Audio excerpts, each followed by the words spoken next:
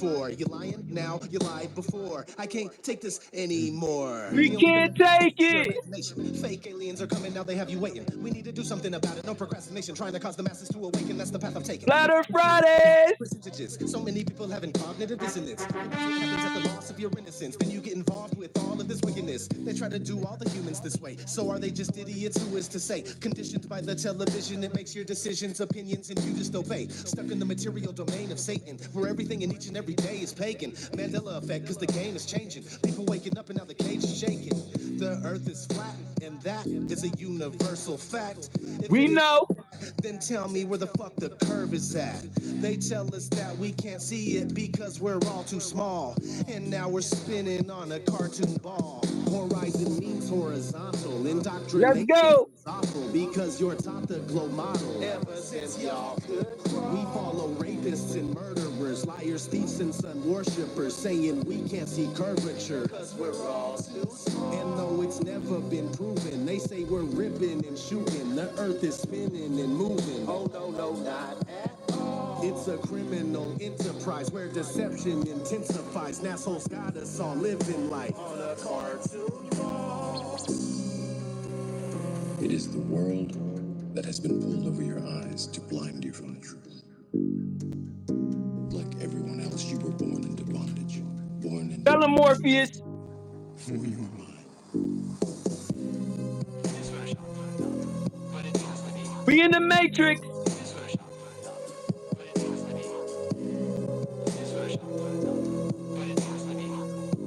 Or is it the ether? We gonna find out. G like gravity. All I see is density and buoyancy. To your new reality. The globe is fake and it's based on a fallacy. Shout out to the flat earth haters getting flat smacked every single time they debate us. Hi, haters. Reality. The earth is flat and there's no proof of gravity. But once upon a time, it was all just one big lie. Wake up to your new reality. The globe is Photoshop, you know, cause it has to be. Cause it has to be. Got a lot of nerve. I think I'll see Waldo before I see the curve. Still talking about gravity, Einstein? How about you show us the bending of space-time? Tell him proud. What happened to the baseline?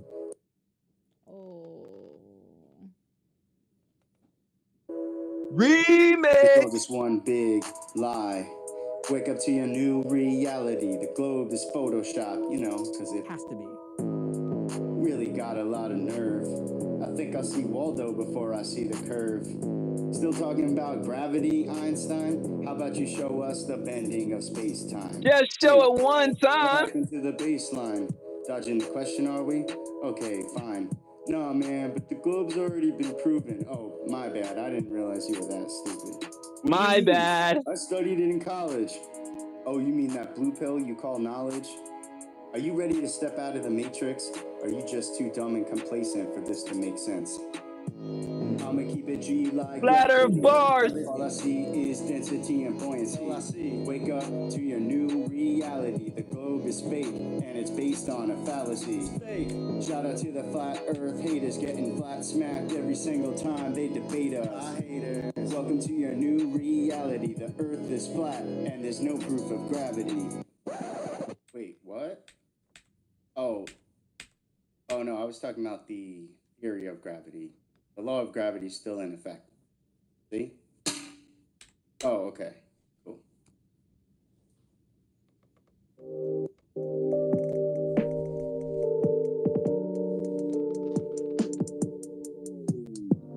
This is my rap.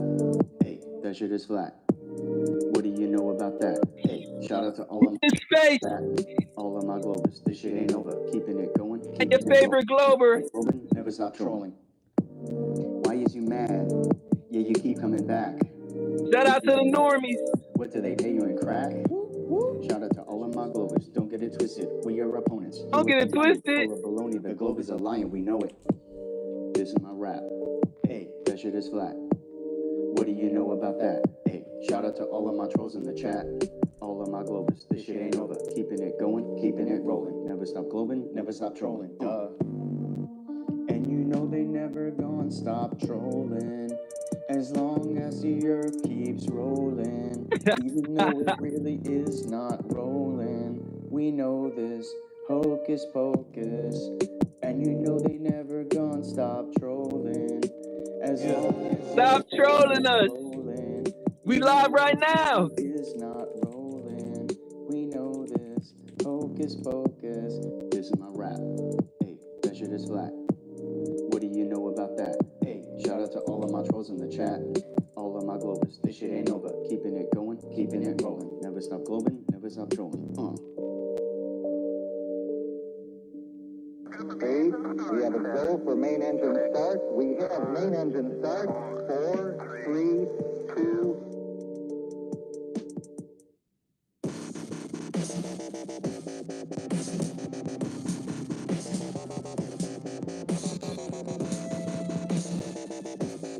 Episode 70. That's 70 in a row. Yeah. You're not gonna like this one. Nah, not at first. You're gonna learn to, though. You're gonna learn a lot. Check it. If you believe we put a man on the moon, you probably believe we're gonna go to Mars too. Well, I hate to be the bearer of bad news, but that's just something now we can't do. Trying to leave Sorry to tell you. what happens to you as you turn into soup in your spaceman suit. What? Did you forget about the Van Allen bell? And that is filled with radiation. Yo, does that ring a bell? 4,000 degrees, that sounds hotter than hell. Man, you think if people went through there, they just melt, but NASA's already been through it. There's a lot I tell that we believe them for so long, so we might as well keep Of up the course, strings and break NASA. these chains, and let the ones on top continue to control our brains. Yo, let them do what they want with our hard and money. $19 billion for cartoons, that's kind of funny. Yeah, that's just common sense to me. $19 billion on some cartoons, on some CGI bullshit. Just a few billion. Look into it a little bit. You'd be surprised. Wait, y'all don't like cartoons? That's the right word for it. If you think the moon can be terraformed, you're wrong, and I'ma have to be the one informing you that the moon isn't exactly as it appears. Like when it's waxing or waning, doesn't it seem clear? In the daylight, supposed craters turn blue, and there are even times to see a star straight through. Like it isn't a solid ball just spinning around, like it isn't a rock that's magically pulled down into our orbit, where gravity is so strong doesn't absorb it. Moon affects the tides, but other bodies of water ignore it, and it's reflecting light coming from the sun. But moonlight's colder than moon shade. Explain that one. Now feel free to stay locked up inside your bubble and keep believing those lies that don't love you, and they'll tell you that the earth's shaped like a pear. Look up Atlantic conspiracies if you dare. Yeah, I'm not gonna say anything that's gonna change your mind, right? I'm just gonna plant a seed. Yeah, you've been lied to, you've been deceived. Do your own research.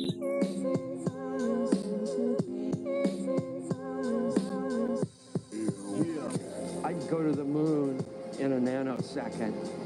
The problem is we don't have the technology to do that anymore. We used to, but We used to.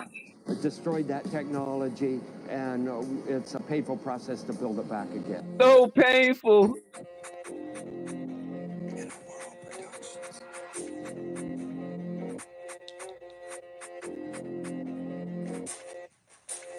Like the Suburbans, they watching. Back always swerving the stock, yeah. Back on the merchants. How to witch it. Earth to get curtain, we locked in. Black the Suburbans, they watching. Back always swerving the stock, yeah. Back on the merchants are plotting. They map out the Earth to get curtain, we locked in. 18, 23.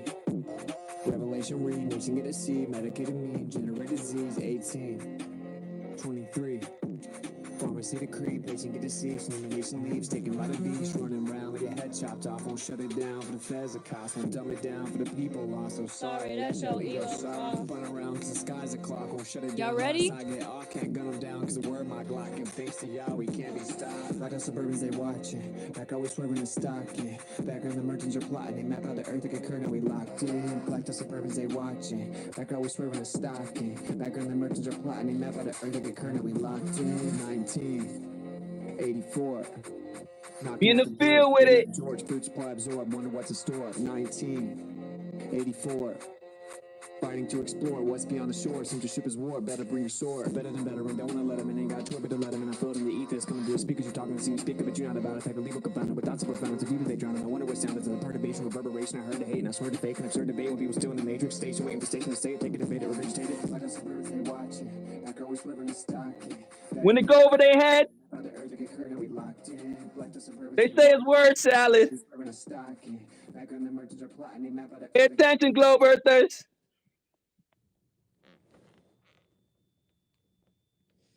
They just don't understand, y'all. We got a special one today, though.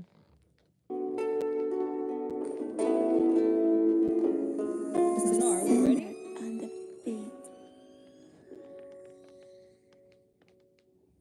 I can't see your comments in my room. Can't take back the hammer I gave you. It's to the point where I just can't debate you. Bet I cannot change you, so I must disgrace you. Oh, easy to call us dumb. I know you love the sun. Listening to Bill Nye instead of your head.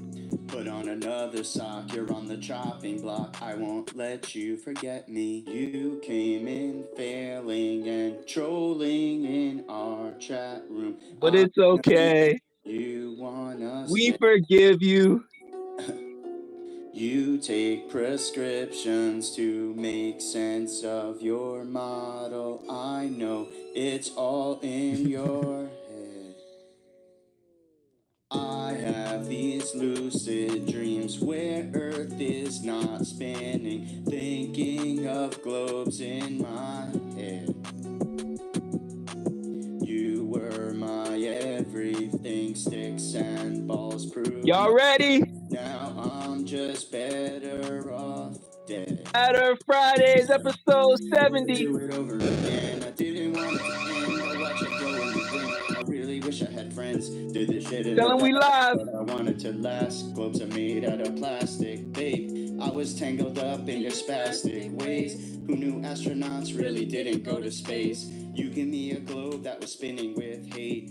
I gave you my ball and you made that shit break. No.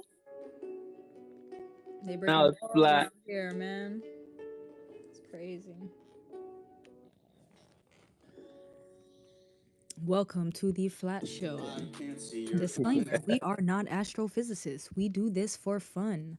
We believe in the science. We understand the science, and we just want you to open your mind. Please keep all negative comments. Hold them until you grab a mic. Say it with your chest.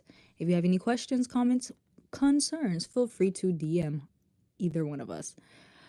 With that being said, welcome. Welcome to the show. What's up, level heads? We back at it another Friday. And we definitely appreciate all the love and support over this journey. Shout out for y'all for pulling up again for another week.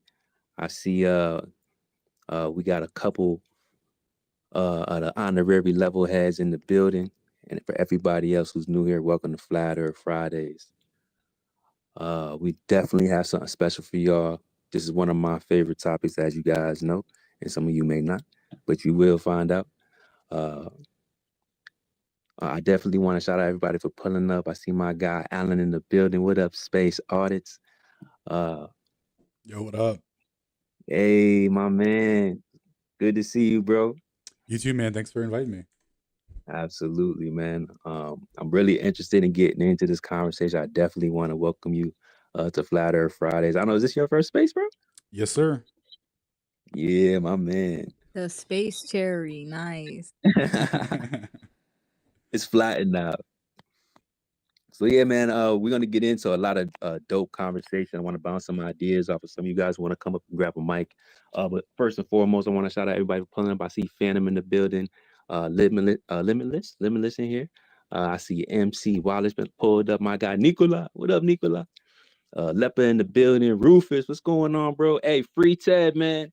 I don't know why they're messing with Bill and Ted, but free the gang, man. Free the guys. Y'all go show Ted and Bill, Rufus and Def some love. Man, they keep on taking out my guy Ted, bro. That's crazy. Too much truth coming from this side, man. Stop silencing us. I see my guy Ken in the building. What up, TM? I see Jaded in here. King C. Libra, what up, Libra? Canadian pulled up, non-red. We got Zane in here. E-Man. Defector, my boy Cug. What up, Cug? James in the building. Unknown. Chris Maria pulled up. We got Rubio in the building. Owl, Troy. Conspiracy Ritual. We got Kim in the building. Matheson. We got Rusty Griggs, my guy. We got Mikey in here. Randall, Thomas, Fang, Max. God, oh my, everybody pouring in here. Jonathan, RKO, and last but not least, NBA. Good Lord. It's good to see all of you guys. Hope you grabbed your popcorn. We're gonna have fun this evening, and hopefully we learn some things as well. So, you got anything for him, Proud? Keep your indoctrination and your emotion to a minimum this episode, guys. We got a special guest. You can't embarrass yourselves in front of our guests. All right. Mind yourself. We love having fun, but come on now. First impressions is everything. It is. But now we definitely gonna have some fun. What's going on, fellas? Let's bring MC up here.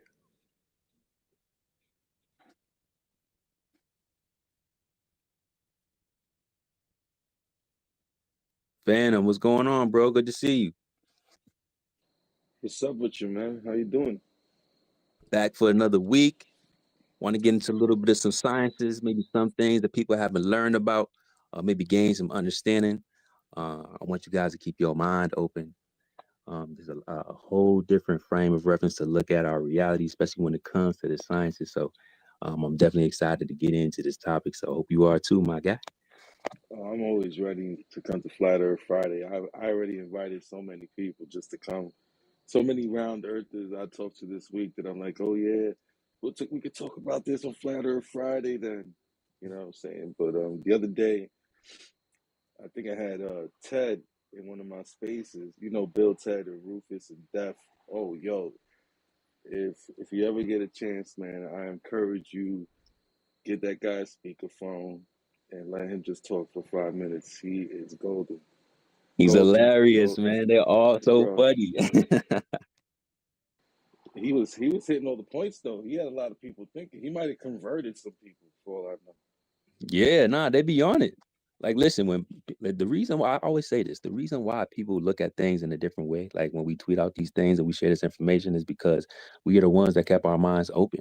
So you look at the details and then you become open-minded and you can look at things from a different perspective.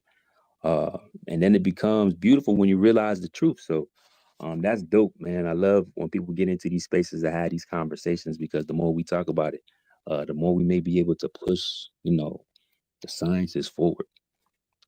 We've been in the loop, we've been stuck for so long, and I think that we are capable of getting to the next step very easily if we change the way we look at it and our interpretation. So appreciate you pulling up. Hey, bro, you gonna where the guys at? I know your son says he's about to pull up over here and say what up, man. He still ain't grab a mic. I had my son in the space earlier talking about it a little bit. I was getting him primed a little, Oh, I missed it.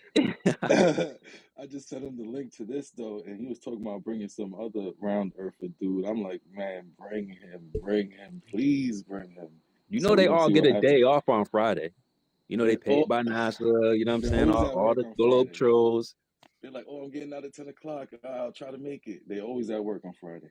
Everybody that's talking that round earth shit. But we'll see what happens tonight. Maybe they're going to pull up.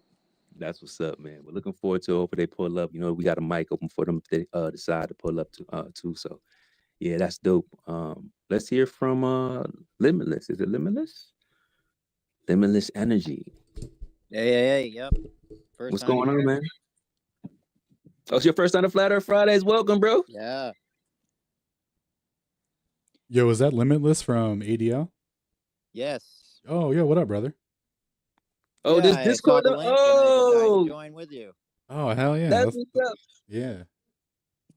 Yeah, thanks for popping on. Yeah, this guy is legit, man. He's got all kinds of ether stuff. He builds like a lot of Tesla, Tesla's type stuff.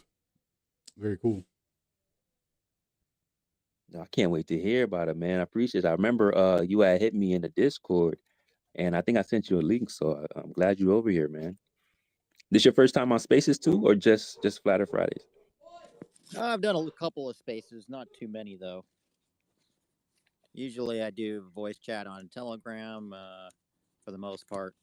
But yeah, I definitely like spaces, especially ones where we have people who are actually capable of open debate on topics that we definitely don't actually know the truth to, but are led to believe that we know the truth. Yeah, we talk about that all the time. You know, there's so many different ways to look at it. And, you know, when you're reading some of these pop science articles and, you know, you're just taking in information without actually looking at the details, you could be misled very easily. So I'm glad you're here. I see it says you got a lot of dope things in your bio, man. I'm interested in hearing everything about what you got to bring to the mic. So appreciate you pulling up, man. We're gonna be here all night. Typically, what we do, we go Flatter Fridays and we go into stationary Saturdays. So we're not going everywhere. Everybody gonna have a chance to talk. So get comfy. Tweet out the space, man. Flatter Fridays, episode 70. What's up, Libra? No, I just had a quick question. Does anybody remember? Shoot, it was Bill debating conspiracy smasher. Remember that? That it was like a train wreck, and I could never get that. It was recorded, and I could never get it to play really completely through. You know. Tell me you remember that. Yeah, of course. Ted and Conspiracy Smasher. I got That was hysterical, man. I got some content from that. Conspiracy smasher, huh? Sounds like somebody I'd like to take on too. Man, I don't think he's been back here since. You know, they come, they show up, they realize they can't debunk the flat earth, and then they just all of a sudden disappear behind the mentions. We could see if we could get they move on to the next conspiracy that they can actually maybe succeed, I would say. They try their hardest. Yeah, I mean, but they know where we at though. They know exactly where we at every Friday. But specifically, to be totally honest, Conspiracy Smasher has given us good reviews. He pulled up, I think once or twice. So I got to shout out to the globe earthers who tend to be honest sometimes, at least. You know, the bar is low, the level bar, by the way. But you know, we do appreciate the ones that do come in here. You know, we definitely don't want an echo chamber. Although I love rocking with the homies. You know, it's really about having a conversation and pushing ideas forward. And we really can't do that if we all agree, right? So we want to make sure that we do have like some type of discourse. But what I love to do is make sure that the discourse is civil and that, you know, maybe somewhere we could walk away finding some common ground, even if we have opposing ideas. So if you are Globe Earth, I know we joke and clown, we have fun and stuff like that. Because you do make it really funny having this conversation with all the obfuscation and indoctrination. Head ass. But we appreciate you. So don't feel any hesitation coming up. I had 4 of them in a row. Sacred in his head. Don't feel any hesitation coming up here and grabbing the mic. We want to definitely hear from you. So yeah, it's a safe, quote unquote, space. MC Wallace, what's up, bro? What's good? I got kicked out of like 5 rooms today. Feeling great. Uh-oh. I don't know. You're gonna have to tell me what's going on with that. Oh man, just expressing my opinion on life sometimes. I feel like this should be the place where you can tell people what's in your mind without people being like, "You're evil," and then, get out of here. You know what I mean? But Are you whatever. telling them about flat Earth and the ether?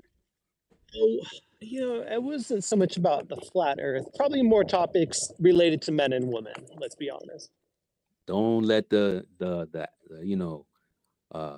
abstract concepts divide you, man. This is why we have this conversation, so we can get out and break free of that. See, all of those back and forth conversations that are put in place are here to just extract energy. That's all it is to do. They extract our energy because they know what this really is. And when they're able to do that, they can divide us if we don't realize our true potential. So just be careful when you're having some of these conversations that don't have any foundation and what the purpose of, what our true purpose may be here across this flat plane. So, but it is Twitter Spaces, so I hear you, man. I hear you. But appreciate you joining up here, man. We're gonna get into it in a little bit. We got Nicola and Lepa up here. What up, Nicola? Good to see you, bro. Shout out to Nicola. Hello, bro. How are you, bro? Hello, Good Proud. to see you. Long time, brate. Long time, brate. Long time. How are you? How are you, Proud? How are you, everybody? We are our space flight Earth finish maybe half hour, and I am coming. I and Lepa coming to you to your space. And this is tired. We are have to seem I don't know, maybe 5 hours today. I have one question very seriously for you and Proud and anybody here. But I need the LEPA for translation. My English is not good to explain what I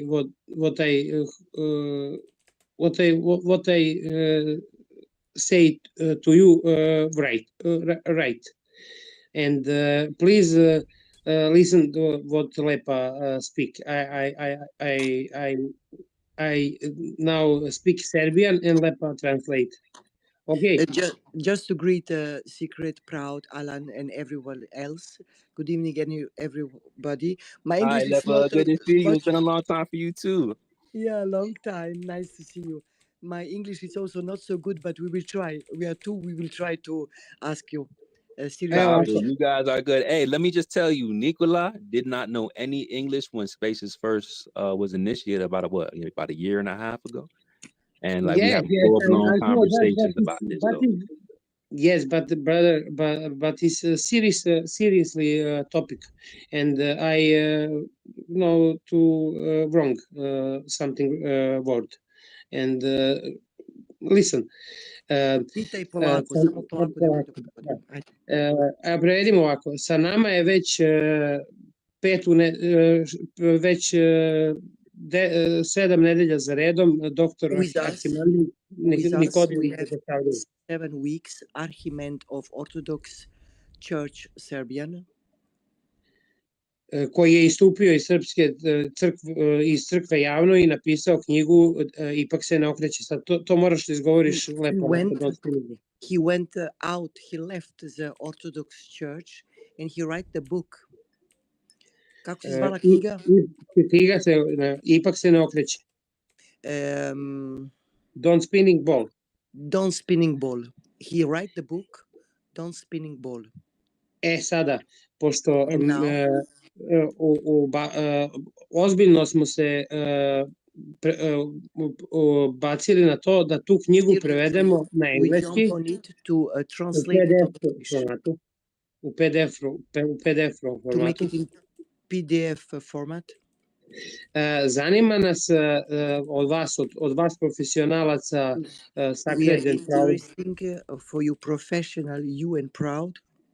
Na koju se verziju vi kao ravnozemljaši which version you are using and what you are using flat earther? Zato što smo čuli da ima 2 verzije King James verzije. Because we hear it is a 2 version of King James. Znači treba će nam dopuna za to strano tržište. We like to have to finish that we have to know which one you are referring to. Taj čovjek je napisao, on je doktor, magistar. Is this what they're saying to him? Or is this what he's saying to us? To you. We are asking you. I asked you, Sacred and Proud. What you are using, like what we in the West Bible, we heard two versions, King James, who you and Proud and Flat Earther in this group, who is pita ih na koju verziju se oslanjaju. which one, which version you are referring? This he asking you.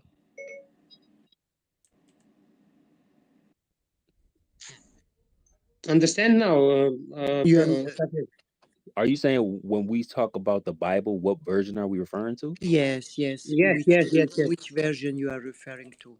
It's Well, it depends on what we're because, talking about. But go ahead, yeah. Šta je rekao? Can you repeat the secret, please? Oh, so wait, so you're saying that there was a new version discovered, or are you saying like the different No, let me. I make No, it no, no. like that. They're making the book, Hey, and they want is there a to put it. version? Is there a version of? Yeah, and they heard you have two version of Bible, of King James version, and he asked, "Did you have any reference about it? What you're using, which one, to be sure what?" Because he want to put in the book the reference of what you are using, what you're referring to. Did you have something about it? But you can help him. Is this about the flat version Earth, the or new Psalms? version version. It's very important to book. Sad prevedi ovako. Mora da shvatite da You have to understand. mora da shvatite da nama nameću da smo se mi rozemljaši u celom svetu u pojavom interneta uhvatili. Ajde. You have to understand, for us flat earthers, everyone else called us, we are just appear Pojavom now interneta, with internet. pojavom interneta smo we počeli just da pričamo o ravnoj zemlji.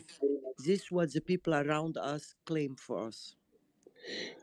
Međutim, taj čovjek je tu knjigu napisao pre 40 godina. This Archimand, he wrote this book years ago, 10 years ago. I suprotstavio se javno crkvi i zvaničnoj nauci. He was stand clearly in opposition with officially in front of church.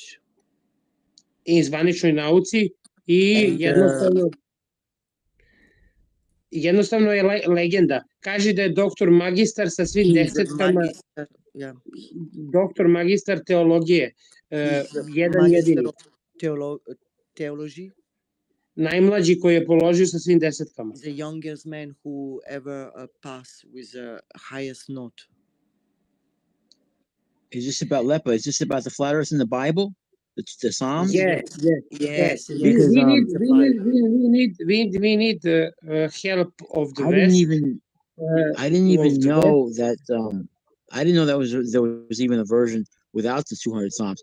I thought King James didn't take that out because who would believe they would try to hide the shape of the Earth? Even they couldn't imagine that back then. But here we are, and the questions come up like, guys, does anybody remember some months back? I mean, they were trying to call flat Earth the work of the devil, and the devil's pushing flat Earth. You know. Wait, Libra. This is a serious question, and this is yes, I know, Nicola. It's mystery. Honestly, Nicola, he might know the most. Proud, do you know? So he might be the one to send it to you, Nicola. I'm saying Libra might have the information you're looking for, but he has to check. We would have to check and double check. I didn't know there was more than one King James. Honestly. If you're surprised with the question of Nicola, please, what I'm asking you all, think about it. If you can help him for the answer, even not now, maybe tomorrow, for a few days, help him to be sure, because they want to make translation of this book, and they want to put good information inside to don't make any mistake. So if you don't know now, if you're not sure, try to get it out. If you can help him to get it good information out, that is we will be grateful. Maybe. I Go ahead, mean, bro. seriously, too proud. No, I don't know. Too proud. Don't know. Yeah, maybe we need to get some more information because that's right. We don't want to Okay, like if you're That's doing if you're trying okay, to put out the that's really right info, serious. you want to okay. make sure that it's Don't hurry. And I wait your answer. But I'm Thank you. Thank you. We need to know we need book to know is this stuff. been hit in the world. Now is in the Serbia, right, but when old world, no old, all world, in the right, this book, this has been hit. This is bit, I don't know, Sensation. This is really sensational. bestseller, and but in a PDF format. And well. Look, we definitely got open discussion later on tonight, so maybe we could like revisit the conversation and see if we can get down and get to the details and figure it out. That's how the truth. That's how afraid they are of the truth. They're editing the Bible. They're like they're trying to edit the, you know, you know, King James was Oh, they bad don't enough for. try. The Mormons' That's Bible crazy. is already totally corrupted it and absolutely says that it's round. Is that Bill down there? Yeah. Yeah, the Mormon Bible That's as an crazy. example. Oh That's yeah, we got crazy. Bill Ted Rufus and Def in the building. What up, my guys? And if you look outside the okay, Hey, Mormon follow the temple, phone booth the pod, y'all. handshake is clearly Masonic. what is Masonic? The handshake that is shown outside the Mormon temples Okay, and in what? Utah, where most majority of it began. And they're one of the richest institutions in terms of religion in the planet now. They have like over like billions of dollars. They have literally Not planet. bunkers inside of mountains storing Brother, genealogical data. you are don't speak topic what I speak. You speak something else. Yeah, something else. You don't But understand me. only similar. I don't ask you. I ask Sacred, Proud, and Libra, and my friend here. I don't ask you. Please quiet. It's all good, Sacred, Nicola. I believe I got it answer of you, Proud, in the time, If you time, day, if you 2 days, have just Ben and month, Libra, check never that mind. out. Yes. But research, please, Sacred. It's very important. All right, I'm gonna tap in with you sometime before tomorrow, Nicola. We'll figure it out. Thank you, brother. Thank you. I got you, brother. I got you. Let me bring I these promise guys you. up. I promise to come to in your space, and we are here. It's all good, And bro. I appreciate that. Nico, what he's you just mean talking about for hiding secrets. He's what you talking about mean? hiding secrets. You know, What you mean? that's what we're talking about. Hiding secrets. Hold on, guys. Hold on. What you mean for one together space this day, this week? Yeah, well, let's do a space this week. Yes, we are you know all crew, and we what you mean? We have to figure it out later, Nicola. We don't know just yet. We just started Okay, our okay, space. okay. We speak each other Yeah, and yeah. DM tell me. us. Okay, glad to see you and glad to answer me. And I love you, brother and sister on the West. Shout out Serbia, Ravna Zemlja. My Ravno zemlja brother. Srbija, moj brate Sacred. This is it for me. Thank you.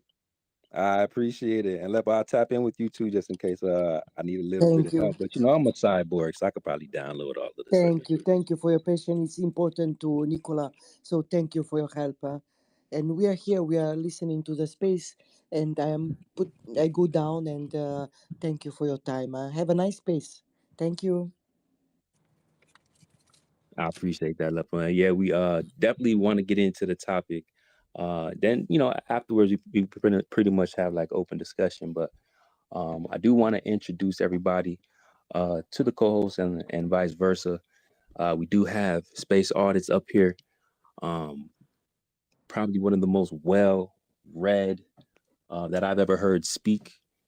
Recently just had a exchange or debate, and it was like fantastic. Touched on a lot of different science. I learned a whole lot. There's a lot of streams. I think you go live, right, Alan? Yep, I go live a couple times a week usually. Dropping so much information in regarding some of this cosmic energy, the ether, the sciences, and different interpretations. So I would love for you to, kind of give us a little background, bro, on, how you came along your journey real quick. And maybe we can open some discussion for some of the listeners that want to come up and talk about it. Yeah, absolutely. So in terms of like, doing my own research, as they say and whatnot, I was a big fan of Witsit. I was always watching him and him just crush everything.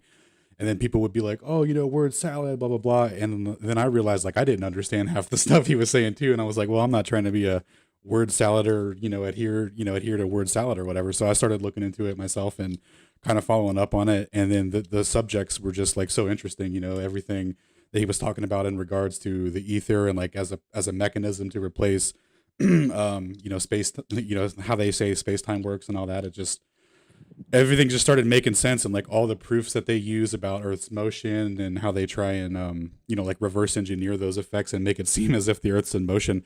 It's like it's all in regards to a stationary Earth with respect to an ether wind that follows the sidereal time, and and going through that and learning about it firsthand has been really fun. And so I started making videos on that to kind of share the experience and share what I've learned. And then obviously there was a big point of contention with ring laser gyros and the situation with Bob and all that. So I was like super motivated when I started looking into all this.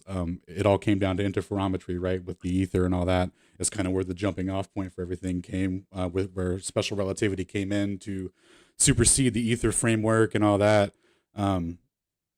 So once I started going down that rabbit hole, it was just a lot of fun. So I just started sharing all of that, and then you could just kind of see the history of it, of how they reverse engineered no movement, and then made it seem like there was movement. So Which is crazy. And by the way, long live Bob Nodell. Yeah, peace be upon him. Yeah, definitely. Shout out to Globebusters as well. Definitely impacted my life. They had a lot of good information. I love their show. They still go live all the time. So shout out to the panel over there. Those are my guys. But as far as interpreting some of the sciences and kind of figuring out exactly how it's being positioned to us and why they may be showing it to us like this, and actually looking at the details and say, hey, wait a minute, there's a whole different way that this data can be interpreted. And when Bob Nodell went up there with that ring laser gyro, and they said that they picked up a whole different I guess velocity change. Yeah, Just because of elevation, or due to elevation, was that what it was? Yep. Yeah, they picked up a stronger fringe reading at altitude, which there's no mechanism for that in heliocentrism, especially through the lens of relativity. So it's like the reading shouldn't change. Yeah, and we did a space on that. You just got a hot mic to listen. It's gonna mute you. Just a little bit of feedback, but you good. You can unmute whenever you good. But yeah, so we did a space on that whole topic with Jeranism and Bob Nodell, and the way that they position and frame that all those testings and things like that. It was really deceiving. I'm glad that they were able to speak out and get out the real truth about what happened when they were doing all these different type of tests. And shout out for them for putting boots on the ground and actually trying to get to some type of experimentation, which we've been talking about for the past couple of weeks. Experimentation versus observational study, and what's classified as science and what's not when you apply the two. But that was an interesting topic. But yeah, so the way that some of these different instruments are being utilized, there is being data that's received, but it's how you interpret that data and what they're doing. I hear a lot about these corrections that they make for different type of things, and how they don't account for this and that, and how they compartmentalize different parts of, I guess, this globe model in order to actually make it work. So this is kind of why we had this conversation, and I kind of want to get into some of these details tonight. kind of pick your brain a little bit, Alan, on some of the things that you found a little bit interesting. We're talking about like the speed of light and, relativity and, ether and, some of these things that they say are building the framework of our reality that may not be true. Yeah, absolutely, man. I can't wait to get into it. It's relativity is like holds a special place in my heart because as a globe enthusiast, I always had a special adherence to it because everyone wanted to be as smart as Einstein and all that, even though I didn't understand the stuff I was like regurgitating. But I always like loved relativity and all that. So it's been really fun to come at it from a different angle and like analyze it and actually get to a point where I can where I understand what it is, what its purpose is, how it functions, inside and out to a high degree of specificity. So yeah, it's a passion project of mine. I love the subject, so highly looking forward to sharing my anything with you. Dope, man. I appreciate it. One thing that I always ask the globe earthers is, when, we always talk about the Michelson-Morley experiment. I need to actually retweet Witsa got that song, that Michelson-Morley, relatively speaking, that joint's so fire.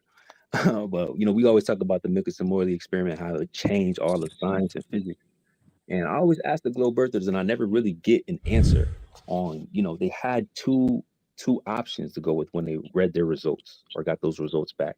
The null result as testing the Earth moving through the ether that was adopted by pretty much all of science at the time, right? So it was such a great framework to explain some of these things. So, what was it that said, hey, we're not gonna adopt that the Earth is still. We're just going to say that there is no ether.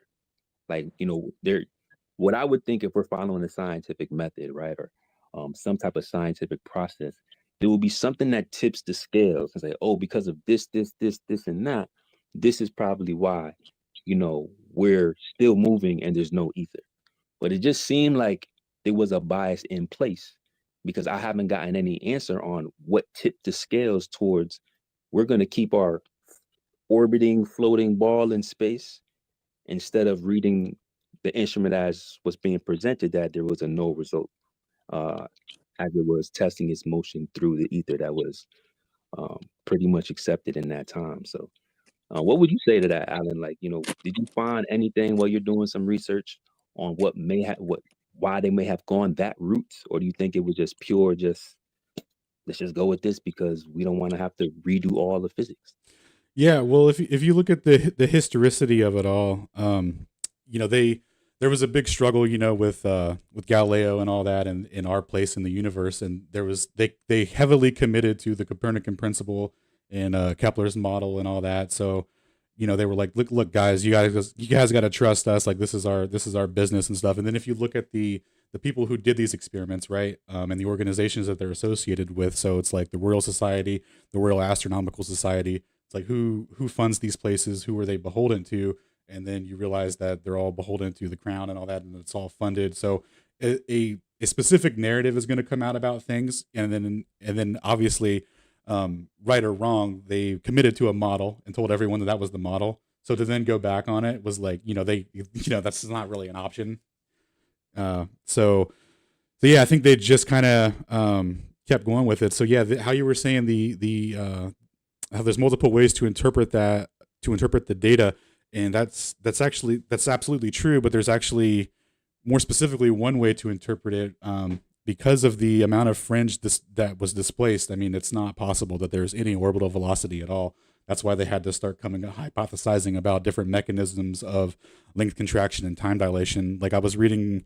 There's a book from Drew from the 1900s where he talks about the Michelson-Morley experiment, and he like kind of proposes length contraction in time, or length contraction of a device or of a body going in the direction of motion, so that it would compensate for that sort of thing. Because he's like, that's the only way that it would make sense, because the way that the ether works and the way that electromagnetic propagation would work and how everything would be relative to the ether framework, or like all motion per se. So like, how they say, what's an absolute frame of reference, what's absolute motion and all that. So all of that would be facilitated by the background medium. So your motion would be relative to the ether, and then electromagnetic propagation you receive would be, you would get it like a delay in it, and that variance would be relative to your velocity relative to the ether. So there would be, if the Earth were moving, there wouldn't be possible for the fringes to not have produced a large enough fringe pattern to meet their standards, right? Like it's a first order dependence on motion. So experimentally moving forward after Michelson-Morley, so from Sagnac 1913, Michelson-Gale, Pearson 1925, and then Dufour and Pruner 1942, et cetera, and just moving forward, they all found, so with like a rotating device, they say that the fringe patterns have a first order dependence on that rotation. So on the velocity of motion, there's a first order dependence that produces the fringe. So from that, you could extrapolate how much you would need for 30 kilometers, et cetera, right? So they're nowhere near that at all. The only fringes that they've produced match sidereal time, meaning that when you plot it against the motion of the sky, there's a resemblance there within a 98% accuracy. That's what they did in Michelson, Gale, Pearson, with no relativistic corrections or any crazy stuff like that. They just applied sidereal time to their readings, and it matched. So they found that the rotational speed, sidereal speed, 15 degrees per hour, right? That's their angular velocity that they measured at for those fringes. Now, in terms of a translational speed for like the linear speed, right? There's no official reading for that, but so check this out. Alexander Gleason, when he was making his map and he wrote in his book, he clocks the sun's speed at about 900 to 1300 miles per hour as it's doing its transit throughout the year, right? Because as it goes in the south, it has to move faster to maintain that 15 degrees per hour for to maintain uniformity, right? So there's a speed fluctuation change when it's coming from the south, or going from the north to the south, right? So he clocked that at about 900 to 1300 miles per hour. And then obviously they say that the globe rotates at 1,000 miles per hour at the equator. And then at the 45th latitude, it would be like 750. So they've done these experiments with interferometry where it shows a variance relative to the latitude as you get further away from the center, which would be like an ether vortex at the North Pole situation. So that's really what they're measuring. For the variance. That's the only mechanism for it. And then they just equate that to Earth rotation and tell us that they get symmetrical readings in the south, but they've never provided those symmetrical readings. This is all based off of experiments that are done in the 45th latitude, and then even to this modern day, single axis gyroscopes. There's only a couple of them, and they're like right around the 45th latitudes, where the correction angles would be indistinguishable from that of a plane. Bro, now that you mention that, I remember hearing you talk about that. I don't know where exactly, but I remember you saying that there was no data from the southern hemisphere when it comes to some of these instrumentation trying to detect the motion. Yep. Yeah, that was during like, what? Yeah, that was during the debate with Toon, because that's part of heliocentric mythology, is that they've canonized this this what's it called? This single axis gyro correction angle, right? This Z-axis correction angle to keep it aligned. So to give you the backstory on how this all works or whatever, the gyroscope would be like imagine your phone on your desk, right? It's just laying there flat with the screen up facing the ceiling. So they're saying that in order to be in alignment with Earth's axis of rotation, because we live on a ball relative to how they're would be curved away, they're saying that they have to tilt their phone up off their desk at like a 45-degree angle, but they're only doing this at the 45th latitude, where it would be the same thing on a plane. So if you're going to align your device to the sky that's rotating, you would do the same thing on a plane. So it's indistinguishable. And then from that, how convenient. Yeah, exactly, right. And then from that they say, oh, at the equator we get a 0 reading, and at the south 45th we get a symmetrical reading as we do at the north. But like I said, I searched extensively for this, and like before I started like making the claim, I really looked hard for it. There's nothing. The only two examples I could find were two observatories, one in Italy and one in Germany, and they're both one's at like the 43rd latitudes and one's at like the 47th. And then the other one was a guy on YouTube who's at like the 45th or something as well, like right on the hold on right on the money. Hold on.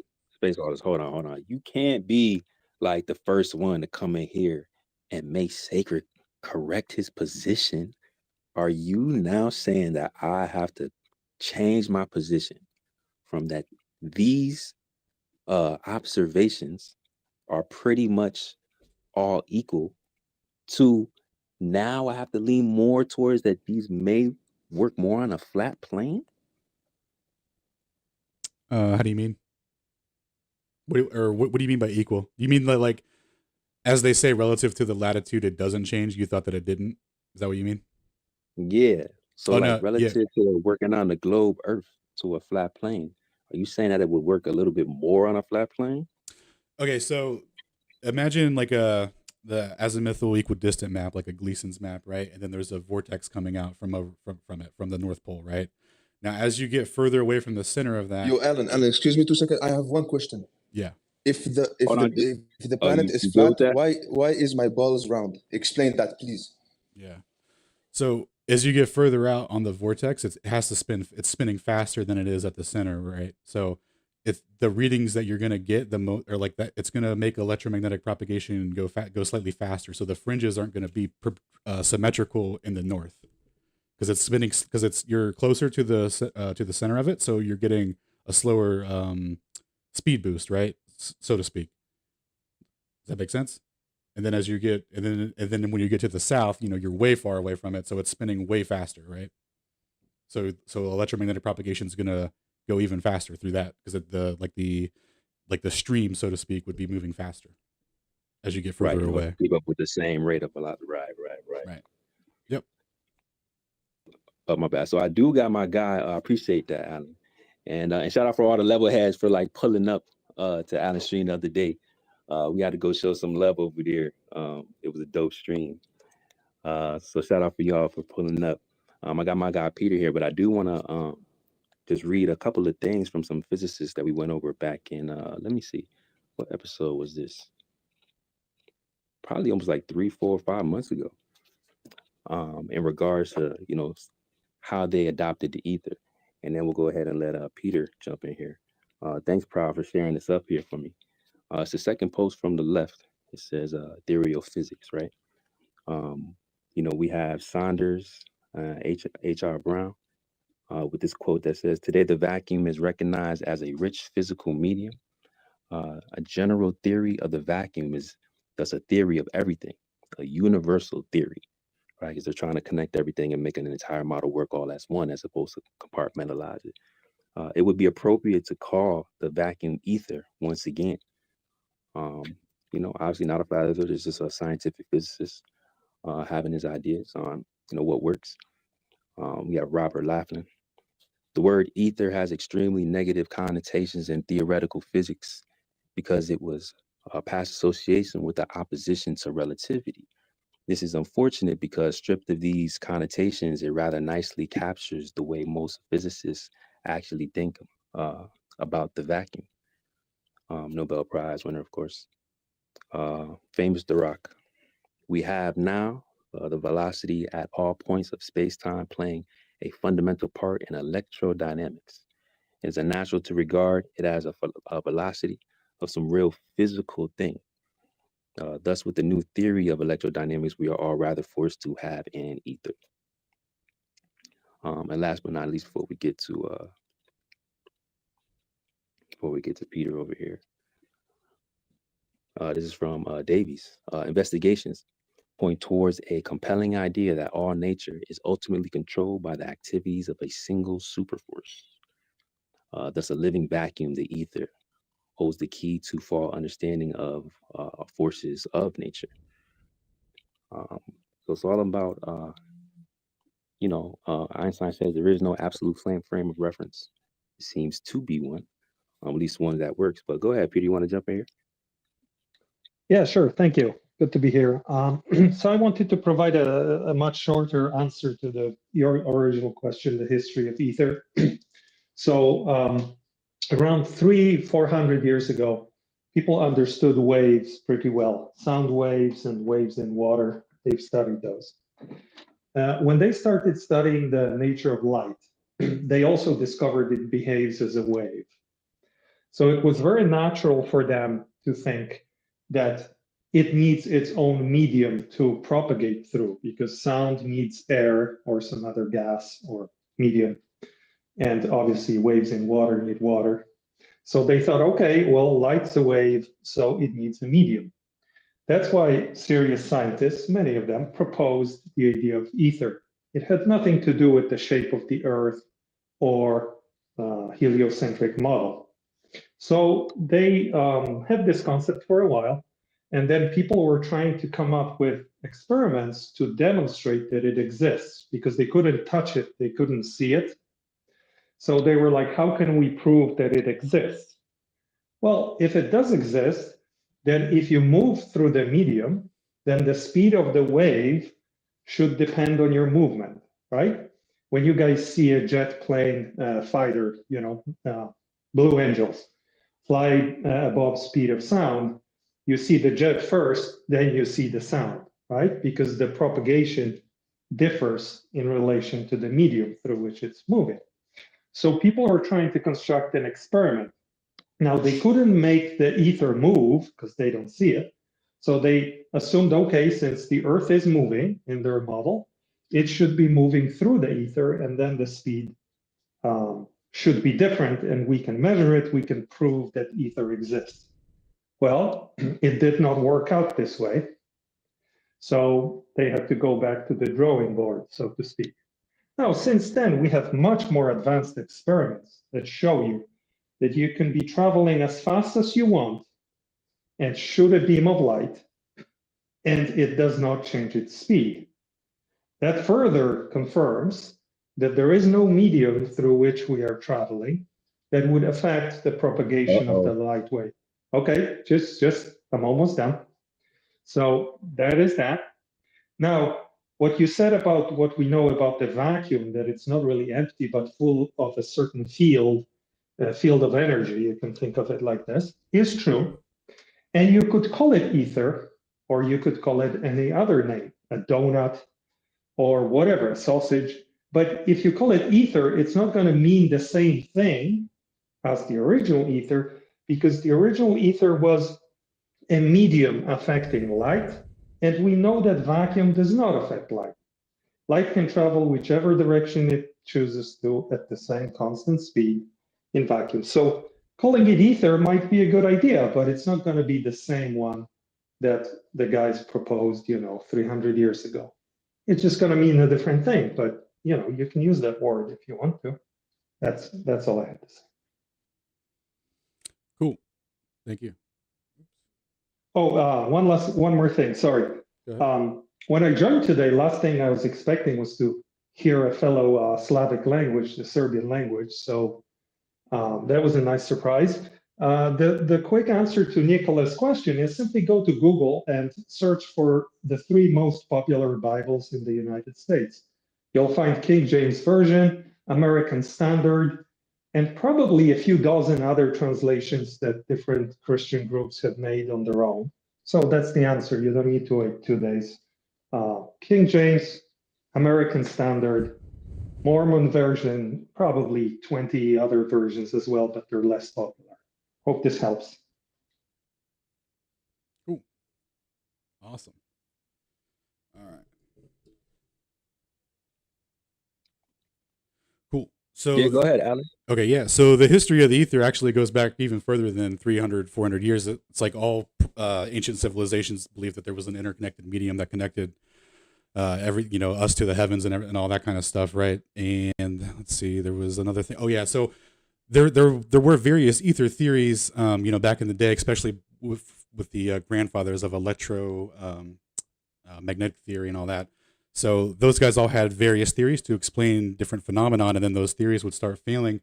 But they all, they were all in reference to a stationary ether, because obviously, like you were saying, your motion would be relative to that. So similarly to how a sound wave would be propagating through the ocean, like for sonar, right? So it's gonna be relative to your motion through that medium, right? So that's how you're gonna receive the propagation. Now, like I was saying, there's a first order dependence on the variance in the speed of light, which they show in interferometry. So in 2004, Ruyong Wang showed that linear interferometry shows a full effect in the fringe that has a first order dependence on the motion, right? So it doesn't matter if it's a rotation or if it's what's it called, linear. It registers the full motion. So if the Earth were truly moving, like, it would be reflected in interferometry. That's why they had to get rid of the ether framework as a whole, because it would be much harder to get people to accept length contraction and time dilation for an ether mechanism if all other interferometry registers a full effect of motion to the first order dependence with no corrections, but for some reason Earth's orbital velocity requires a special correction, like it would never fly. Everybody would see right through it. So they had to come up with this way to talk about it where there's no ether. That's where Einstein's framework comes in. So Einstein's framework is this big kinematic blank slate where they can contract time and distance to conform to the speed of light and use that as a quote unquote mechanism, right? Because like the big point of contention that they talk about for Lorentz's ether theory was that there was no mechanism for length contraction. Well, I personally, I'm not a length contraction guy myself either. So, but there's no mechanism for it in space-time either. Just simply saying that time and space are merged and they contract hyperbolically to meet c based on mass and energy or velocity is just a little ad hoc, if you ask me.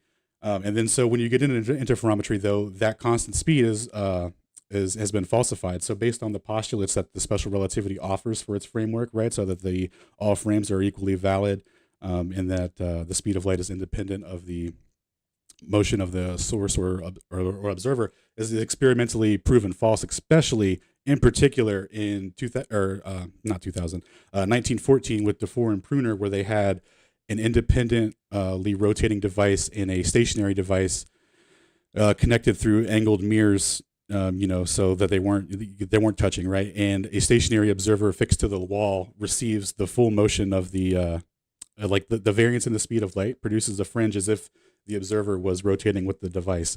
There's no mechanism for that transfer in special relativity. So that's it's experimentally shown to be false in the lab frame. Thank you.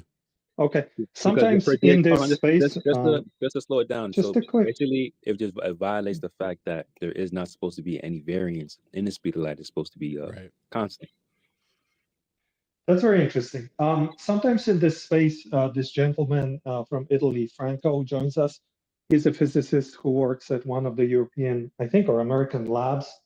Every day in his work, he sees with his own eyes length contraction and time dilation. Today, in the 21st century, can I go ahead and cut you off real quick? No, okay. Just one more sentence. You could verify time dilation with your own eyes using your floor and your head as two different altitudes, and you would see time flow differently. That's how precise our modern clocks are. So I'm just representing the different side here. I'm not here to argue or convince. There are experiments people do every day that prove those two phenomena. No, there's not. That's a huge claim you just made about homeboy measuring length contraction and time dilation in the lab every day, not in the same reference frame that he's doing the experiment from. Sorry, not possible. It would have to be from a different reference frame to observe that effect. If you let me explain. If you took two atomic, as an example, piezoelectricity is length contraction, but it doesn't happen to macro scales. What type of electricity? Say that again. Piezoelectric, as an example, piezoelectricity is the contraction of a crystal like a quartz, and when it is contracted, it produces energy, and the contraction is extremely small. It's like a matter of nanometers, but it does occur. Real quick, this is due to if you, of course. If you could afford two atomic clocks, put them on the floor in your house, synchronize them perfectly, and lifted one to the level of your head and waited an hour, you could measure a difference in time measured by the two clocks.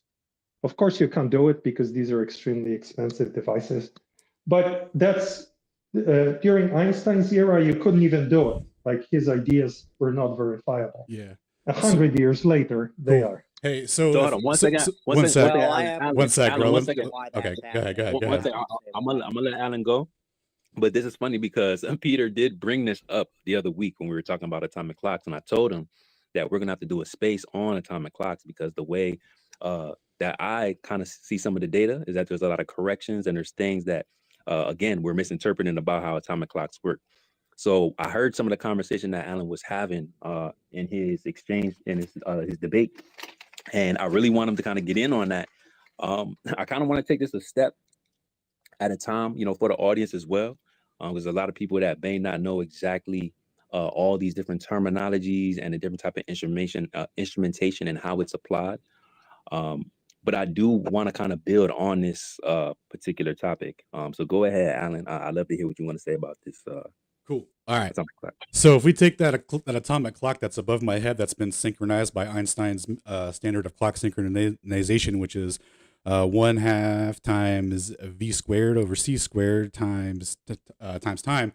What would happen if when I put that clock back on the ground, both clocks would be younger than each other simultaneously, which obviously never manifests. So Einstein clock synchronization is a myth. If you want to get into how an atomic clock is actually synchronized outside of the two experiments that so-called proved time dilation and all that, where there was like Dude was saying, tons of corrections that were made, tons of things that weren't reported in the initial results and then published after the fact with all the corrections to make it seem as if it fit Einstein's theory. It's a complete moot point to try and use an atomic clock. So, but if you want to get into the actual synchronization of an atomic clock and how it works, there's a guy named Paul Marmot who did a paper on GPS and clock synchronization.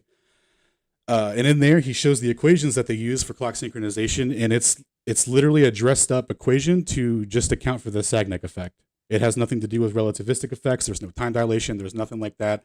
There's no Einstein effects. There's no nothing, man. It's like Einstein clock synchronization is a myth. If you wanted to use Einstein clock synchronization as a reference for time dilation, it would be much easier to just show the manifestation of the paradox. And since no such paradox exists, it's not real, man. And then if you want to get into how an atomic clock works, like mechanically, we could do that also. Just the functionality of it by itself, it experiences electromagnetic retardation at varying degrees.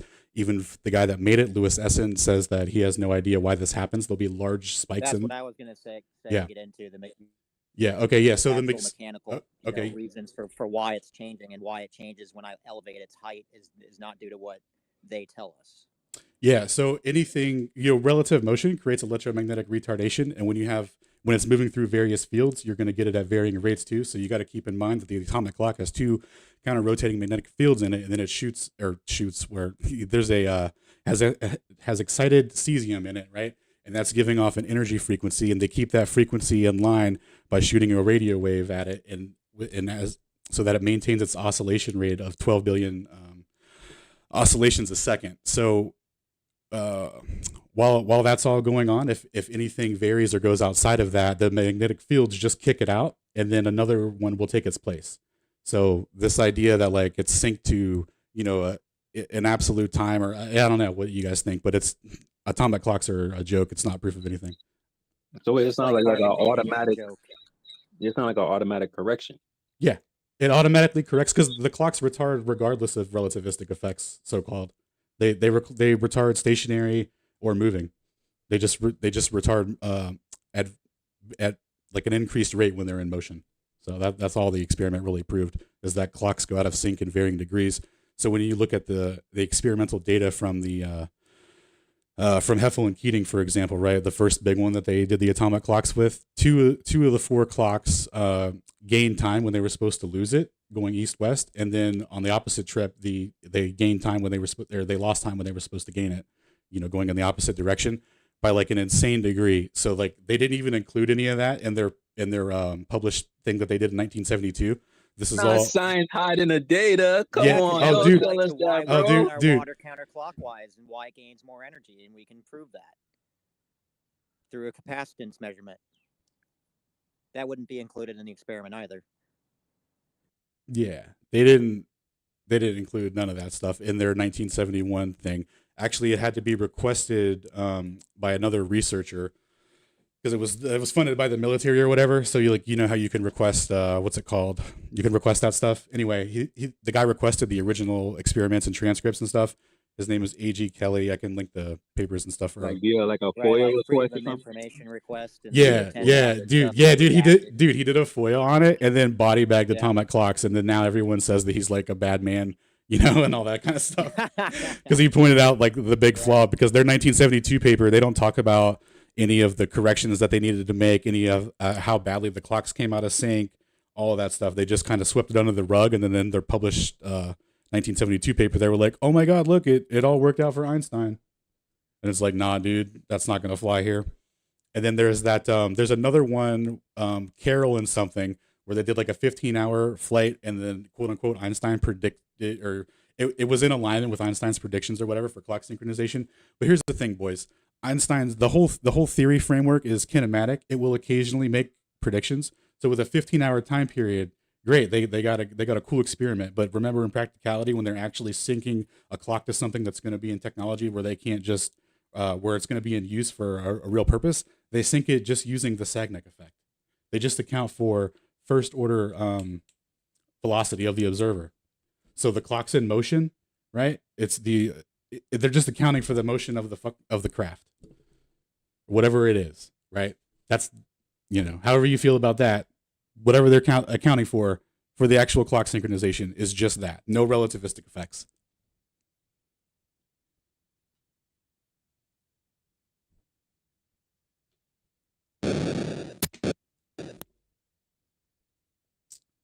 I'll eat an atomic clock for breakfast, homie. What's up? Peter, you want us to send reinforcements? I mean, No. That's not my strategy here. There's no argument. I just present one side, and then I respectfully listen to the other, and that's all I do here. Oh, you're good, bro. Thank you for bringing those up. Those are great topics. Great topics. They're doing great. This is Space Audit's bag. He loves this conversation, so he's definitely well versed. It's probably not fair one-on-one anyway. But yeah, I'll see if there are any other Globers around. Yeah, and this is an open discussion. Sorry, y'all. I mean, I'm open on it. I'm kind of agnostic on it still. I've never really had a definitive belief. Ever. Even as a child, you couldn't be like, oh, this is whatever. I'd just be like, I don't care, or whatever. I was just kind of rebellious, I guess. But I took it as a belief of prove that there's a God. It's for me, it's the same thing. Yeah, I can believe that there's a God. I can believe that, that it's all flat and we're inside the mind of God or the mind of a computer or something like that. But I don't really, other people don't really have proof. And I've tried to definitively prove this myself by doing determinism versus non-determinism experiments. Which is for me, I generate a GPS coordinate that is totally random using a vacuum oscillations. So different, random number generators coming from a vacuum. And I try to set intention, think of a word, or something like food or whatever. And then I generate the GPS location and I will try to go to it. And I have experimented with having an intention and not having an intention. And it appears that I'm able to influence the random number generator. So that's about all I really have is my own kind of experiments to try to say okay, maybe there is a God and I'm inside of it and I'm connected to it, so to speak. So if you have an interest in these types of things and you're really trying to poke reality, so to speak, that's another thing you'd want to do. Bro, do you tweet out any of those things that you? I do not. Bro, I do come on. keep privately because it gets into things like shamanism, and people will think I'm a cult, and other things like that, and that I'm not really a scientist and whatnot. So it's I talk. Bro, you gonna let them dictate spaces. what you want to do, bro? You can't let them all the haters dictate your path, bro. Nah, it's all good. It's all good, bro. Yeah, Dude, it's getting to that point. Embrace the Shabbat, brother. Let's go. There. I mean, it's Flat Earth Friday 70 weeks straight. Do we all care about what people say about us? But nah, dude, I definitely appreciate you putting in that work, bro. But I would definitely love to see some of the things that you may work on. Just real quick, just to double back, I see my guy Sheepdog Legend just pulled up. But I dropped out right before Alan was getting into they're only accounting for one of something. And I didn't hear the rest of that because I rugged out to jump back in here. But I want to hear that one more time because that kind of reminded me about the ring laser gyro and some of this interferometry, how it's supposedly detecting this 15-degree rotation, right? Whether it's the sky or the earth, what actually makes a difference. But I also wanted to know, what would it detect is it sensitive enough to detect any other of the motions that's going on in this solar system or the Earth moving through the universe besides its just rotation? Yeah, absolutely. It absolutely is. So even in their framework where they're like, what's it relative to? Because you know how we're moving in 5 or 6 different vectors at like 2.2 million miles an hour or whatever. But when they get to those speeds, they say allegedly, right? They go, oh, we don't do Galilean velocity addition for that. You would have to say relative to what? Okay, cool. So, since it was experimentally shown that linear interferometry and rotational, so circular, has a first order dependence on the motion, that if we were moving at 2.2 million miles per hour, like the least thing that would be measured would be Earth's rotation, boys. It would be that full 2.2 Miller. You know what I'm saying? So very cool. That's my whole point. And it always just seems, again, it goes down to just I guess putting a framework around something that they want in place in order to keep it intact, right? They kind of do the same thing when it comes to orbital motions. You know, we talk about the 3-body problem. I also want to kind of double back to one of the other things that we were talking about a couple of weeks ago with Peter, in regards to like the speed of light and whether it's one-way or two-way measurement, because we were kind of talking about that. And I think you were saying you had like an example of how they did measure this in one way. So I kind of wanted to build on that too. Yeah, absolutely. Yeah, for real. So this is why we had these conversations, because I think, Peter, you got a credential, right? What do you mean? Like some type of like professional or educational like credential, like you got a degree or something like that? Yeah, I do. Yeah, so I love to how these conversations where we can build some of these ideas based off of things that we learned from our own background. So I appreciate you pulling up. And if you got anybody else that you want to invite to the space, Peter, please let them know we are here. But yeah, go ahead, Sheepdog. Good to see you, my guy. What's up, brother? Hey, Alan. Like my first time officially listening to you. I know I've like spammed your YouTube, and I appreciate y'all giving us a shout out.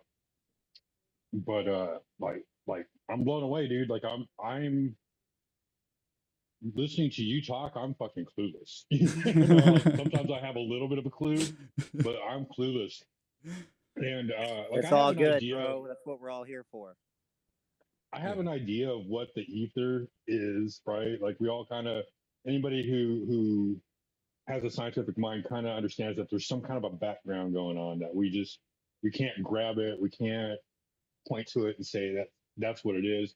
But there's things that we can do that show that it's there, like sound propagation and other wave things that go on.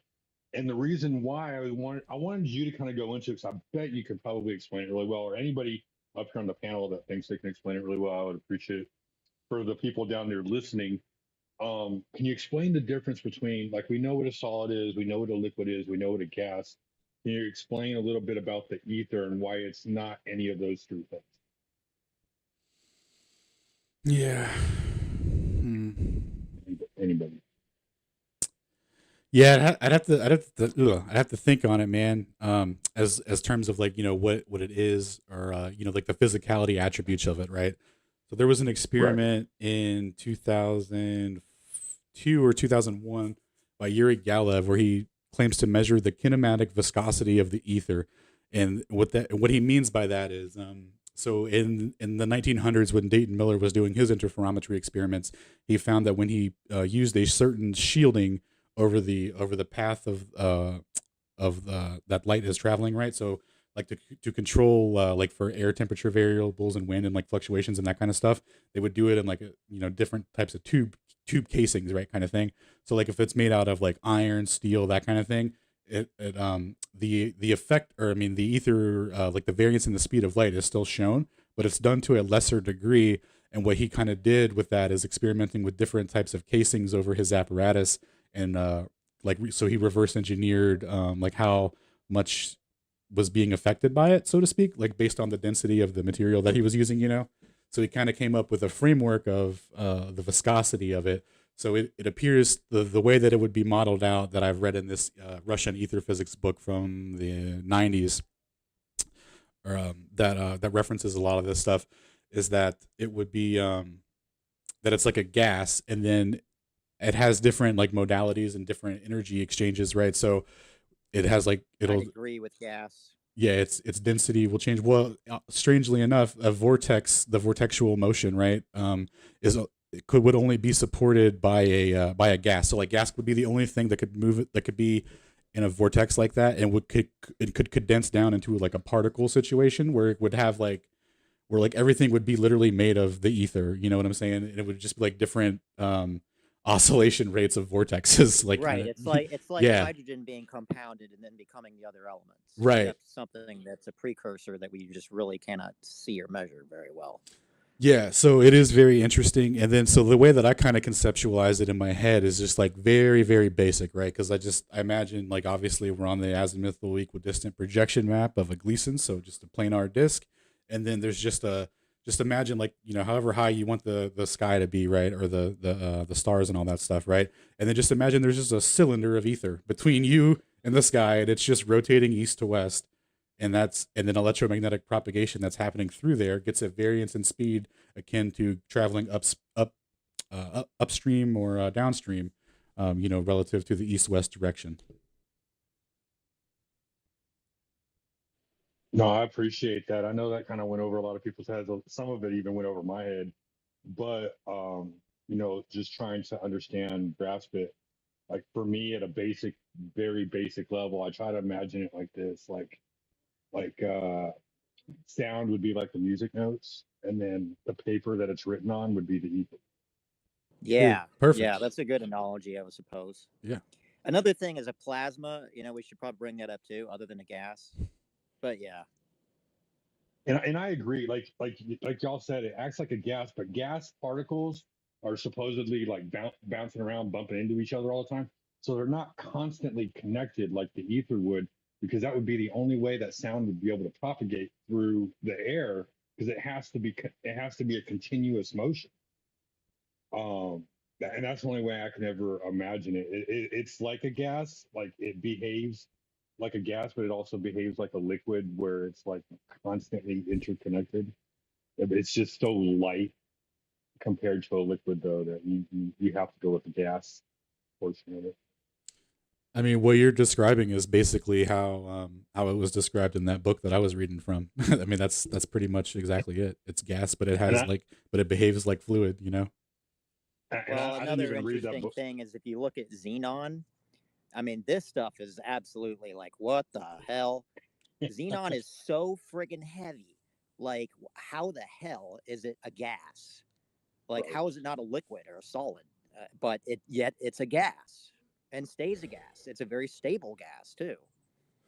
But it's just really weird. And I just wanted to say, like, it's funny that you say that, Alan, because I've never read any of those books. These are all conclusions that I've come to in my own adventure in life, my own search in life. You know, I believe in the Holy Spirit. So in my search with the Holy Spirit, these are the knowledges that have been brought to me.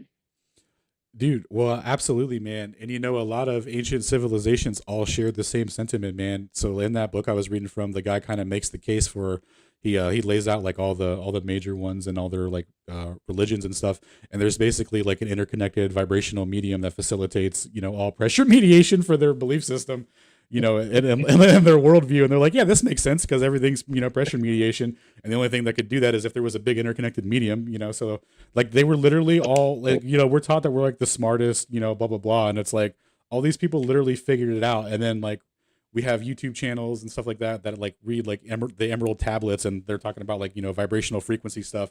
And they're like, it's all like profound and like new. And it's like, this is stuff that everyone knew and like they just hid from us. Like, you know what I mean? Like it's Emerald tablet. It's a single tablet. Oh yeah, okay. Yeah, thank you. Thank you. Yeah, the single tablet. And then like, cause it describes a lot of stuff about like vibrations and like how you could like move through material by changing your vibrational rate. And then like when you even look at the Talmud and the Kabbalah and stuff, those books even make references to in ether or vibration, like vibrational mechanics and interconnected medium and all that stuff. Like everybody knew this. This was basic fundamental science back in the day. And the only reason that they took it away from us now is because it absolutely refutes the motion of the Earth. Mm-hmm. And I've said this, like, I've probably the last year and a half, 2 years, I've been going on and on about this, and Sacred Crowd and everybody else here might be able to attest to it. But I believe that the technology before, before the last 200 years was probably greater. Even like if you go back 1,000 years, I bet you the technology was greater. They just took it all away. They burned all the books. They said, "Oh, it's all bad. Don't worry, we'll take care of you." And then slowly but surely, everybody just got dumber and dumber. Yep. Anyway, I'll leave it at that. Yeah, a I'll big let somebody part else of talk. this change came with the introduction of the knowledge of electricity. And once they figured that out, and they had to throw the ether away, because if they don't, then then you're going to figure out how to tap into it, and it's all about controlling energy. Bro, Mercury is the craziest thing that I've been seeing on the internet lately. It's like if everybody had Mercury back then, that's how they like built the tunnels in the pyramids, because like how do you see in the dark? They had electricity. That's why they could see in the dark. That's true, because there's no evidence of lamp black, as an example, which would be an oxide that would come off of your candles, and other stuff like that, and there isn't evidence of it, which means they had some other form of electricity and able to create light. I've always attested the ether to be like a non-Newtonian like fluid. I've always felt like it's only permeable through a certain frequency in a way. And we've seen the videos of the guys underwater and they can't breach the water that's under the water. And we have videos of, people who dig deep down and they can't break through what appears to be a diamond liquid medium. So I definitely do think it's fluid like, medium like. Just the texture or the speed at which you need to permeate it is the question. But I do want to get to some of the hands. I see a couple new people in here. Lamb and Janice. Lamb, welcome. What do you believe the shape of the Earth is? I definitely believe it's flat. I've been on this road for years now. So it started when I was living in Michigan, and I was always had telescopes. So I was born in Chicago, and I was about 50, 60 miles across the lake, and every now and then I could see the shoreline of Chicago. Now this was years before I even thought that people thought the Earth was flat. I was confused because I'm not a scientist, but I've worked in power plants. I've worked in gas power plants. I've installed water systems. I used to purify, water like 500 to 1,000 gallons per minute. So, I have some intelligence, but I was just confused as to why I could see the shoreline of Chicago, because I'm like, well, shouldn't that be, obscured by a curve? So I didn't really think much of it until years later, where I heard people talking about the flat Earth. And then I said, well, let me just research this. These dummies think the Earth is flat, and next thing you know, I thought the Earth was flat because I never could find a repeatable test according to the scientific method that fit any aspect of the globe. As far as gravity, I couldn't find a repeatable test. As far as water sticking to a spinning object, I couldn't find a repeatable test. As far as a high pressure system next to a low pressure system without a barrier, I couldn't find a test for that. Supposedly, our Earth wobbles, it spins, and then it's flying around the sun. And you've got apogee and perigee, where it's closer to the sun and it's farther away from the sun. So there's a change in speed.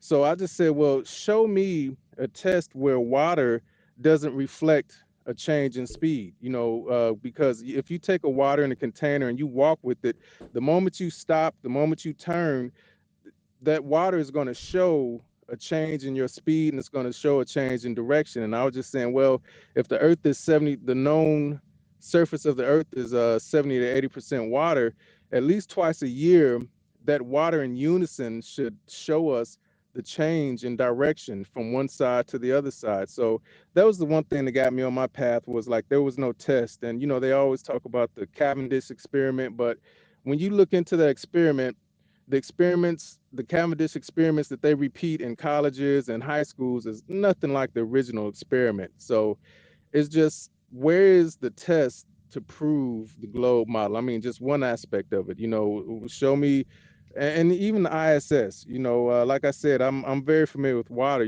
That's my background. Like, how much water do they have on the ISS? And they say they make oxygen with the electrolysis, with water. But again, I did that with purifying water, and I'm like, well, how much machinery do you have on the ISS? And I want to see the system that does that. And what about the tool room on the ISS? Any ship, any submarine, anything that has major equipment, you have to have a tool room to fabricate something immediately. So these guys are just floating around, kicking it, chilling. So what if something catastrophic happens? I mean, what are you guys going to do? You telling me you flying at 17,000 miles an hour and you don't have the ability to fabricate a very vital, tool or a very vital component in that ship. So it's just the lack of tests is what got me on the path to flat Earth. And the moon. The Lagrange point between the Earth and the moon. Most people are aware of the Lagrange point between the Earth and the sun, but there's a Lagrange point between the Earth and the moon. So you telling me billions of years of the moon being bombarded and space rocks and comets, not one rock, not one pebble, not one, a few tons of dust, ended up in that Lagrange point to where we can see it, circling the moon. And, the moon has gravity to affect the water on Earth, but it doesn't have gravity to hold a particular atmosphere on the moon. None of it really makes sense when you look at it. And one thing that globers do, what I realize is they always fall back on math. They always say, well, man, the equations prove it. The equations prove it. But I can say, if I'm mathematically smart enough, I can say that there's a planet that rains copper, right? I can mathematically explain the sun, the earth, the texture, and everything. So the question is, does that planet actually exist, or does it only exist within the math? Because the math Right, will, math is not reality. yeah, it will put out whatever you put into it. So, now they claim there's a planet that's solid diamond. So yeah, this is just kind of like my story. I just want to put it all out there, man. I just saw the topic and I just had to chime in real quick, but I just wanted to throw some things out there, and I appreciate you for letting me up. No problem. You dropped a lot of good points. It's crazy because we've been arguing with globe earthers for the past almost 3 weeks now about the scientific method, and they've been Right. trying to convince us that experimentation is not necessary within the scientific method, and I think that is hilarious. You did also mention how we're about to reach the perihelion, I believe, where the sun is the closest to us, Yeah. in winter time. So like Right. it's a whole bunch of concepts and parts of the heliocentric construct that don't make any sense, and they do love to resort back to the math, and we feel Right. like part of that's just because they want us to feel like we don't understand it, we're not bright enough to comprehend it, and you get Well, lost believe in it the or not, numbers. I actually did Fight the Flat Earth guy. I actually interviewed him years ago when he first came out, and I've been on different interviews. Kind of like, I used to do comedy. One of my comedian friends, he interviewed me, but I left him with questions. And one of the things about the globe model, everything you've ever touched has been tested. Every car you've driven, everything you've ever touched has always been tested. The one thing in history that has never been tested is the rocket that landed on the moon. So my question is, how come that's the only thing that I can find that has never been tested before they used it? And you telling me that it landed perfectly on the moon, and the 10,000-pound thrust rocket, they didn't have to test it. They were just so smart that well, then NASA should be building everything. We shouldn't have to test anything if they can do that. We should just alleviate all tests and just have NASA just put stuff out. If they can send a rocket 250,000 miles and it lands perfectly, and you've never tested that device in the atmosphere or the gravity that you claim it worked in, that's another thing. So Yeah, that's facts, man. And you mentioned something about, like, you guys both mentioned something about the math behind everything, which I did remember that Alan had brought up earlier, in regards to the ether having like some kinematic equations that were able to support it. So that is a claim that's always made, by the globe earthers and SciComm, is that, with the math, you can prove these things, but really it's just a language, some numerical description. right. And at least if you have that, which is a requirement by the globe earthers, like, I think that gives more credence, since that's what they stand on. in regards to the ether being in existence. Yeah, and I really I don't understand the atomic clock at all, so I won't even pretend that I don't understand how it works. But I will say this about time. I think that time is really just it's a construct, it's an illusion because time basically measures the sun's path across our sky. So, time on Mars, time on Saturn, time is different supposedly on each planet. So let's say we lived on a planet where the sun was in a perfect spot and it didn't move and we had no moving objects. How would we then come up with time? What would we use to measure time with? Because all time is now, the clock is basically just centered around the sun moving. We've broken the movement of the sun in increments, from 24 hours on down. So if we lived on a planet where we had a sun that didn't move, that was just static, what would time be in that instance? How would we even have a concept of what time was? Because nothing would be moving.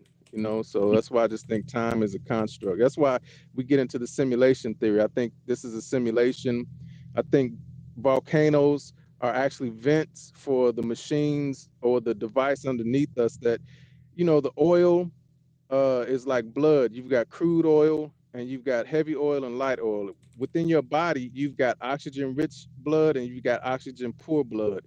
So the earth could be like a living creature, a literal living creature, or it could be a machine that we are sitting on top of or sitting under, or sitting within. So to me, I think it's mechanical. I think the eclipses are actually a device that either cleans the sun or balances it or replaces it or kind of like, because if ever you work with cameras back in the day, you had to white balance it. You know what I mean? You had to put a white sheet in front of the camera to balance the color spectrum. So I think eclipses have a mechanical purpose, whereas they do something with the sun to keep it working or for maintenance, or some type of, it's a reason, it's a mechanical reason for eclipses to keep the sun doing what it's doing. That's just my opinion though. Absolutely. And before we move on, can I wanted to touch on what that guy was saying about the tides and the movement of the Earth, relative to the sun, in regards to how that would affect that. So yeah, there would absolutely be a centrifugal acceleration from the sun, like gravitational acceleration in that regard, and it would affect the tides by like 1,000 or by 1,200 times. I have a paper here that does all the math for us. So like, how you guys were saying, oh, dude, we don't have any math to back it up or whatever, and that kind of sucks. Well, luckily, your boy has a paper where a guy did all the math and took everything. So how they calculate the tides and all that stuff, they only use basically they use the moon's gravitational influence for all their computations. They don't account for gravitational acceleration or the centrifugal acceleration from the sun, which would change the it would affect how they have to calculate it. So if they don't calculate it, the Earth ain't moving. Because if it was, they would have to adhere to that in their math, and they don't even do that. So even in Bro, 3 bodies is too hard. Space audits. Too many Can't have bodies, more than bro. 2. Too many bodies, dude. So yeah, dude goes through. The paper is titled. I'll link it. I'm streaming this on YouTube, so I'll put it in the description. And everything I referenced tonight, I'll have it in a thing, so you guys can check it out later. That's love. Yo, shout out to the YouTube chat. Flat Earth Fridays, we live with Space Audits. Appreciate y'all for pulling up. Yep. Yeah, the paper is titled "The Geocentric Testimony of Our Tides" by Robert Bennett, and he goes through it all, breaks down the math, shows the equations, shows the references for what they do for the actual calculations, and then he calculates out what it would be if they, calculated it properly to account for those effects that they say exist, and it would change it by a factor of 1,200 times. So, GG.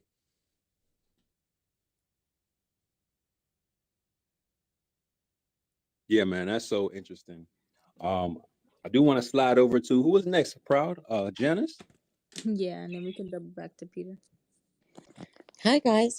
First, I just really want to say thank you for letting me speak. I'm not a scientist. I'm a conspiracy theorist that took me down a road to quantum physics. So I'm actually I'm a Christian, and I'm a theosophical Christian. So I was actually trying to disprove my faith, to be honest with you, and that's what kind of got me into digging into the science behind it, because I thought, how can I argue? How can I practice apologetics if I don't understand the other side's view? And so I started really digging in, and boy, so many epiphanies have occurred since I did my research, and I'm still working on it. So I have a working theory right now. It's not solid, but as more and more comes out, it seems to solidify where I'm going with it. But I don't know if any of you, like, you all seem like very bright people, but I know going through high school or school period, doesn't matter whether it was elementary, high school, or post-secondary, things, I knew things and I didn't know how I knew them. Answers would come to me and I just didn't know how, and it was very bizarre to me and I could never figure that out. And relaying back to the Bible, I'm trying to tie everything together for you guys from my viewpoint. Going to the Bible, God is everything that ever was, everything that is, and everything that ever will be. That's the definition of God. Like, God is greater than what we could ever explain in words, because as humans, I don't think we can fully conceptualize what God is. And I'm still working on it myself, trust me. But I do feel that I have an attachment because I get this. I'm going to call them downloads. And I've got some really crazy stories for you guys. However, my belief system is around the fact that the ether holds all information and that we need to learn to connect to it. Call it connecting to God, call it connecting to source, what have you. And I think that it is possible through the Holy Spirit. And I want to say this because I don't hear enough people saying it. Think of holy with a W in front of the word holy. Holy, all of us collectively. It is all that ever was, ever is, and ever will be. And I think that we can tap into that. Also, God has no frame of reference when it comes to time. God is present at all times. So trying to pull that into my theory. But anyway, I just wanted to throw those out at you. I know for some of you that aren't spiritual at all, it's, kind of probably a little crazy. But, I'm just trying to piece it all together myself. Honestly, I started out trying to argue my beliefs. And the more I tried to do that, actually, the more I solidified them. So it's actually, I get excited talking about it because I think, again, it's just God piecing it all together for us. Yeah, I could definitely appreciate that. And if you really want to get down to like the foundation of the conversation, like, yeah, we call it flat Earth, and we talk about the shape and the mechanics and how some of these things can and don't work. But that's all after step one, right? That's all after how things actually came to be, and that kind of is the foundation of the real conversation. Is like, how did things come to be? Is it just an explosion of randomness out of a quantum field of such? Right, bouncing in and out of existence, or I don't even know, or is there some type of creator? Was there some type of creation? And I say this all the time: the moment that they're able to create life out of nothing, then they can dismiss that whole part of our potential actuality, right? The spiritual portion, the immaterial world. Science is only made to quantify the things that they can count, right? Materialistic things. So I had a conversation with a coworker today. I just wanted to mention you guys are hitting on almost every point, so it's quite the synchronicity for me. This chat tonight, it's amazing. But I said to him, and this is for any of you out there. I explained to him that faith, it takes a leap of faith to have faith, right?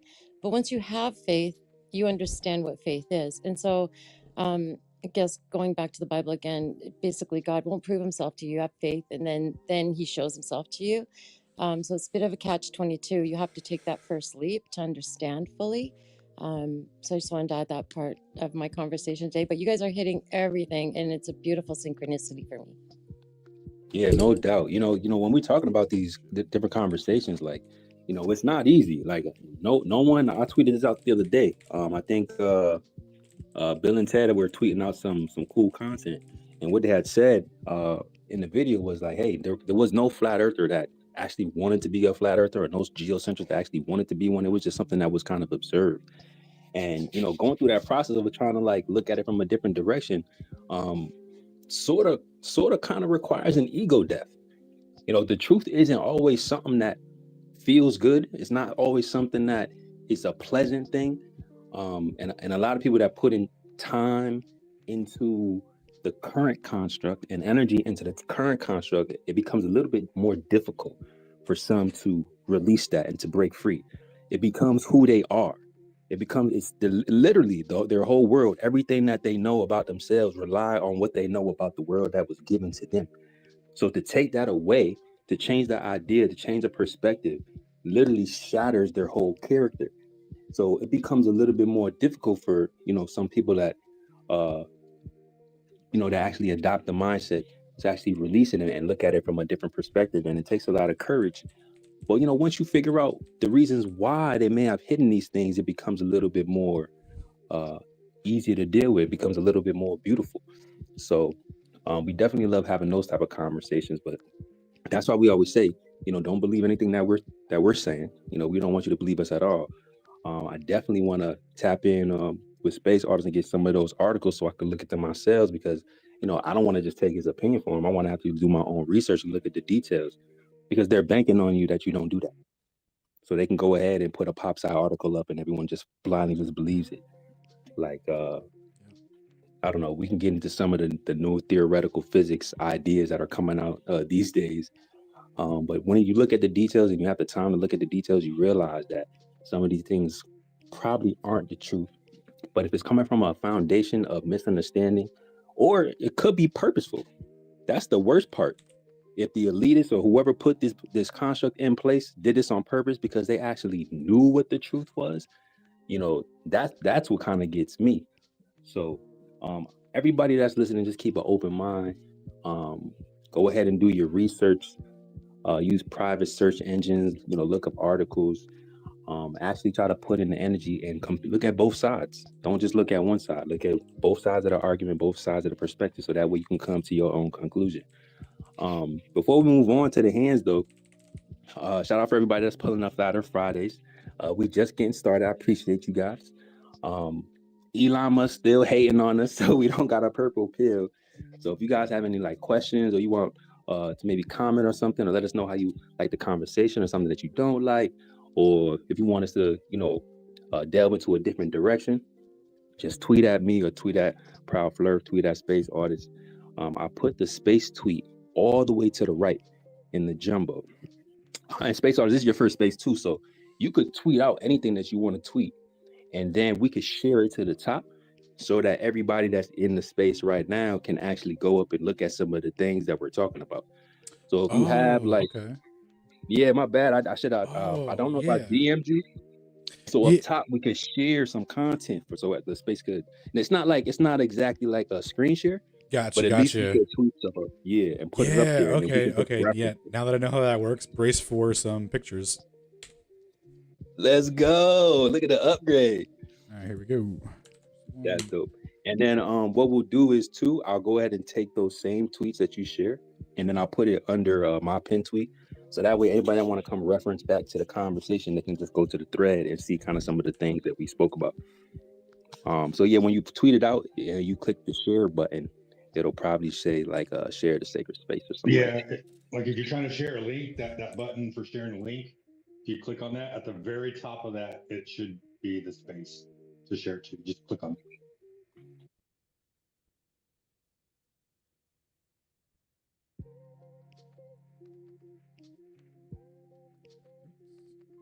Messed up. Sometimes it takes a minute. What's up, Moody?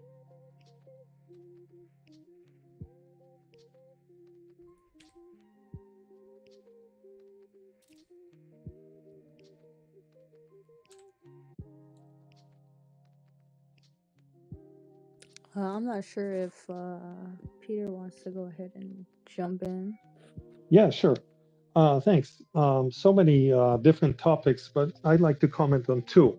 One is math versus reality, and the other one, quick one, is about time. So math and reality. Math is definitely not required to create a model of the world.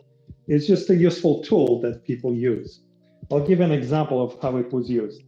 There are two celestial bodies we can see from the Earth, two planets. One is called Uranus. I know it's a funny name. And another one is called Neptune. So 160 years ago, Uranus was the only one known. Neptune was not observed or known. And there was a guy who decided to use math and Newton's equations, that was before Einstein, to calculate what the orbit of Uranus should be. So he did all the math, and the numbers that he got were different than what was being observed through a telescope.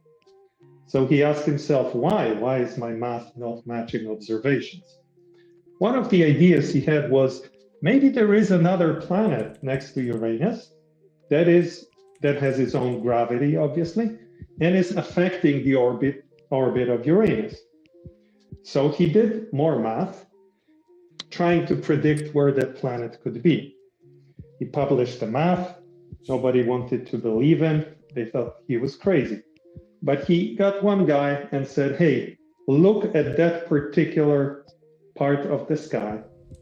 And the guy looked with a telescope, and he found a planet called Neptune. And then all the other people looked at the same spot, and they found that planet. So the math and the equations allowed him to use the model to make a prediction. Now, could you do that matched observations? Could you do that without math?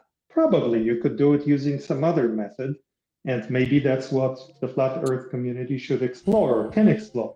But math is just a useful tool in that example. The other quick comment I have is about time. There was someone who suggested that time might be related to the movement of the sun and asked, how would we measure time if the sun was not moving? So there are many ways, but here's one idea I would give them. Assume you're on an Earth, it's flat, doesn't matter the shape, and the sun is not moving. Take a chair, sit down on the chair, sit on it for 80 to 100 years, and you will be dead. Well, that is time.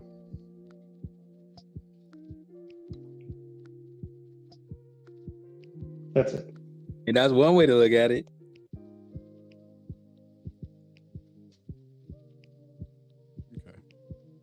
And yeah, I just want to say, I find it interesting. I'm sorry, just to say real quick. You're good. I want to say, I find it interesting that, yeah, you can use math to make predictions, and if it doesn't work, guess what? You throw it out. But if it happens to work, okay, now you got to find out cause and effect and what's going on and all this and that. But that being said, like, you can also use math to lie as well. And I mean, I can show you a video if you'd like of somebody proving that 2 + 2 = 5 using math. Yeah, definitely. Definitely. You not only you could lie, but you could also have a model that, for example, is incorrect, and you could do correct math using that model. So your equations, your math is sound, but your model was wrong. And then the outcome you get from that does not match observations. And actually, long story short, that's how all of at least physics is done. You make a model, you back it up with math because it's a strong tool, then you test the result of your math against reality, and guess what? 99.999 times of percent of the time, it does not match. And then you throw away your model and you go cry a little bit and you try to come up with a new one. And most models are not verified by observation because people are not geniuses. Only God knows everything. So they take their best, idea, their best attempt at understanding reality. They document it using math, and then they test it, and usually they fail.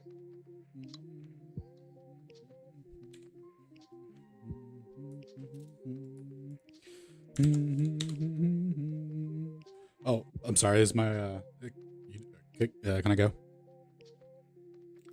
Go for it, bro. All right, bro. So in regards to I'm sorry, what was you saying? Uranus, right? So the story you give is like the TLDR final rendition story that makes everything seem like it's all on the up and up. So I posted some links here from a book from a guy named Charles Fort, who details the full rendition with citations for the publications in regards to everything that he mentions.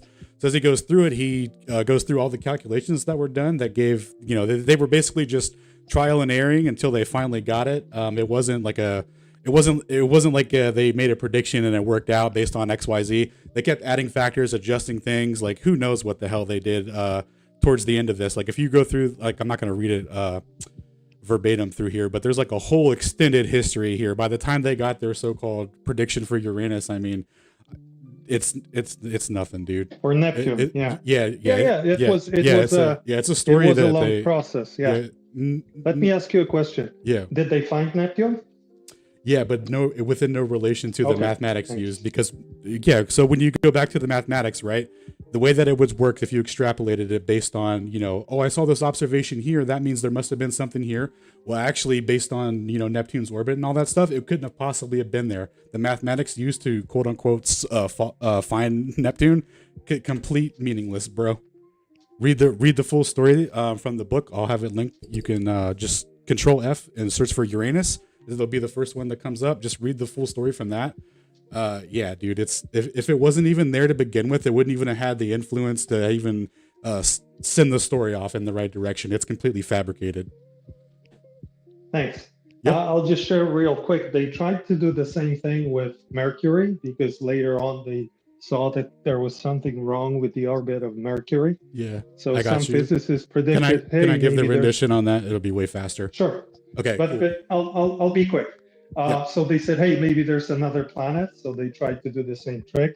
Well, there wasn't. And then Mr. Einstein came to the rescue and he explained what was wrong with the orbit of Mercury. Thanks. Yeah, so not only did Einstein come along and rescue the day, he also destroyed a planet. So within this quote-unquote Mercury anomaly that they say was happening, where Urbain Le measured a perihelion precession, meaning that the axial tilt of Mercury's orbit kind of fluctuates a little bit. So like if you think about it, again, if you put your phone on your desk and then you just kind of like tilt it slightly, like that's what they're saying. It just has a little tilt to it, right? So they're saying that over the course of 100 years that it tilts by 1.25 degrees. So it's like super, minuscule, blah, blah, blah, right? But they had this whole thing where they're like, oh my God, this is destroying our model of gravity. We don't know what's happening. We're freaking out.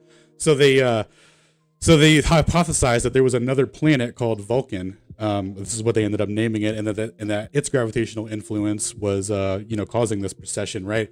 And then there was a couple of instances where people so-called made observations where they saw Vulcan. So they sent out two guys from the Royal Astronomical Society to conduct an interview on the guy that made this so-called observation, and with no data and with no subsequent observations to verify the guy's story, they went ahead and ran with it and told everyone that the guy found Vulcan and there was this new planet. They started doing press releases, publicizing it, and then you're not going to believe this, dude. Everyone started looking up in the sky. They started seeing Vulcan too. Oh my God, no way. Vulcan confirmed, it's all real. And then Einstein came along and was like, hey, wait a minute. There's no Vulcan. It's just due to gravitational effects. And they just completely removed it, swept it under the rug and act like it's, not a big deal. But yeah, they're willing to accept anything. They have no idea what's going on up there and no way to verify anything. You could look up that story too. Yeah, sorry. Yeah, that's a good example. That's exactly how science is done. It's full of mistakes. No, that's not how science is done. They lied and told a story and said everyone that there was a physical object out there that reified their math, and then it wasn't. So they changed the way that they were doing the math to remove the need for the object to change it. That's not science. See, scientists are notorious for it's called confirmation bias. Once they latch on to a theory, home dog, it's called a lie. They want to do whatever they can to prove it. Yeah, sure. Maybe it was NASA. Nah, man, this was dudes in like the 1800s, bro, that were paid by the king.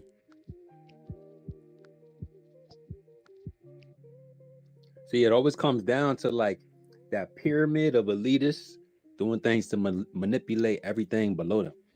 And that's why I always ask these questions, like who's making these decisions to go in the direction that humanity and science is going in? We got to ask these questions, man. And if we don't get no answers, the scientific community gonna have to acknowledge this. So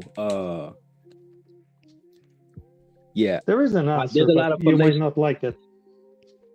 Gravity and refraction is usually always the answer. But no, the answer to your question about who makes the decision is there, but you may not like it. Who do you think makes all the decisions? Peer review process. Oh shit, dog.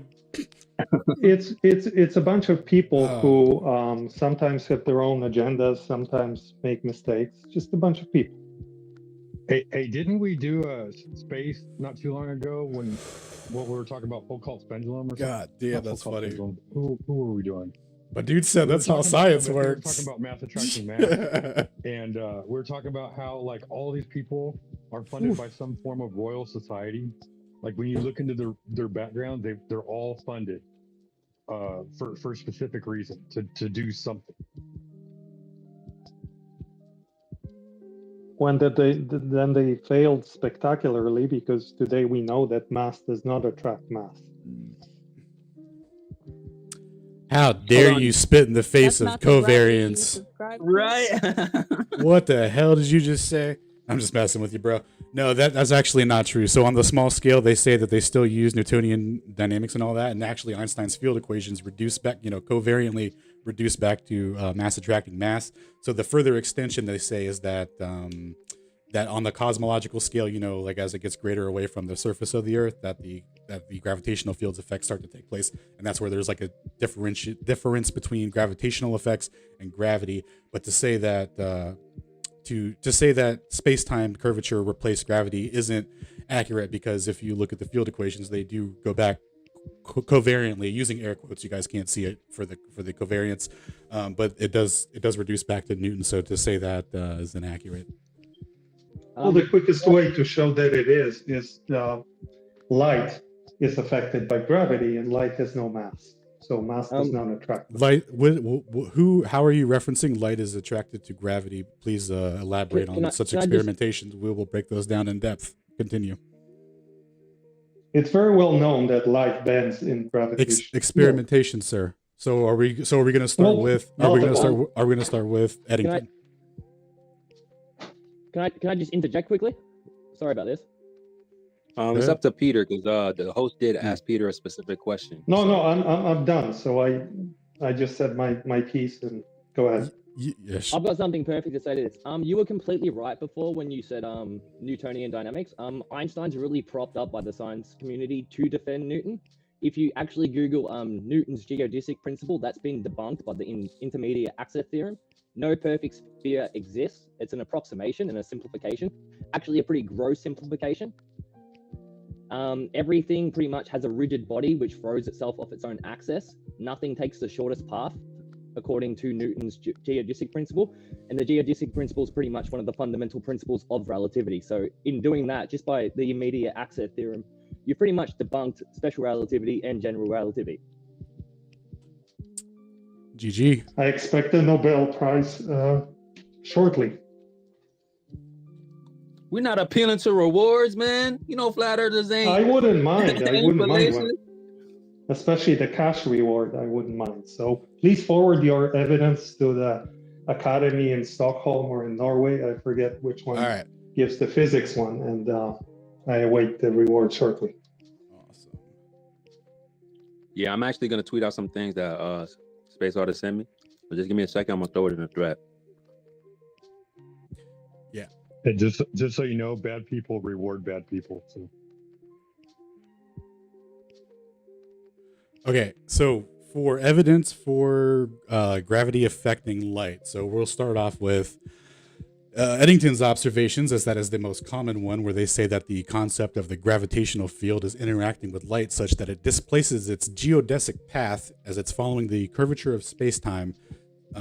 It's changing the location for that an observer sees the starlight, right? So during an eclipse, they're saying that the mass of the sun, its gravitational field extending outward from the sun, is curving space-time around it, and that there's a photon, what they consider a photon, that light is traveling, in a straight path, the geodesic that guy was mentioning, and that it's actually traveling along the curvature of that gravitational field, that's facilitated by space-time. So anyway, we'll get into what all that means and what Eddington actually took pictures of. So it should be noted that Eddington and his boy Cromlin went to two separate locations. Eddington went to the island of Principe off the west coast of Africa. His boy Cromlin went to somewhere off the west coast of Brazil.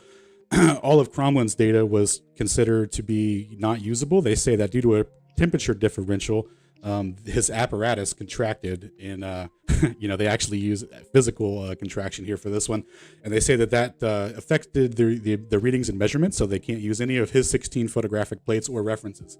So now we're left with just Arthur Eddington and his 16 photographic plates.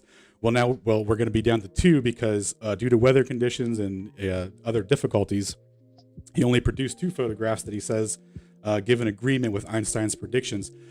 But he would have to wait until he got home to do a further analysis on those because of, the poor conditions and whatnot. But anyway, so on November 6, 1919, 6 months later after the observations and these guys had gotten together, Eddington, Frank Dyson Watson, and a couple other members of the Royal Astronomical Society got together and did a mathematical analysis on their data, so-called, and extrapolated relativistic effects that gave agreement with Einstein's prediction on how much displacement should be for the starlight, meaning that it should be displaced by 1.75 arc seconds.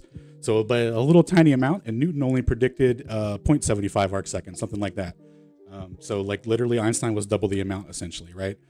And they say that they got those readings. Now, it should be noted that in current day, all of Eddington's photographic plates are lost to history and they're all gone. The only photographic plates that exist now are Cromlin's, and the ones that don't mean anything. And then to look back at what was taken pictures of, the stars that they say that showed displacement were only within the so-called solar limb of the sun.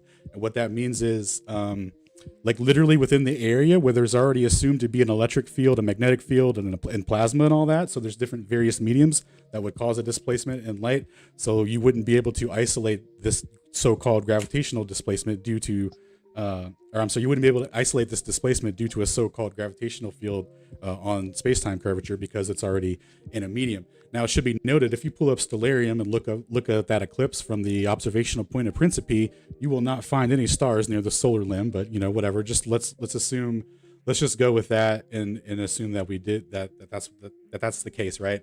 So it's in. What that means is that the light ray deflection was in the wrong direction, and because the prediction was actually supposed to be inversely proportional. So it actually. So let me read this quote here from Guy, who will break it down. So let's see, inversely proportional. Okay, yeah, this is from H. von Kubler, 1960, Vistas in Astronomy, who's referencing this experiment.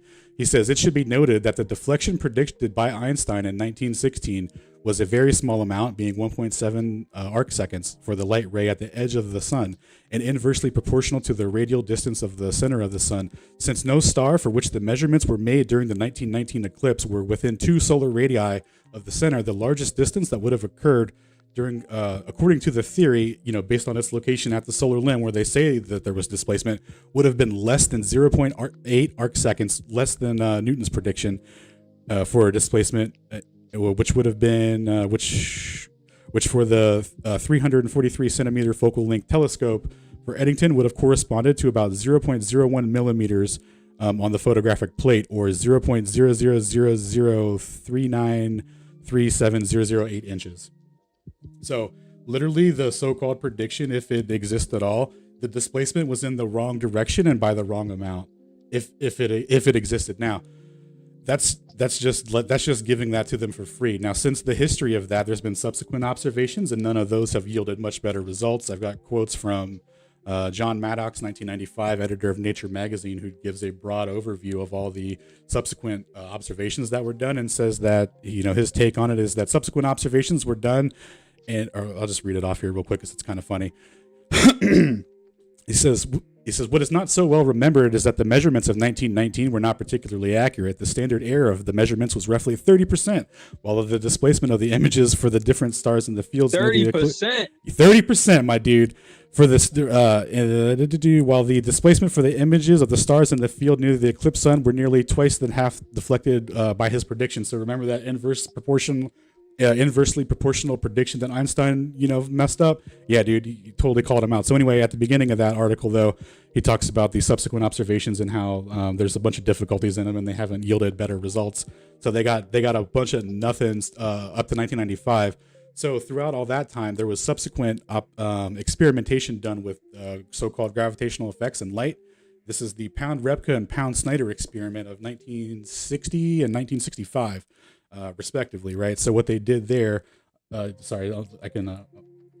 Before I move on, does anyone have any questions about Eddington, or do we want to? Yeah, I've got some. I've definitely got something to say about that.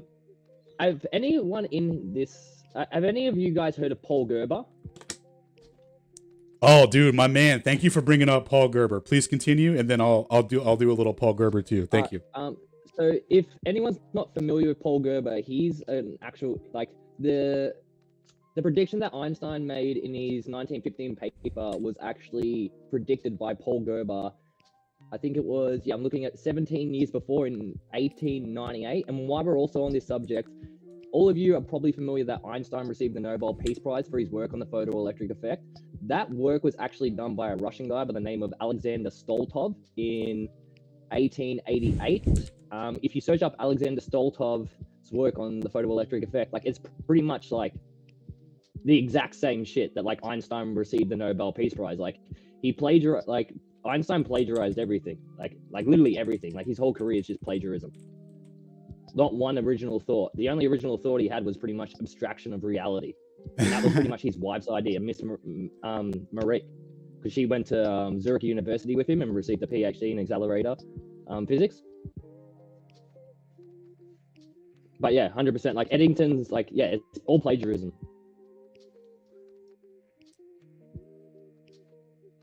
Yeah, absolutely. I'm going to drop a couple links to piggyback off of that. So I have a really good hour-long podcast that I'll link, where this guy, his name is Christopher. I can't remember the pronunciation for the last of it. It's like a French guy or German or something.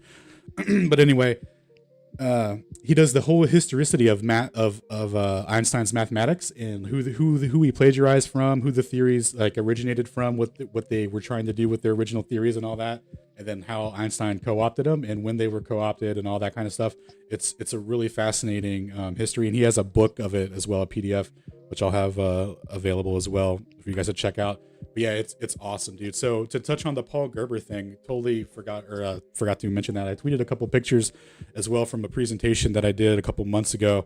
So if you look at the equations here for Paul Gerber and Einstein, I'll just see if we can make it easy here. If you guys can see that, I don't know if you can see it right now or how long it'll be before you can see it, but the equations are completely identical. And what Paul Gerber was doing with his equation with the little lowercase t squared next to the c squared, what he was doing there was saying that he was setting a speed limit on the gravitational influence, and he was saying that there would be a kind of a rubber banding effect, like a delay, and that was causing the perihelion precession. So he solved it under Newtonian dynamics, I didn't catch your name, but he was saying earlier. And then so that was 17 years prior to Einstein. And then Einstein comes along and publishes literally the same thing, but just uses a capital T in the equation. And what Einstein does for there, so you know how in relativity they say length and time contract and all that, right? So he just changes the value of the meaning of the T from saying that making it the speed limit for the propagation of the gravitational wave to changing it to the value of Mercury's orbit, how long it takes for it to complete its orbit. And that just contracts by a little bit. So he literally just, quote unquote, got the solution by just contracting time a little bit. So it's literally, just kinematic abstract nonsense. And, and it made this abstraction of reality, man. It made this quote unquote prediction that was and this was supposed to be a big stepping stone for them to get people to accept the concept of a gravitational field, because a field is just an abstract mathematic way to describe force vectors and intensity distribution of the field, the strength of how strong, how strong it is. You just do that through the math. It's not, it doesn't have to, it's not a real thing, right? Necessarily. So they had to get people to believe in that, right? So in tandem with this Eddington observation that didn't happen at all, there was other observations done by two men named Charles St. John and John Evershade. And these two gentlemen were looking for evidence of gravitational redshift, meaning that the its frequency was supposed to change due to its interaction with the gravitational field and or space-time curvature by in the amount that it would change by would correspond to Einstein's prediction of the displacement due to the field, right? So let me pull up the Schwarzschild metric so you guys can see what that is. So in this equation here, because it's like, what does that mean? How do you predict all this stuff? Where does it come from? Well, it comes from the like one single metric, and when you solve it, everything will be rolled into one on the output. So you'll get how much displacement should be, and you'll get how much the frequency of light should have to change from that. So there's a graphic for that to break it down for you guys. So look, real quick, space artist. So, what to share it to the top, just so you know, right? Because I'm gonna post it for you. So you're sending them to me to my DM. So I'm gonna post them for you. But in order to post up top in the jumbo, in order to post it up top in the jumbo, you got to tweet it out first. And then once you tweet it out, and then you hit the share button on the tweet, then you could share it to the top if you ever wanted to like hold your own space or to share anything on your end. Okay, I see what's going on. Okay, my bad. Sorry. Thanks for. I thought it was going out into like wherever it needed to go, and then you were somehow magically making it so everybody could see it. So that's kind of what's happening. So no, but I am though. So I put up, I put up the first 4, and I'm gonna put the rest of the groups up there for you. I got you. Don't worry. Okay, cool. So the first 4 is up there. I just got it. It says Space Artist, got a pin there. You guys can go look at some of those graphics, and I'll go ahead and get the rest of them up there so you guys can keep up. All right, cool. Thank you. Much appreciated, man. I thought that was going somewhere completely different. You flat earthers, you. So let's see where we're okay. Yeah, so they got their frequency prediction by how much the light should have to change too. So they're going to do that through spectroheliograph readings, meaning that they're going to look at the light through a telescope, and it's going to hit a prism in the back, and it's going to split into a rainbow, and they're going to look and see if it's slightly more red or slightly more blue. Right? That's kind of like the TLDR of what they're doing, right? And they in the displacement, right? So it was supposed to get slightly redder, right? And they never found any They never found any gravitational redshifts that gave an agreement with what Einstein was predicting. So no frequency shift, meaning that if there was any displacement, it could not be attributed to a gravitational field because they're not. The exchange wasn't related. Does that make sense so far? Because that was the big thing to like get people to believe that this was an actual mechanism that would change the frequency in light. Because the previous understanding of how frequency change would happen through acoustics, for example, for the Doppler shift. Say you're stationary, right, and there's a car coming towards you and its horns blaring.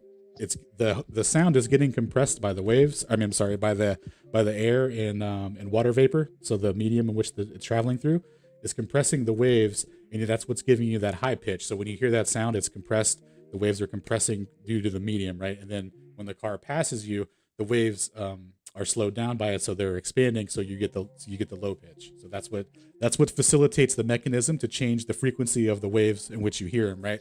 So in order for light frequency to change due to nothing, right? Because it's in space-time, they were on the vacuum grind at this point, so they have no mechanism to exchange energy with, like for an ether, for example, right, where you would have a background medium for it to exchange energy with, right? That would facilitate that. So this new mechanism was going to be this abstraction of gravitational effects. So they were taking the mass attracting mass effect, and they said, well, what if it's like a field, right? And then that field has an influence. So they were just taking that that relationship there and just expanding it into a different mathematical abstraction, and then to get people to believe that field had a cause and effect relationship with like light displacement, like a physical, meaningful relationship. They needed the gravitational redshift experiments to go through, and there's a whole book there's a whole paper on it that I'll link that goes through the history of these redshift observations in these two gentlemen and some other guys, and the predictions that were made that never gave an agreement with Einstein at all. So like this idea that anyway. So let's see here. St. John's and Evershade. I think that's about it on the history of that. So just without a mechanism, it's nothing, right? And they had equipment that had a margin of error well enough to get those observations, and they didn't get it. They consistently didn't get it. They were actually taking observations 6 months prior to the eclipse, and they didn't get what they were looking for. And Eddington was actually writing a Swiss mathematician named Hermann Well, who was coming up with his own theory of everything, because relativity theory was failing so hard with the predictions with this redshift situation. They didn't have an actual mechanism, and so he writes Well, and he's like, hey man, we're having a problem here with this redshift, paraphrasing, we're having a problem with this redshift situation. Maybe your new theory can help out. Evershade and St. John aren't willing to play ball. They're not willing to lie, basically, is what he was kind of alluding to about their observations, because they were consistently just showing nothing. And they found out that they could actually use planetary transits as well to, the light reflecting off of those to get redshift observations, and none of them ever matched with Einstein. And that's I'll end on that. If you want to know something funny, you know how they have a speed limit, like a speed limit for light in a vacuum? Yeah. Plasma actually has a refractive index -1, and they refer to it as an apparent increase, and it's a claim that it's not an actual increase. But if light propagation or radiation propagation increases past the speed limit, I would dare say that is an actual increase and not an apparent increase. But because the model dictates that there is a speed limit that cannot be overcome, it's only labeled an apparent increase. Oh, so, yeah. Like, outer space is full of heaps of ionized chemical mass that actually propagates radiation in our visible spectrum faster than the speed limit. So, like that, yeah, just another hole in the model.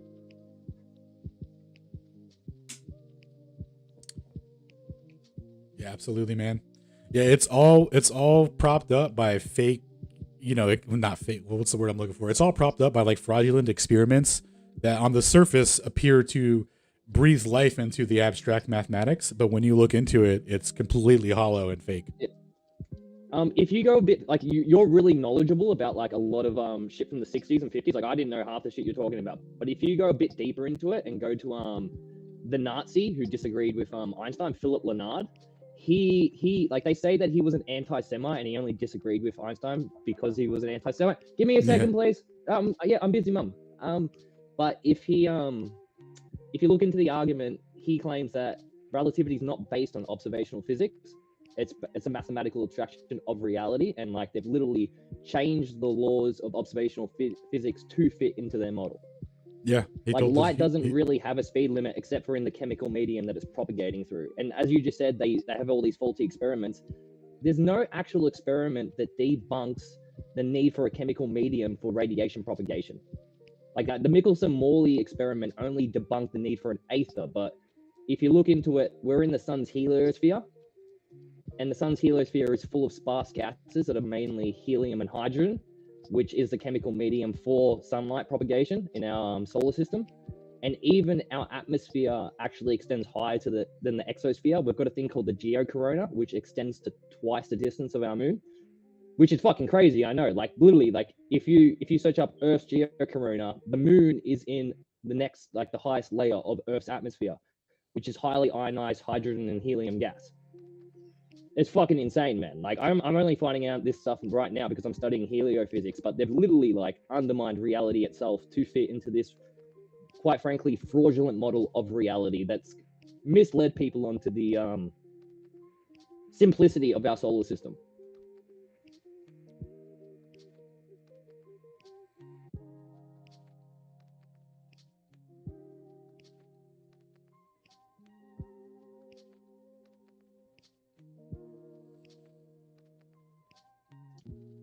Oh shit!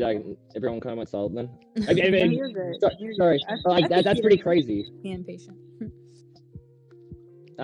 Yeah. So like, there's actually no evidence that claims that radiation can travel in a vacuum without chemical mass or chemical medium, even if it's sparse or liquid or atmospheric. And like the photon is literally just a misnomer, and it's claimed to be its own entity. But like, if you look into like radiation, like, do we have a name for chemical mass that is retaining a microwave or a gamma wave, gamma radiation? Like they claim that the photon, which is radiation, which is just like radiation in our visible spectrum that is conserved into a chemical mass, is not its own entity or existence, but for some reason, I don't really know why, they've claimed that it is. And it's really fucking weird because, like, if you think about it, like, think of all the other levels of radiation we have. They don't actually have a name for chemical mass that is holding a charge of gamma radiation or anything like that.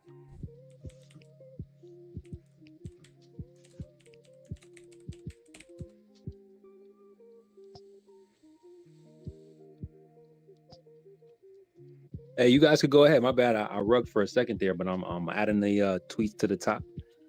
So follow along with the conversation with some of these graphics that space audits share with us. I appreciate that, man.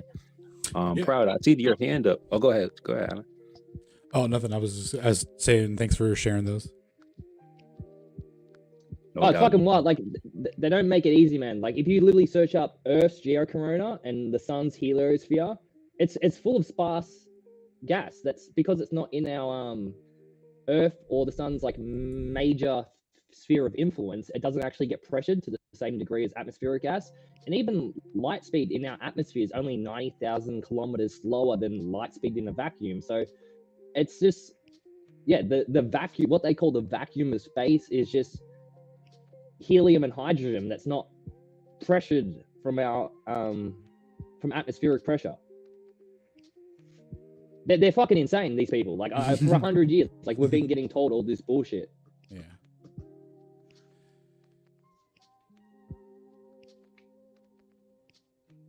But yeah, the lumiferous aether is also a misnomer. The Greeks used to refer to lightning as the aether, but now we understand it as plasma. It's lightning, thunder, plasma. And science, back probably about the 17th, 18th century, they started to describe outer space as a lumiferous aether, but it's just the sun's atmosphere. It's the sun's heliosphere. Whatever's in the interstellar medium in between galaxies, I can't really say. It's been hypothesized that there's even other chemical elements that are lower in density than hydrogen, but that hasn't really resulted. Like, it's just only a hypothesis for now. But like, if we're going to have light reach us from other galaxies, it would have to have a chemical medium for it to propagate through, or else it just couldn't reach us. Are you familiar with how radio wave propagation works? Like, how do they make a radio wave? They excite a charge potential, and in its acceleration, the electric field through induces a magnetic field through that charge potential that's accelerating. Like, are you familiar with that concept? Because that's like there's there's propagation without plasma. Like, that's, like, I don't know what you're talking about. But isn't all radiation just an excitation of chemical mass from radio all the way up to X-rays? No, I'm talking about like how you would just make like a normal radio wave, just that charge potential is based off of an ether. Because without the acceleration of that charge potential, the electric field wouldn't be able to self-induce the magnetic field, the corresponding magnetic field. So Maxwell's displacement current that he added to Ampere's law is basically just like a reification fallacy that says you don't need that charge potential. But there's no experimentation done in the 150 years since that was added to Ampere's law to prove that. Like, there always has to be an accelerating charge potential, and that would be the ether. You've touched on something really fundamental, because I'm actually going through this right now, but they've I don't know who it was that readjusted Maxwell's equations, but if you look into Maxwell's classical principles, they're completely different. Different to what we've been brought up with. Let me show you this link. Actually, you're gonna love this paper then. This is awesome. So there's this guy named Anel Deneau wrote this paper about everything I was just talking about. He shows the original equations for Coulomb's law, Maxwell's, Coulomb's law, Ampere's law, and the other two I can't remember off the top of my head. But basically, he shows the before and after where Maxwell changed them, because what Maxwell's equations, quote unquote, are like, modifications that were made to these base equations. It wasn't Maxwell who changed him. Wasn't his name like Heidenberg or something? But they still call it Maxwell. Oh, you know what? I think you might be right. Actually, that guy's the one who fucking changed him for Einstein in the crowd. Yeah, I would have to double check on that, but I have heard that now that you mention it, that it wasn't him, it was somebody else. Let me see. So this is what the paper's titled. I'm gonna send it to you again, Sacred. Sorry. I don't have the. Yeah, no, please do. I was just about to say, I need that one. I need that one. Yeah. So this is Anel Deneau. Yeah, this paper is awesome. And then to top it off, so that paper, is a little dense, new subject material. How do we make sense of it? I'm gonna get you guys a link to a channel from a woman named Fractal Woman. she does a 3-part review on this paper and breaks it down. She goes over her own notes, and like, and, you know, just illustrates what's going on with and what the dude's trying to convey. It's an awesome jumping off point to understand the material, because this right here is like, once you realize that there's never not been an ether background and they've just been lying the whole time, like, this is, you know, it's game over. Like, they've never been able to experimentally show the verification of the changes that were made. So that's it.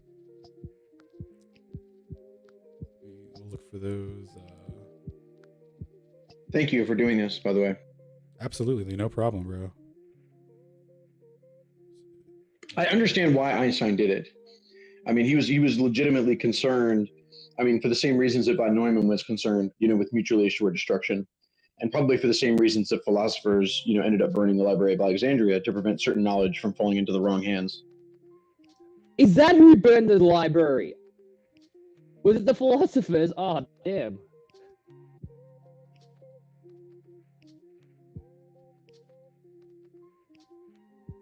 Here we go. Maxwell's equations. Got it. All right. So here's the 3-part series from Fractal Woman. Highly recommend her channel. She's awesome. She is a globe/relativist, but, you know, we're not all perfect or whatever. I'm just kidding. She's cool as shit though. But yeah, she's totally goes over all this, breaks it down in a really digestible way. Highly recommend. So there's the 3-part series for that.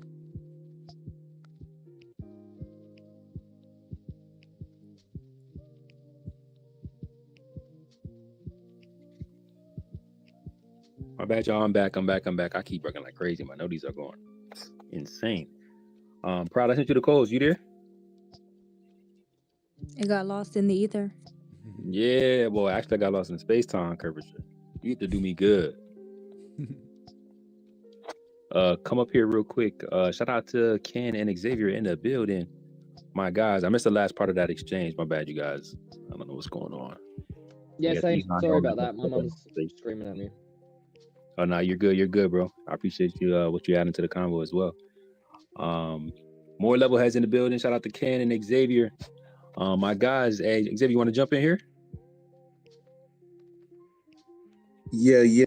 My God, what a panel tonight. Jesus, where'd you find this? Shout out to Space Wars for doing this, man, because just had like an epic battle the other day. Hopped down here short notice.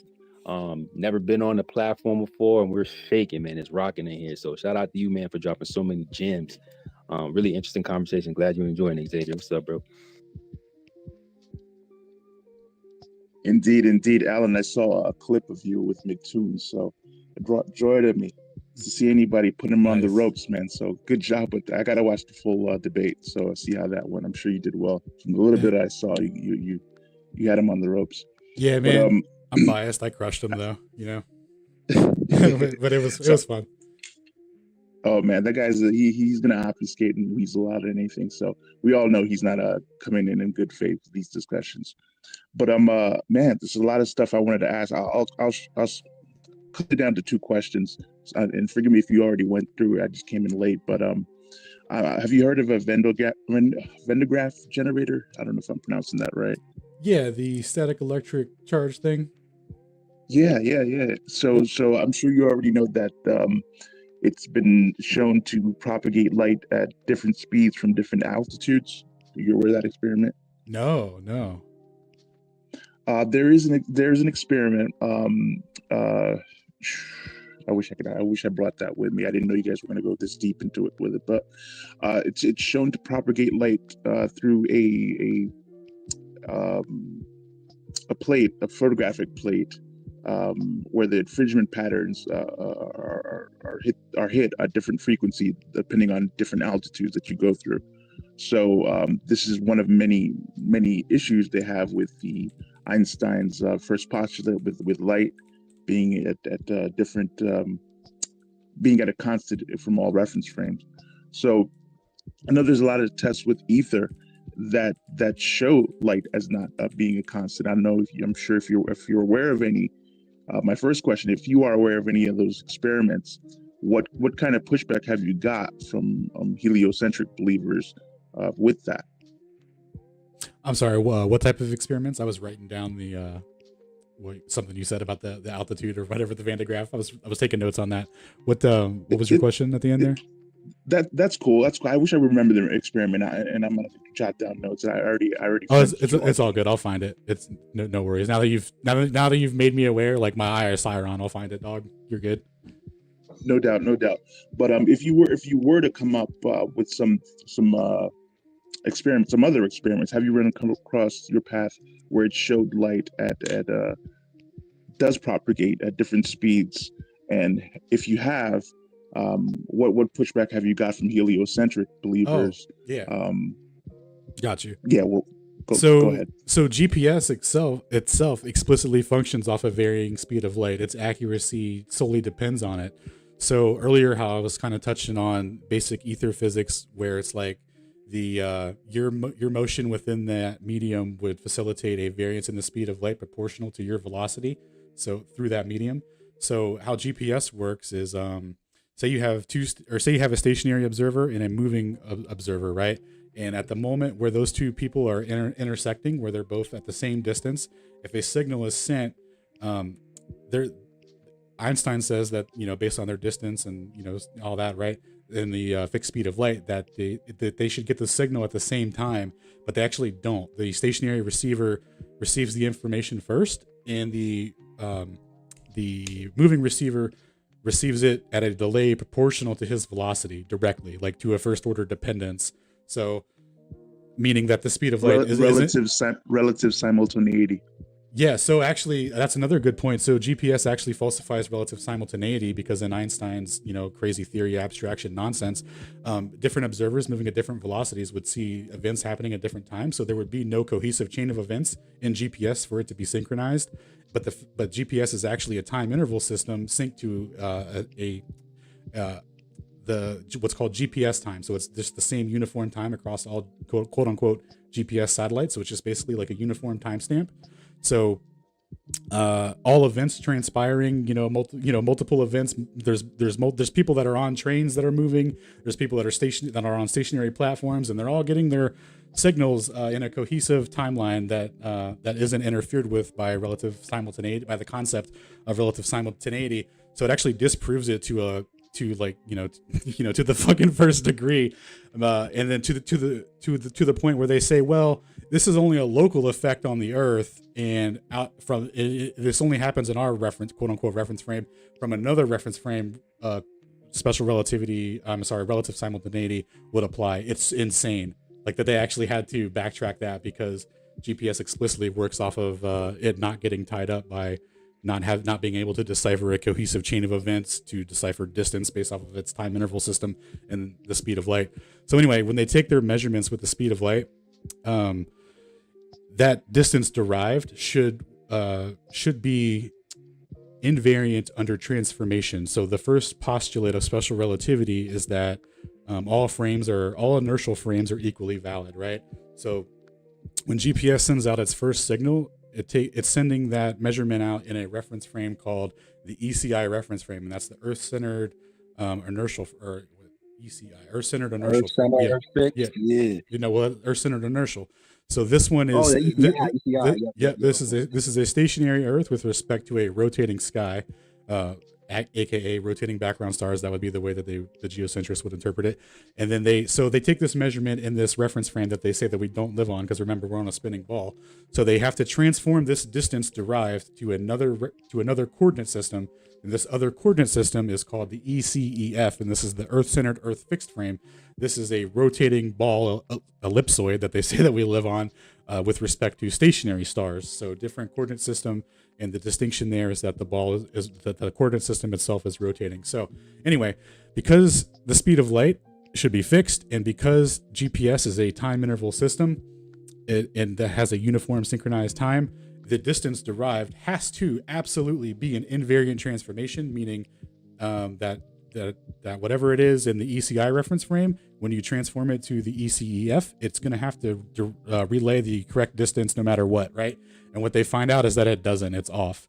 And what that means is that, so how we were talking about earlier with the stationary observer and the one in motion, that variance that's proportional to the velocity that the guy's getting, that discrepancy is showing up in the transformation, and then they have to make a correction for it. GG. So more corrections. Yeah. Yeah. Well, how bad is it? Yeah. How insane do you feel when you start reading all this shit? Dude, it's nuts, man. To go through it and decipher, because you can't even really make sense of it because it's so well disguised.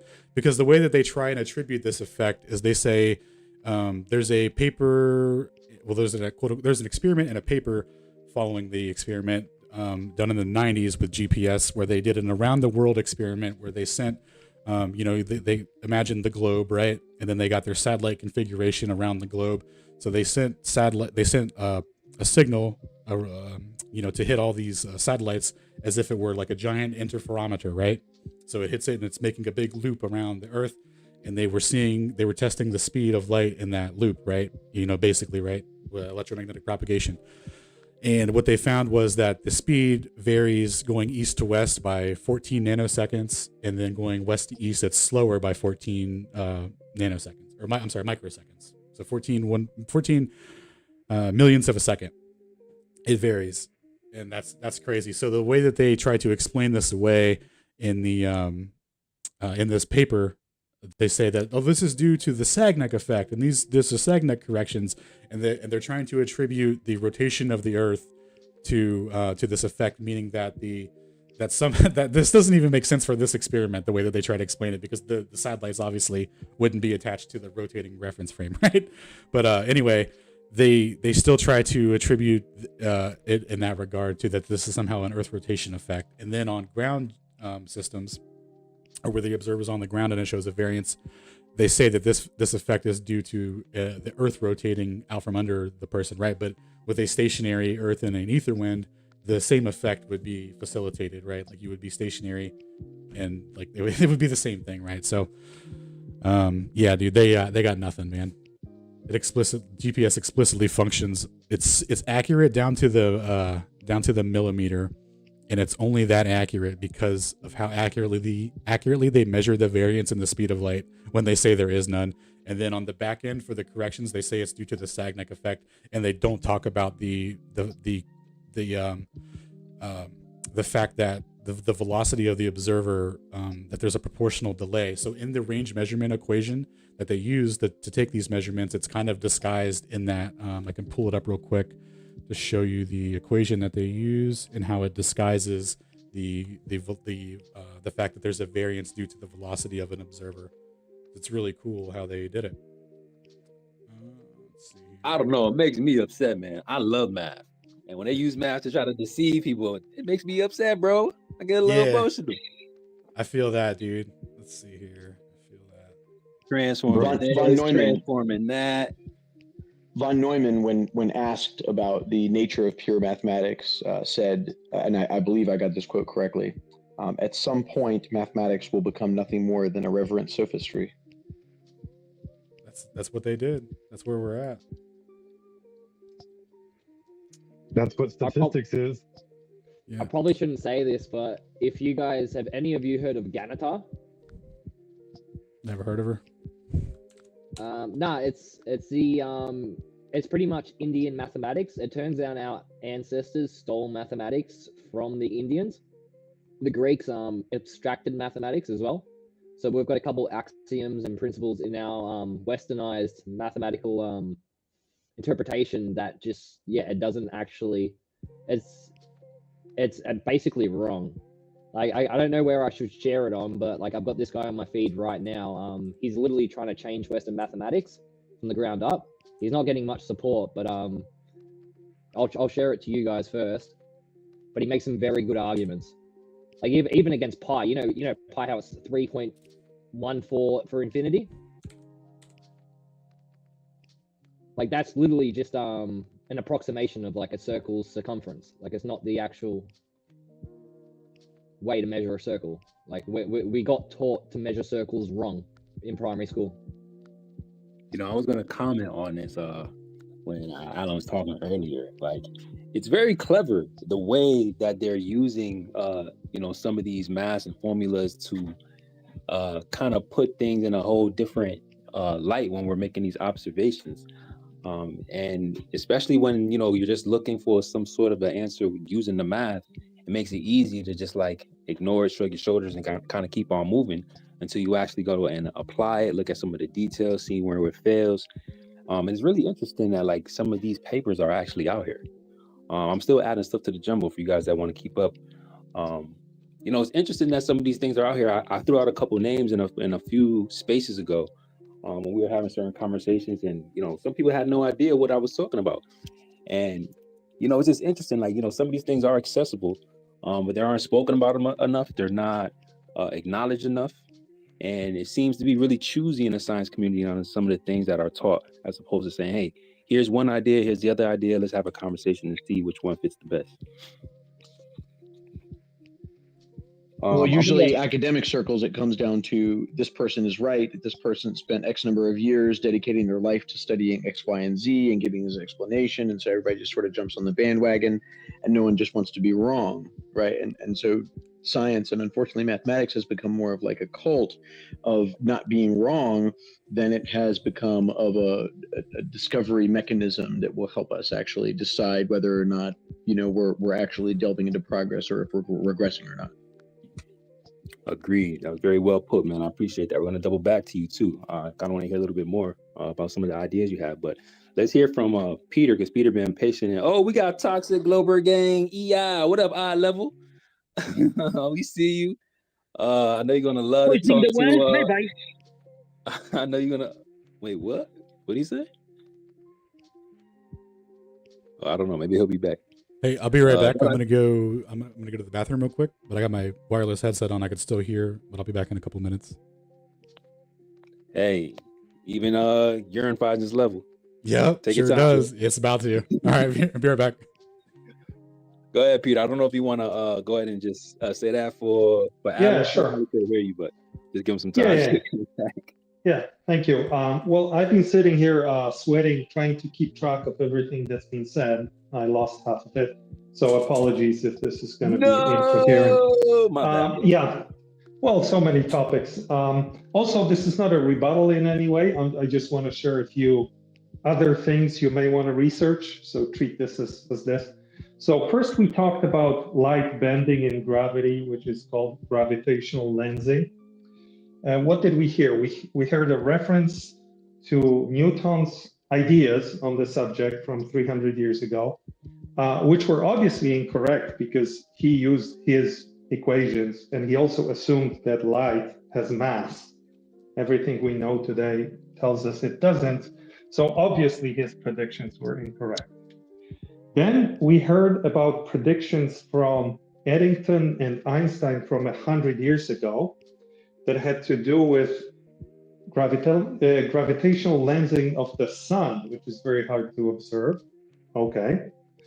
Then we heard that people from someone else, I didn't get your name, you sound like you may be from Australia, that people in the 1920s and 30s thought that Einstein's theory was just like theory and had nothing to do with reality. That is true. There were very few observations, if any, available to verify Einstein's claims 100 years ago. So I would encourage you to look at some of the observations that have been made in those 100 years since then, because we are in the 21st century now. And you will find some materials you can contrast with what Alan provided that do support gravitational lensing. So in the spirit of doing your own research, I encourage you to ignore Newton's ideas, ignore the predictions from 100 years ago, and look at the more recent observations. Then we heard some questioning of the idea of photon, but we also heard a reference from Alan to the work of Einstein on photoelectric effect, which he claims was stolen from a Russian guy. But stolen or not, that work does introduce, does introduce the concept of photon. So do your own research there. We heard something about gamma rays, which is essentially light. We use the words light and electromagnetic wave interchangeably very often. because it's the same thing. So This gamma guy has ray is no just idea. the I'm about to most fucking powerful bury the light photon. available. So it's explained using photons, the Dude, same way as the light I'm that we about can to see, or bury it, radio dog. waves. Okay, so we heard that. So do look into the idea of photon and what it postulates. And then one last thing I want to say, we heard two kind of different terms. We said there's a maximum speed of light, but Alan used the more correct term. It's a constant speed of light. So I wanted to leave you with this kind of factoid at the end. So there is nothing in Einstein's theory that says that things that have mass cannot move with a speed higher than the speed of light. His equations just say that you cannot move at the speed of light, that only electromagnetic waves can move at that speed. Now, people have assumed or introduced artificially this limitation that you can only move below that speed, because super crazy things would happen if you allowed for what we call superluminal observers, so things that move above the speed of light. Basically, the causal effect would be upside down, like things could happen without a reason. So that thought is very disturbing. So physicists have introduced this, like, no, that'd be crazy. So let's make everything move below the speed of light. Well, recently there's been a paper published, which is nowhere near a confirmed theory, but it proposes that if you assume that there are some things that can move higher than the speed of light, then this meshes really well with quantum mechanics. Basically, in quantum mechanics, we have discovered that things do happen without the reason, which is very perplexing. So there's no causal effect. And if you allow for things moving above the speed of light, then you can actually explain some of the things that we see in quantum mechanics, which is kind of a tempting idea. But it's nowhere near being whatever confirmed or proved science. It's just a concept. So it's important to think about the speed of light as a certain constant, that it's a property of space-time essentially, but it doesn't mean that conceptually you couldn't have things going faster. You can never cross that speed, but you can be above it or you can be below it. So I hope you'll find it useful, and in the spirit of Flat Earth Fridays, I encourage you all to do your own research. Heck yeah, man. We're about to research the photon real quick. So here's a screenshot of the photon and the equations used to describe it and its so-called momentum. Now, quick question real quick. Are you a particle duality guy, or what's up? Where are you at with your photon love, my dude? Well, particle duality is long gone. Cool. We know that everything is all right, the wave. That's all I need. Okay, cool. That's all I needed to ask, just in case you were still on that grind. So anyway, because a particle can't interfere with itself. Obviously, that's insane. So here we have the equation used for the photon and its mass and all that, right? So the way that the photon would work, actually, you have to believe in the physicality of it if you believe in the photon. Sorry, so I'm actually gonna rope you back in. My apologies. So anyway, this equation actually facilitates the mechanism of the physicality of the photon, and because there's no time variable in Planck's E equals EF equation and all that, when you get back down to the quantum mechanics and you look at the mathematics that they use for that and how the black body radiation thing was solved, it was a 1 second data set, so the time interval was 1 second. So the solution for that curve is bound to 1 second by default. So if there's no defined time in the photon, then everything is by definition to one second. So the physicality part that describes the photon, which I have hopefully Sacred will have the link to put up. You can look at it. So basically what they're saying there is that the so-called physicality of it would be proportional to the length of the photon's existence in its frequency, right? So for example, a photon that exists at 3 hertz for 1 second would be 300 million meters long conceptually, and you absolutely would have to believe in all that. And when you say, oh, we know everything is now a wave, well, you actually just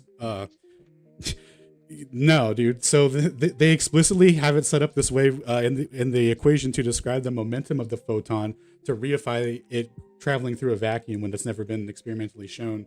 that that can propagate, through that they've never had an empty vacuum. Like they actually removed the terminology from the standard units of measurement, to talking about the vacuum, because that's not they have no reason to say any of what they say. So there's no physicality to the photon at all.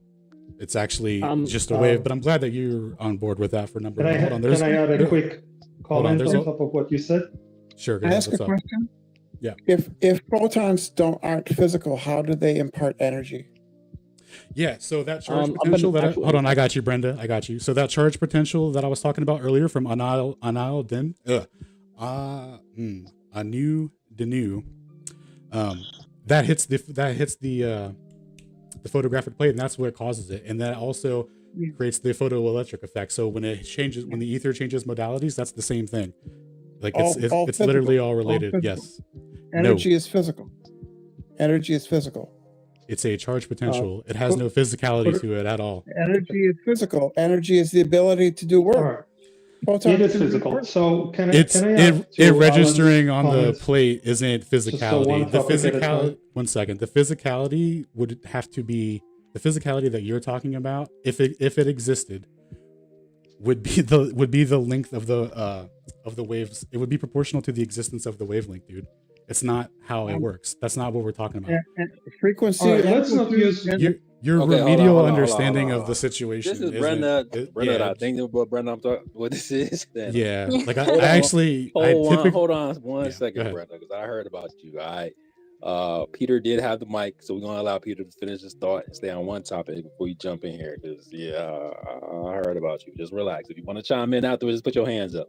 Go ahead, Peter. Finish your thought, bro. Thank you, because Alan was talking about an interesting concept, and I know there are some folks here who are curious about quantum mechanics. So it is much worse than what you described. Since then, so quantum mechanics was proposed 100 years ago. Since then, we've done experiments that are much more disturbing than what you're referring to. For example, we can prove and show observably that things behave like a wave that are not even photons. Massive particles behave as waves.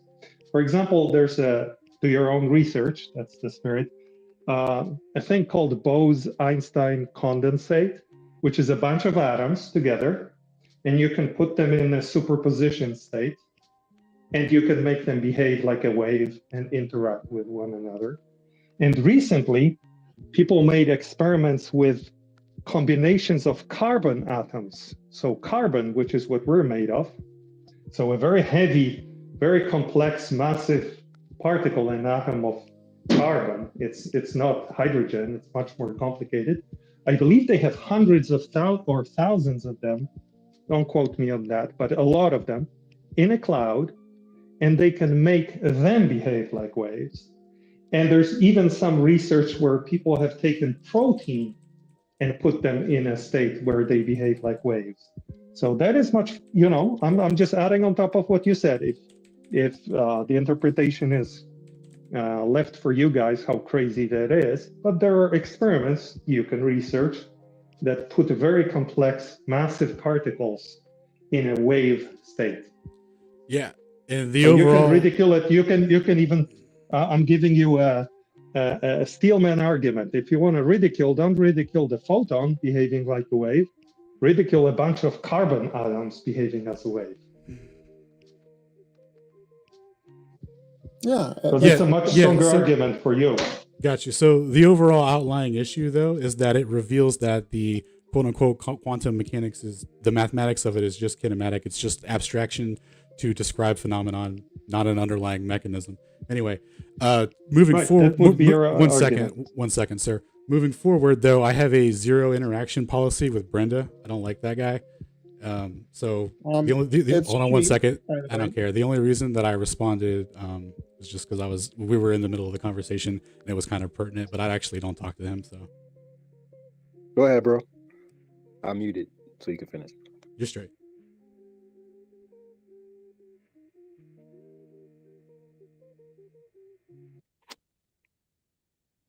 Did we lose him to the ether?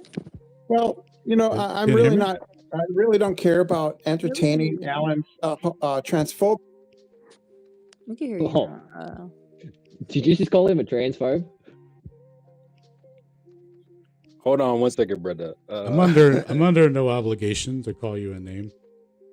Yeah. So that's so the co-host got the powers as a host, and if there's some issues there, then we're not gonna go ahead and entertain any weird stuff. Sorry, Brenda. Come back next week. Chime in the comments. That's my guy. We gotta respect space artists. But yeah, go ahead, continue. I'm still throwing some stuff up here for you. Sorry, as that Brenda guy got kicked his mic, I could hear his mic. I think he just called, I don't know who he was talking to, but he called someone a transphobe or some shit as he got kicked. Yeah, that's the reason why. Like, I don't want to go down that route. What That's the why I said fuck? Yeah, fuck that guy. Fuck him. I don't want to go down that route. You know what I'm saying? It's just a way to get drama started. It's just a way for them to get energy. Yeah, we're talking about science, and he wants to start talking about body philosophy. Exactly what I was talking about. But it's all good. We're gonna keep it flowing though, keep it moving. Like I said, I'm still throwing some stuff up top for you guys. Y'all can continue. Yeah. Could I actually just chime in quickly? Yeah, go ahead. Sorry, Alan. Would that be okay? Yeah, you're straight. Yeah. In replying to the quantum mechanics, if you look up Bohr van Leeuwen theorem, which was created back in 1921, quantum mechanics was created to explain the existence of permanent magnets by claiming that classical physics could not explain. But a lot of people have come forward in their time frame and even in our time frame to completely just make fun of quantum mechanics' interpretation of permanent magnets when classical physics has a complete way of explaining it. I mean, magnets are magnets because they're made up of little magnets. It's pretty much as simple as that. But like, we've created a field of science to explain permanent magnets when we already had classical physics that could explain permanent magnets. And quantum mechanics is based on probability. I mean, they hate the Bohemian interpretation. They've been using the Copenhagen interpretation of the wave-particle duality, but energy propagates like a wave, but the particle itself is chemical mass. I mean, the photon is literally just an electron that is holding radiation in the visible spectrum.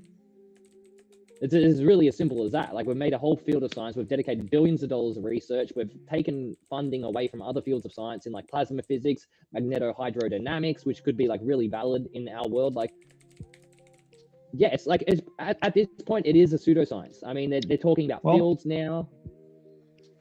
What can I say? It looks like we have at least 2 Nobel Prizes today. I get one for disproving Einstein earlier, and you get one for explaining how a chemical compound, which is a bunch of carbon atoms, can be in a superposition state. So let's get to work. Let's do our research, and I'll meet you in Only Flat Earth Fridays, y'all. Only Flat Earth Fridays.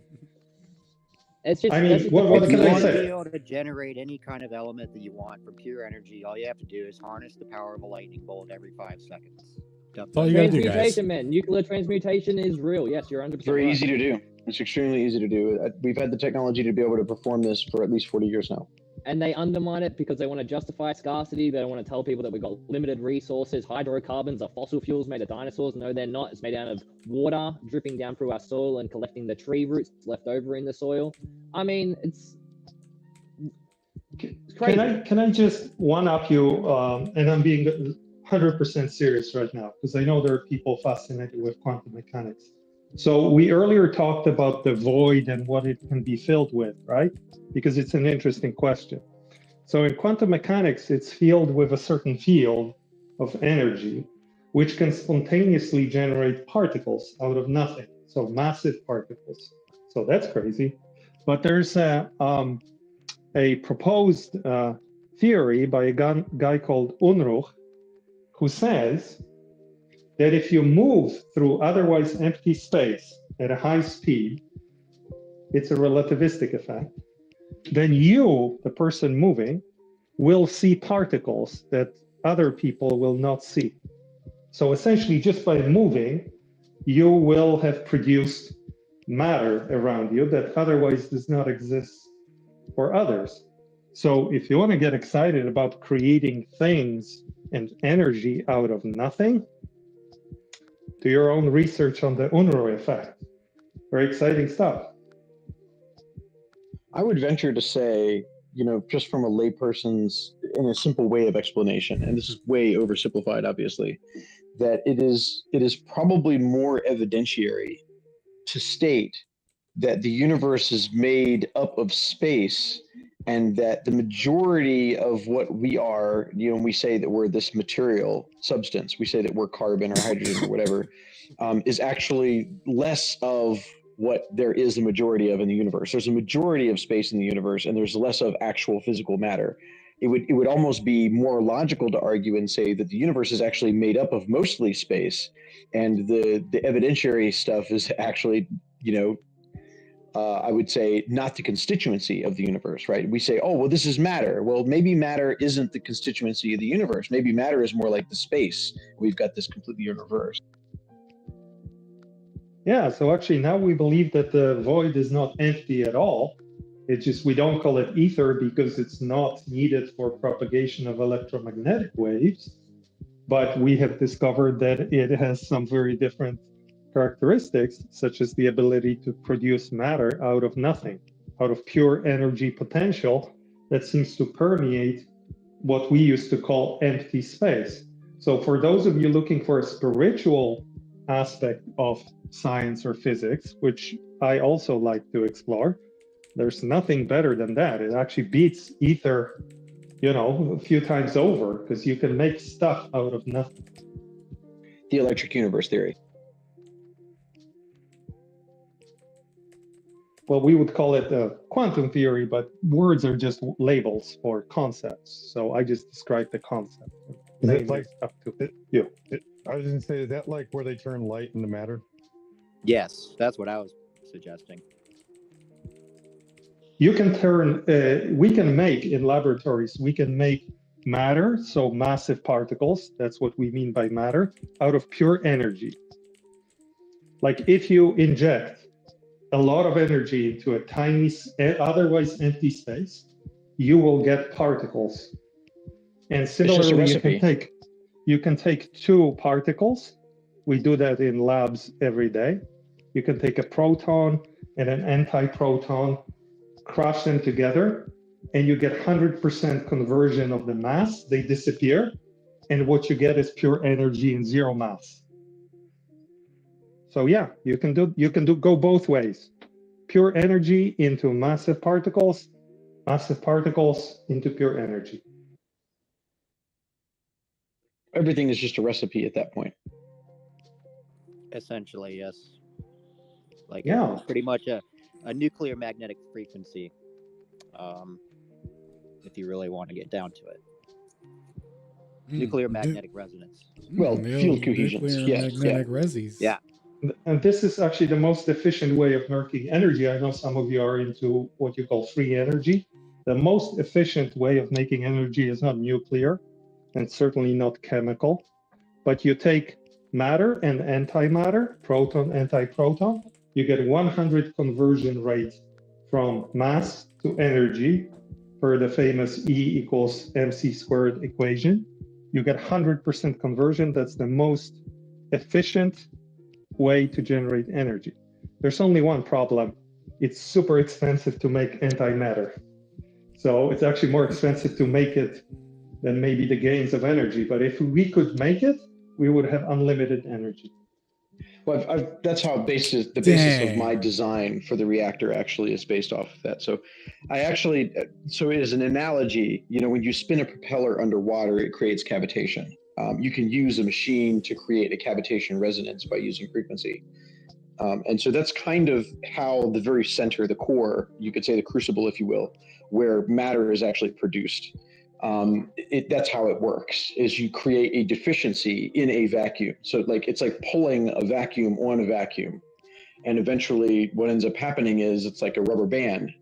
The vacuum wants to equalize itself. And so that causes a reaction in the containment chamber on the outside of the crucible. And that extreme differential in potential is what creates the reactivity in the device itself. And then on the outside of that chamber, right, is atmosphere. And so atmosphere is trying to react to that reactivity. And that's what keeps the device sort of going. Somebody mentioned a lightning strike happening every moment. It's more like the 0 point is actually trying to equalize with the outside atmosphere, but it's separated by such a a strong material that it can't collapse or break or cause an integrity loss in the material.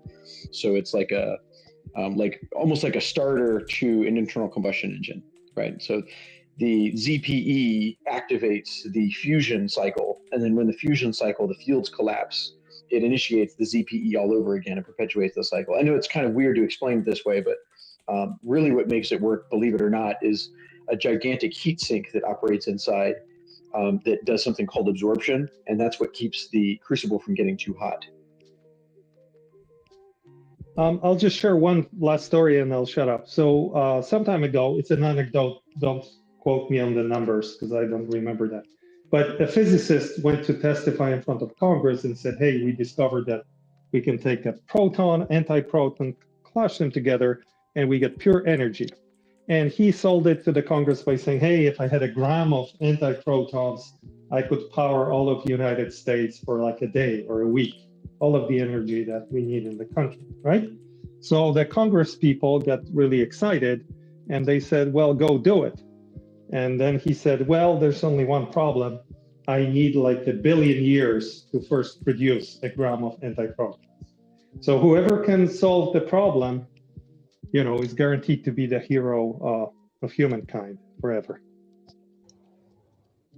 Actually, you just touched on one of my biggest ontological arguments against modern day science. Nothing, like we pick an arbitrary reference point and we say everything above this is positive and everything below this is negative. But if you refer to, like, instead of referring to the Celsius scale, you refer to the Kelvin scale, there's nothing below zero. Like it's just an arbitrary reference point where we use to denote a negative and a positive difference. But everything is up from zero. There's no such thing as minus zero. Like that's only a mathematical framework. In reality, there is no negative. There's literally just a potential difference, energy difference of two positive polarities. The anti is just a complete misnomer for anything below an arbitrary reference point. I'm not sure how that makes any sense. I mean, Celsius put zero at water freezing level, and Kelvin is a scientific unit equal to Celsius, but the zero is set at zero energy level. So yeah, like base reality. I don't There's know. like nothing below zero on the Kelvin scale, and like we're using models that like pick an arbitrary reference point, and everything below that is a negative. But like negative doesn't actually exist in reality. Well, no, that's why Kelvin was introduced. So zero is at the absolute bottom, as we understand it. So that's why Kelvin scale was introduced to solve that problem. So He's I'm not not saying it like that, Then Peter. you're just simultaneously referring to anti-protons. Like there's no negative proton. Like a proton is literally positive. It's like you can go to a lab and you can see one. It's like if you have two apples. My dude then said I you take could away see a 3 apples. How proton, many dude. apples do Very you have? cool. Like it's just It's zero negative apples. doesn't You don't have exist in minus reality. 1 apple. Like you just have 0 apples. So let me try to explain this in a way that's a little easier to palate. Hey, So let's say, for what's your name example, on there, Dave? that we are I can flatlanders give in you Abbott's book, permission. right? And we're like a triangle and a circle, and we see a sphere. The sphere is going to appear as a circle that gets larger and then shrinks and then becomes larger and then shrinks again, right? Because we are incapable of seeing things from a multidimensional perspective. Energy and matter does not exist just in 3D perspective in the way that we can observe them, right? So if you would say, well, there's no such thing as inverse mass materials, well, science says that it's totally possible for there to be inverse mass materials, but where are you going to put the mass? Is it in this dimensionality where we can see it and witness it and touch it and experiment on it? Or is it possible to move mass somewhere, I know it's a weird thing to say it that way, that it's not observable or manipulatable by us or means that we're aware of, right, consciously? Well, that's a misunderstanding. Antiproton has positive mass. It has exactly the same mass as the regular proton. It's not a negative minus proton. It's exactly the same. It's exactly the same mass. The other properties of the proton are exactly opposite. The electric charge is opposite, the spin, everything else is opposite. The mass is identical. You could actually build a chemical compound, an atom, out of antiproton and anti-electron, and this is done. You can have anti-hydrogen, you can have anti-helium. They have exactly the same mass. Other properties are the exact reverse of its positive counterpart. And when you take two such particles and clash them together, they annihilate, they disappear, and all their mass converts into energy.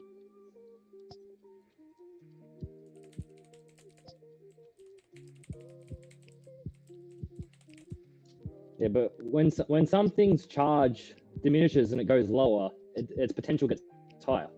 It's literally just a potential difference. The higher charge you have, the less potential you have. The lower charge you have, the higher potential.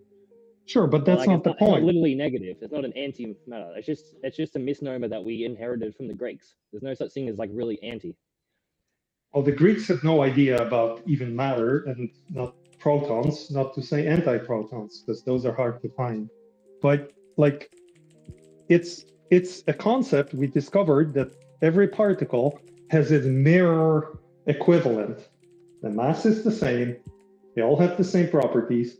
They're all reversed. Electrons have positrons, which are electrons but with positive charge. People do experiments every day with this stuff. It's not made up. It was made up 100 years ago before we had advanced labs. Now people clash these things together every day.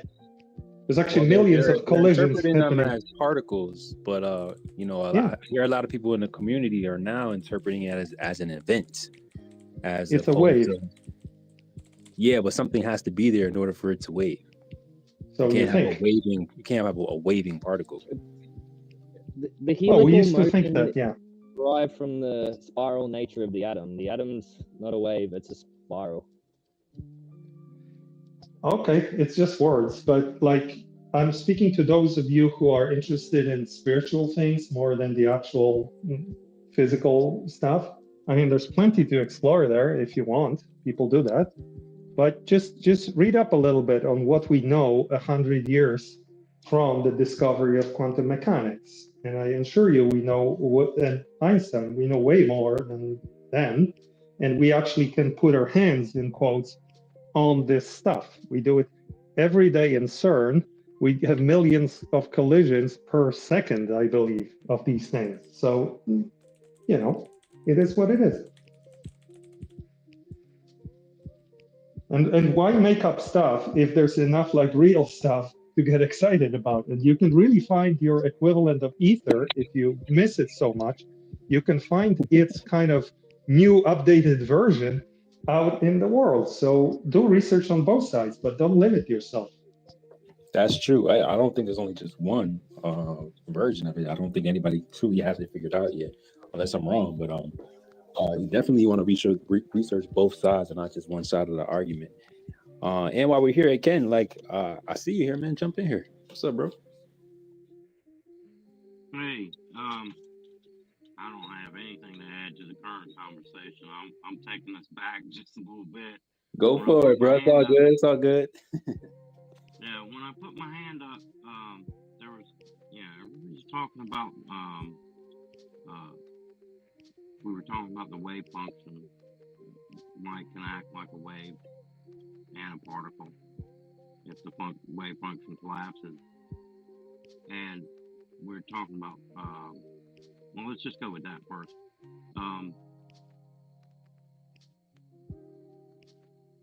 I was under the impression, and maybe somebody here can help me, maybe Mr. Wilson, I don't know. I was told that they describe it as a wave, but the wave function is purely a mathematical equation for probability distribution.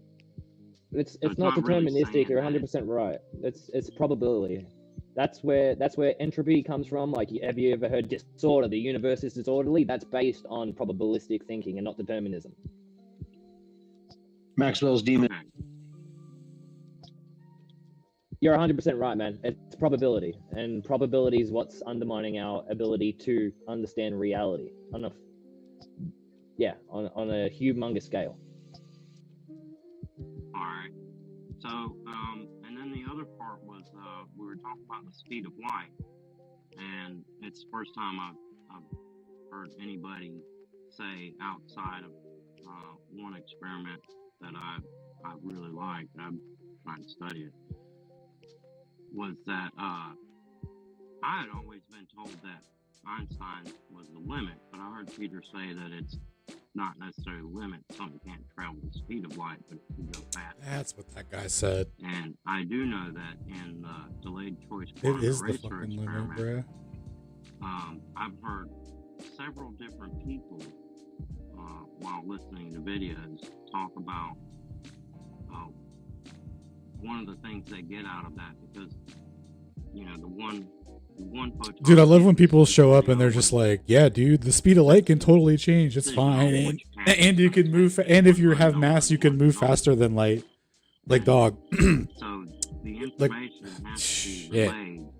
Totally forgot about that. Faster than I'll let that slide. I'm just chilling now, though. And I've heard references to that, but I can't find anything that specifically gives the numbers on it.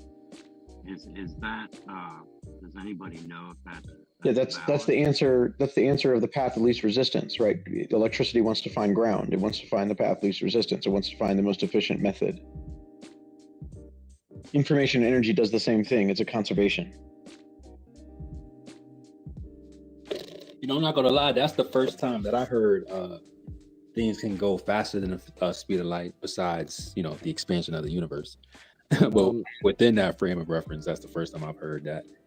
The fundamental reason they limited the speed of light is because in the theory of relativity, if you go faster than the speed of light, you're going faster.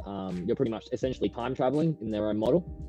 But if you just look at outer rim galaxies, they travel faster than the speed of light, and that's why we've invented dark energy to explain why neutrinos faster than the speed of light. Hold on 1 second. There's the reason that they put a limit on is because energy is equivalent, mass and energy are equivalent in relativity, right? So if you're traveling at the speed of light, you're going to have energy proportional to that, and that leads to an infinity problem. That's the discrepancy. That's why they say it's not possible. That's why there's a limit on anything that has physicality to it. So they do say MC created by Alento de Preto in 1903, derived that from radioactive decay. Einstein didn't come up with that. It's an Italian, Alento de Preto. Yep. And let's see, there was something else. Oh yeah, so even light can't go, isn't in relativity theory isn't supposed to go faster than that. Because you kind of said some stuff that I kind of forgot about a little bit ago. But I kind of remembered when you were when someone just brought that up. So what were you saying about the speed of light can change in relativity, or what were you kind of saying? Because that was not real or not accurate at all. Wait, no. Relativity dictates that there's a speed limit because that was Peter. I was talking about that. Is it me? Thanks, Alan. I was saying that I was referencing your words that the speed of light is constant, not a maximum. So light always travels the same speed in vacuum. Yeah, that constant meaning that it's fixed. It doesn't change fixed, for yes. an inertial an inertial observer, right? So for any observer. Fair enough. If you want to, dude, if you want to put words in Einstein's mouth, that's cool. I'll take it. Okay. But no, I'm kind of messing with you because I used to think that too. But there's specific wording in the original stuff where it says it's relevant to an inertial observer, which is fair enough. In special relativity, I'm talking about general relativity. What? General supersedes. Well, there are two theories, right? I'm talking about the speed of light, my dude. The first postulate is in regards to that. That's what we're talking about, the special theory, brother. In special relativity, yes, because we're talking about it them only posties. concerns inertial. I'm sorry. Special relativity only considers inertial observers. Mm-hmm. General relativity introduces acceleration. Yeah. Here's the thing, though, my dude. So you're familiar with my boy, the equivalence principle, right? So everything is based off of the speed being a constant. So even in the general theory, the speed can't change no matter what. Einstein in a book in That's what I'm saying. Yes. Yeah. Einstein tried to say that due to the angular momentum of the universe and stuff, that it should change, in accordance to the general theory, how they would calculate it. But nobody, wanted that to go through, and they it's largely ignored. But he published that in a book in 1923 titled General Relativity for the Layman or something like that, or the General and Special Theory for the Layman or something. But anyway, that's hilarious. But yeah, it's supposed to be the same speed in all reference frames, so it's not. There shouldn't be a variance, right? So that's right. Right. We're in agreement. Right. That's why Sagnac, when he had a rotating device that showed a variance with a first order dependence on the rotation of the device being an inertial frame because it's in constant rotation, and as Einstein states, his equation should hold true for a rotating device if it's as long as it's uniform, right? The rotation. So that's why Sagnac showed, he basically showed in an inertial frame that the speed varies. So like, GG, right? So wait, that Sure destroyed thing. the postulate then. What's that? Well, that's the Nobel Prize number 1 is for that, for destroying Einstein, and number 2 is for making your meme about like the Nobel Prize thing that all these people are gonna get is like, I don't know, man. It's like whatever, dude. Like they're obviously not gonna give anyone a prize for disproving the thing that they're using to obscure the ether. Like that's insane, dog. So obviously they're not going to do that. So like this whole like, hey, you should get a prize, dude. We should all get prizes for pointing out that gravitational fields, the prediction was inversely proportional and it was wrong. Like we should all get a Nobel Prize for that, but we don't. So like let's cut that shit out, bro. But that's what Einstein got a prize for throwing up the entire established physics of that time. Yeah, it was almost as if, it was. Hold on one second, boys. It was no. It was almost as if they needed to prop up someone to provide a mechanism to provide a framework as to why the Earth's velocity was never measured, and that they were correct the whole time, and everyone should trust science based on whatever is told to them by the authority figure. Have you guys heard of Henry Bergson? Hang on, my dude. Peter was responding. Well, I don't have any rebuttal here. I'm just saying the history is full of people who threw up the established science up into the air. So someone else will do it again, I'm sure. I mean, it's done every day. It's almost they certain. just keep suppressing it. It's already been done. You're welcome. I'm here. I just want to say real quick, like Napoleon awarded all his generals that did his bidding.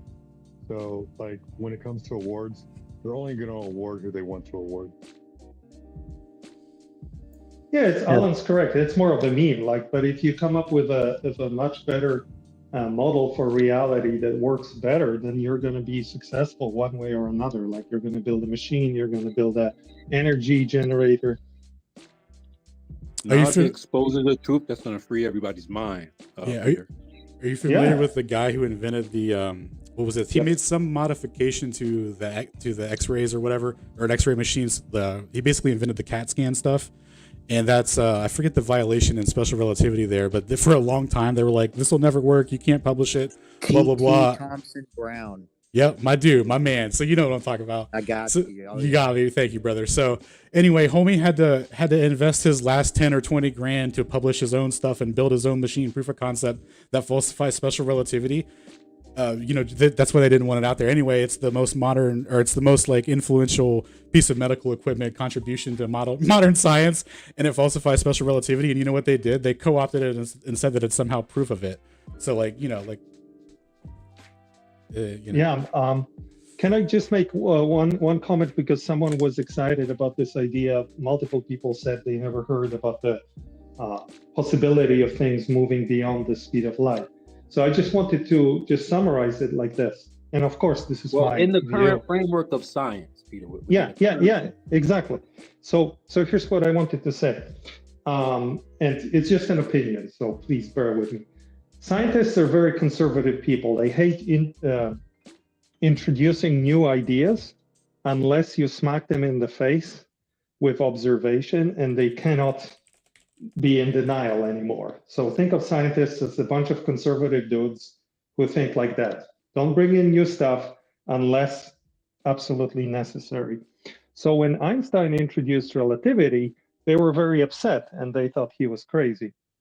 And until some matching observations were presented, and they became less skeptical. In his proper pure equations, there is nothing about the inability to travel faster than light.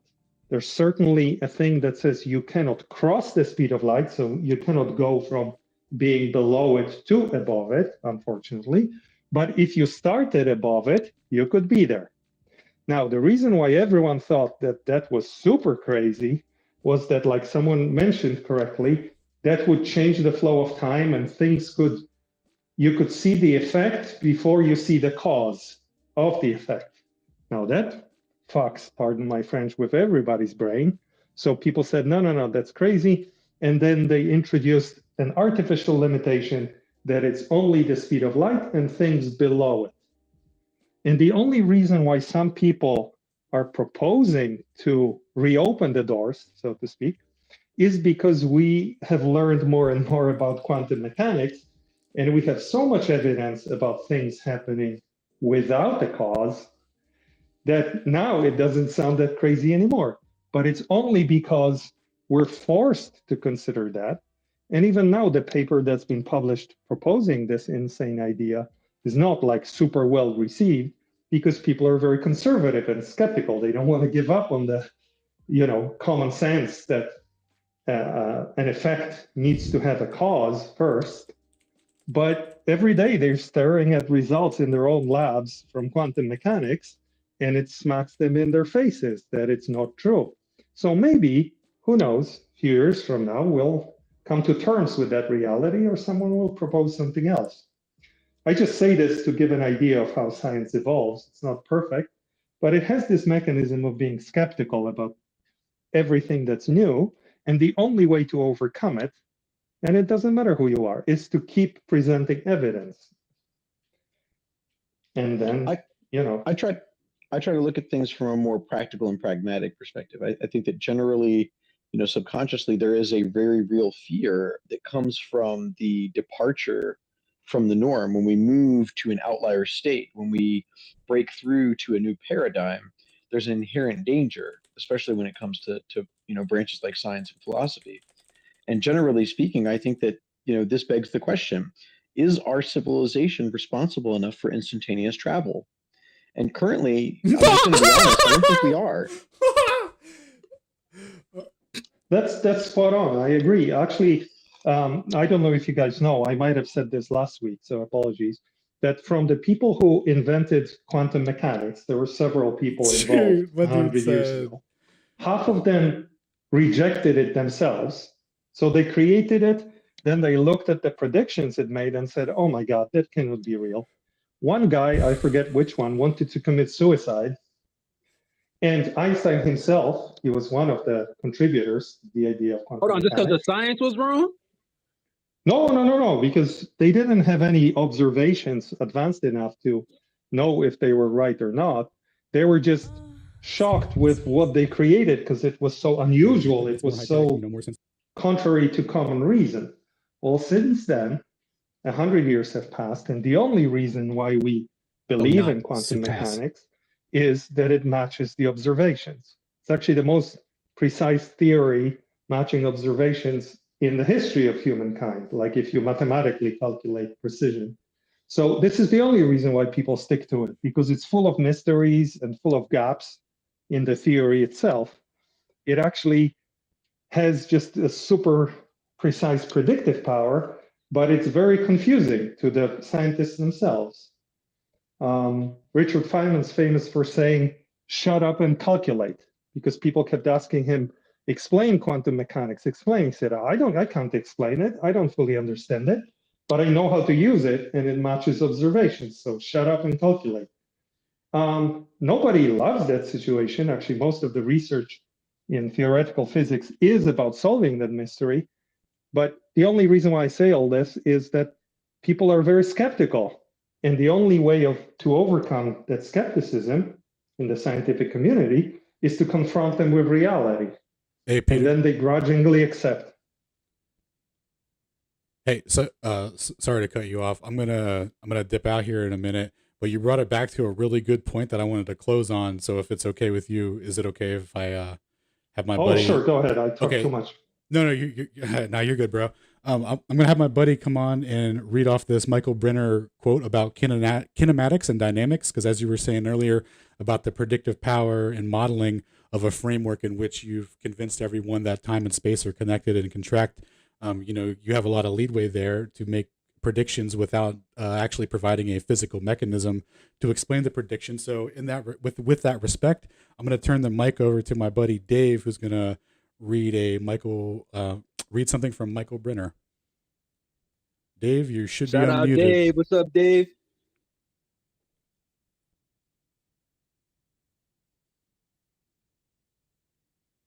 All right, I definitely should have confirmed that he was still here before I had him read. So I think he's AFK. But anyway, I actually want to search that up. Who did you say with Max Brenner? Oh, Michael Brenner. I'll have the I'll link the PDFs and stuff of the quotes that I was going to have him read from it because it's really good stuff. Yeah, it's. Is he German? I just googled him. He's a German historian, man. I don't speak German, but I really want to read those papers from like 100 years ago. No. This is a dude from like modern times that posts on Quora who's like, he's an electrical engineer that he's became a flat earther and stuff, through realizing the heliocentric deceptions and all that stuff. And he has a bunch of like, quote, what you would call like, I don't know, like a hot take on like, XYZ topic or whatever, where he just like breaks it down and tells you what it is. And he explains the difference in the mathematics for kinematics and dynamics and the importance of the distinctions and how they've obfuscated the difference between these two things to make it seem that space-time is like a real reasonable thing to believe in. Is he the Harvard guy, Michael P. Brenner? I don't think he went to Harvard. I think he was in some other school. But yeah, I'll have the stuff available. You guys can check it out for the importance on dynamics and whatnot. But yeah, it's just when you have the leadway to do whatever you need to with math to like analyze a system, right? So like when you're analyzing relative motion, you can make predictive modeling based off of that kind of stuff. When you don't have to explain your mechanism, right? But if you have everybody on board with believing that the mechanism is space and time contract, well then congratulations, dude. You just you can do a whole bunch of stuff with that, and that's what they've done. The Emperor's New Clothes. Exactly, and there's tons of experiments that directly contradict it. Like literally the history of interferometry shows inertial observers observing the speed of light, showing a variance with a first order dependence on the velocity of the system, regardless of the type of velocity, linear or angular rotation. So it doesn't matter. It's all the same, and the distance that light has to travel. So they're very specific in the math that they use to derive how much fringe should be, and the changing of the area of the device, meaning the length contracting, is not a factor for the prediction. And the other thing, the variance in the speed of light is the other full contributing factor that produces the fringe, showing that in an inertial frame, the speed of light is not constant, as Einstein's first postulate says. All right, that's all I got to say on that. I'll take a couple questions or whatever before I dip, just to end on that, so I'm not like duck and running or whatever. But that's what I'm going to end on, and then I'm gonna peace out. Thank you guys for having me on. It's been a blast. Definitely going to hit you guys up again. This platform is awesome. I had no idea how cool Twitter is and how. Thank you. Proud. Love you Didn't guys. I tell you, Proud? Dude. I told you they don't be knowing about Flat Earth Fridays until dude, every one of people in my YouTube chat were like, dude, Flat Earth Fridays on Twitter is awesome. Like, what is this? Like, this is insane. So yeah, this is awesome. I'm definitely gonna be promoting this and I'll definitely come on more, man. This is awesome. What a great platform. You guys have been awesome. Great host. Sorry about the thing with Brenda earlier. I didn't even think that she would show up. I'll do her the courtesy of calling her a she, even though I don't respect her in that regard. But it is what it is. But yeah, anyone else that has questions and stuff like that, I'm always happy to answer and engage. But there's a history with Brenda, and that person just doesn't.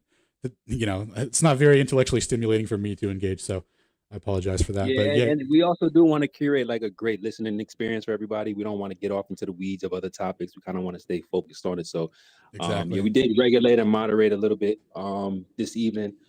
And sometimes it is necessary because we're just trying to keep the frequency high, the vibes high. This is a very passionate topic for certain people. It's very polarizing. So it's really hard to keep the conversation on track sometimes. So shout out to everybody that did pull up. We do like for everybody to get their voices off, but when you mess with the energy of certain spaces and you got a history of doing that, sometimes that thing's gonna come in and follow you and kind of bite you, in the present. So maybe next week, but we appreciate Alan for pulling up, man. This has been a great introduction to a lot of the things that I've learned I did have one more question for Alan before we go. And shout out to the chat over there on YouTube, and everybody in the truther community. But I guess the one thing that I would want to ask Alan before you go is if you had to summarize or steel man the position of McToon during the debate. I know you guys covered a wide range of topics, very in depth, very technical. It was a great learning experience for me. I love those back and forth because they give me an idea of, different ways people are looking at certain topics when it comes to the sciences. How would you summarize or steel man his position, and what would be your general refutation to that back and forth that you guys had the other day? Well, this position, to steelman was kind of absent, which was a really good tactic by him. Like I actually, when I'm watching a debate, and the person tactically doesn't answer the question or whatever, or diverts it, I'm like, oh man, that sucks or what. Like I get mad, like as if, they were like they're obliged to do it or whatever. You know what I mean? So it's on the debater to get them to pull it out of them rather, and I lacked a lot on that. But to steel man his position on the variance and the speed of light, which would be the only mechanism worth noting, is that he tried to say that the apparatus, or I'm sorry, that the rotation of the device in the case of the foreign pruner, which is an absolute body bag to relativity, his only steel man was saying that the apparatus, that the motion of it, that the light would be moving away from the mirror, so basically increasing the distance that it has to travel. But there's a specific equation that they use to derive these effects, and I'll pull it up real quick and read it off. It's basically the like I was saying earlier, the two important factors are the velocity, rotation or linear, and the area of the device, meaning the length that the light has to travel. So in a mirror reflection situation, it would just be that total length from the source back to the photographic recorder, and then you would just count all the reflections that it would take within the mirror. And then for a linear fiber optic cable, for example, say you have 1,000 meter cable and you wrap it up in a spool, well, your area would be 1,000 meters, the exact same thing. So those are the two contributing factors for that. And what he had said was that, or what he was implying is that the speed would change, or I'm sorry, that the area had changed for light to travel, and that's not the contributing factor. And I didn't call him out properly on that to expose that rather. Yeah, I mean, because there's a lot of different things that you guys touched. You guys were on it, and that was a new structure too. I really like the way that you guys put that together. So that was pretty dope. And in real time, you think that you're hitting all the different points, and then you think about it. I was like, oh man, I forgot about it. We had a couple of debates on Twitter Spaces too, so I know how that's like. But man, it was a great conversation. It was a great build. I love the but aside from just the conversation about the sciences, I think that you guys had a really good demeanor about yourselves. There was certain points that were definitely fun, but it was very educational. I learned a lot. And for anybody who wants to go take a look at that back and forth, I think it's on Jaren's channel. And I recently was looking at the review done by my guy Shane St. Pierre. I think he was up there with a few people in Discord reviewing the debate. That was dope. I think you got that on your channel, right, Space Artist? Yeah, I'm about to post the link for it. That was an awesome review. So yeah, my buddy Shane would pause and kind of give some commentary on the importance of what I was laying down, why I was laying it down, and then he even called out some how McToon would obfuscate it, or how Toon would obfuscate or not answer. It was funny because he actually gave direct one-to-one how he would respond to it, and it was exactly as he said. So that was awesome. But yeah, here's the link to that. Because there is a lot of technical language in there, and it's literally going through all this, you have to learn an entirely different language. Otherwise you're just, it's literally you're trying to translate in real time, so one thing that I would do differently too is at the I didn't know this until I'd watched a couple debates, and this was after I wrote most of my material. Is that at the beginning of formal debates, they'll list off definitions for what they're doing, and they'll cite the source for how they're defining it, which I thought would have been really good, because you would think something as simple as what's an inertial frame, that would be something that we could all agree on, right? Well, like, that could be a whole debate in and of itself, right? So we had a conversation with this with some physicists a couple weeks ago with inertial frame. So that's a whole exactly. Yeah, I know that go. Exactly. So I definitely wish I had defined some stuff, for audience sake and whatnot, just to be more clear on that. But yeah, if you have any questions or whatever, hit me up in the YouTube comments, or if you guys use Discord and Telegram, I'm all over those. Just hit me up and I'll get back to you. Yeah. Hey, Alan, before you go, first I wanted to thank you for the conversation. You're very knowledgeable. I don't think there's anything I could send your way in terms of materials that you're not familiar with regarding the so-called mainstream science. But I would like to, before you go, ask you to help me out, because I'm here also to learn about the flat Earth perspective. Yeah. And today we talked about super advanced topics, relativity, quantum mechanics, crazy stuff. Sure. One thing I've learned a lot about the arguments why people believe that the Earth is not a globe. I'm pretty much familiar with all the different observations, questions, skepticism. I got that. But one thing you could help me with, if you could send a link that shows a model that only describes Earth, the moon, and the sun, and explains day and season cycles. And what I mean by that, I don't mean the pictures I've seen from David Wise and all that. I mean parameters, how big is the sun, how far it is away, what are the angles of the light falling on the Earth that cause it to be illuminated the way we observe. Like, if you could send me a link to a model that shows all the geometrical relationships, no relativity, no nothing advanced, just moon, sun, Earth. I'd like to study that to understand the geometry and, answer some of my questions that I have. I would appreciate that. Thank you. Got you. Yeah. So an important thing I could touch on real quick is, are you familiar with scale invariance and angular size? Yes. Okay, so the entire heliocentric model is predicated on the angular size of the sun and moon, which are the exact same size, yet there's somehow, 900. I know all that. Yeah. Okay, so your question about, you want me to tell you how big? If you know all that, then why are you asking me to tell you how big the sun is? No. That's insane. I know what the helio model, and I also understand. How do you think I would derive it any better? Got you. How do you think that I would be able to derive it any better based on angular size with no way to confirm it? That doesn't make any sense. But I'll send you some stuff that you could look at to explain all the seasons and everything amply. I have a video on my channel. I'll link you now, explaining the sun, its motion, and the seasons. Actually, yeah, it's the whole gambit, really. So you can just watch that, and it's the whole thing. We go over it in great detail right here. Okay. Does it have like the radius of the circle for summer, winter, and all that? It's got all your radii and radiuses. That's what I want. All right. Thank you. Yeah. Let's see here. Videos. Where was that? That would be. Yeah, and I tweeted out the link to the live that SpaceAudits did tonight for the Flat Earth Fridays takeover. I threw it up top, so you got go check it out. Go sub to my guy. Should I read the comments from the Toxic Globe Earthers or no? Oh, do they got some comments? Go ahead, read a few of them. Yeah, go ahead, send them.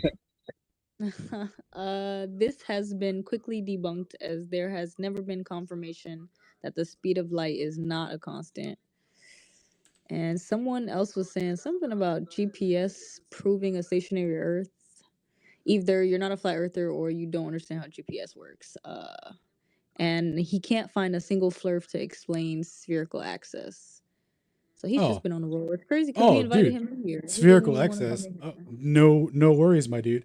So the Arc of the Parallel document on Tune's website, if you go to tune.com/SE or whatever I think it is, spherical axis, you can read this great 900-page document called in regards to how they measure, the so-called Arc of the Parallel, proving the curvature of the Earth. So what this, if you Control F on that PDF and search refraction, for example, to start off with, you'll see how they already have predetermined calculations and everything to reference off of, and then they use what's called lateral refraction. So if you remember back to the FE core experiment where they were measuring,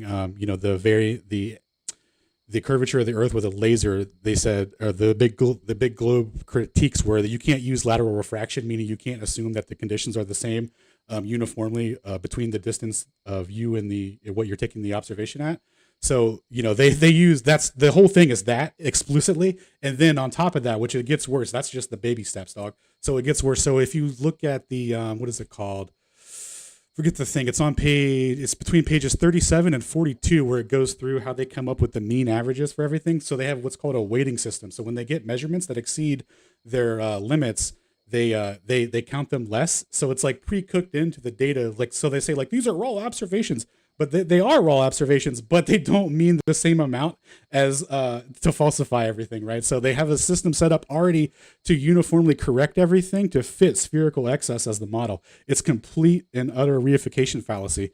And if you want to see in great detail on that, I got you a link where my boy Shane St. Pierre talks to a geodetic survey in great detail on this, points it out, goes through the document, shows the equations behind them and all that stuff. Everything that I'm referencing about how the weighting system works and all that, the refraction, everything that they pre-assumed for the two models that they were comparing to, because it wasn't just the GW8 or 80 ellipsoid that they landed on. They had another model that they were also comparing it to. So they already had a predetermined amount that they were trying to conform it to. It's a complete nothing. And then when you say, so check this out too, this is just for funsies as well. So for spherical excess, in my mind, I always thought that this was like a large number, that this was like very significant. Like, wow, it exceeds 180 degrees. That's nuts. What does that mean? And was it like 185, 190? Guys, it's 180.00000000000000000 fractions of an arc second. Dude, the difference between a glob, the difference between a giant glob rotating in space and a plane is fractions of an arc second based on lateral refraction. I'm good on that, homie. What was the next question about GPS? We can run down that one real quick. So GPS is based off of coordinate system transformations as its time interval system, right? So you could take measurements off of a stationary system and then wrap it onto a globe, no problem there, especially if they've got our people already accepting secondary corrections to what should be first order measurements using the time interval system with what should be a fixed speed of light. So there's that. And then what was the other one? There was a couple other ones. Coordinate systems. I don't know, man. What's up? It was the first one was about the speed of light not being a constant, has never been proved, which it has. You take a look at the nest.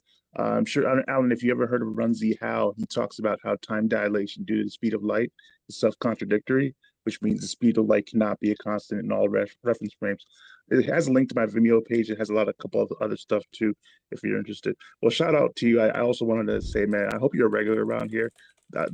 Rarely do I get stuff that gives me chills. So I love the relativity stuff. And I really hope you join the level heads and be a regular, man. Oh, dude, I'm definitely coming back. This place is awesome. And then so in regards to the speed of light, right? So this is all based on covariance with Maxwell's equations for how Einstein, quote unquote, set the speed limit, right? So they may not be, quote unquote, experimentally proven, but in the regards that they're basing everything off of is that it has a covariant relationship, meaning that Einstein's field equations will reduce back to Einstein or Maxwell's description of a vacuum, the permittivity and permeability of a vacuum, where the speed of light is basically 300 million meters a second squared or whatever. So that's where that comes from for relativity. That's why that's their jumping off point, because that's why they assume that space is a vacuum, and then they go from there, right?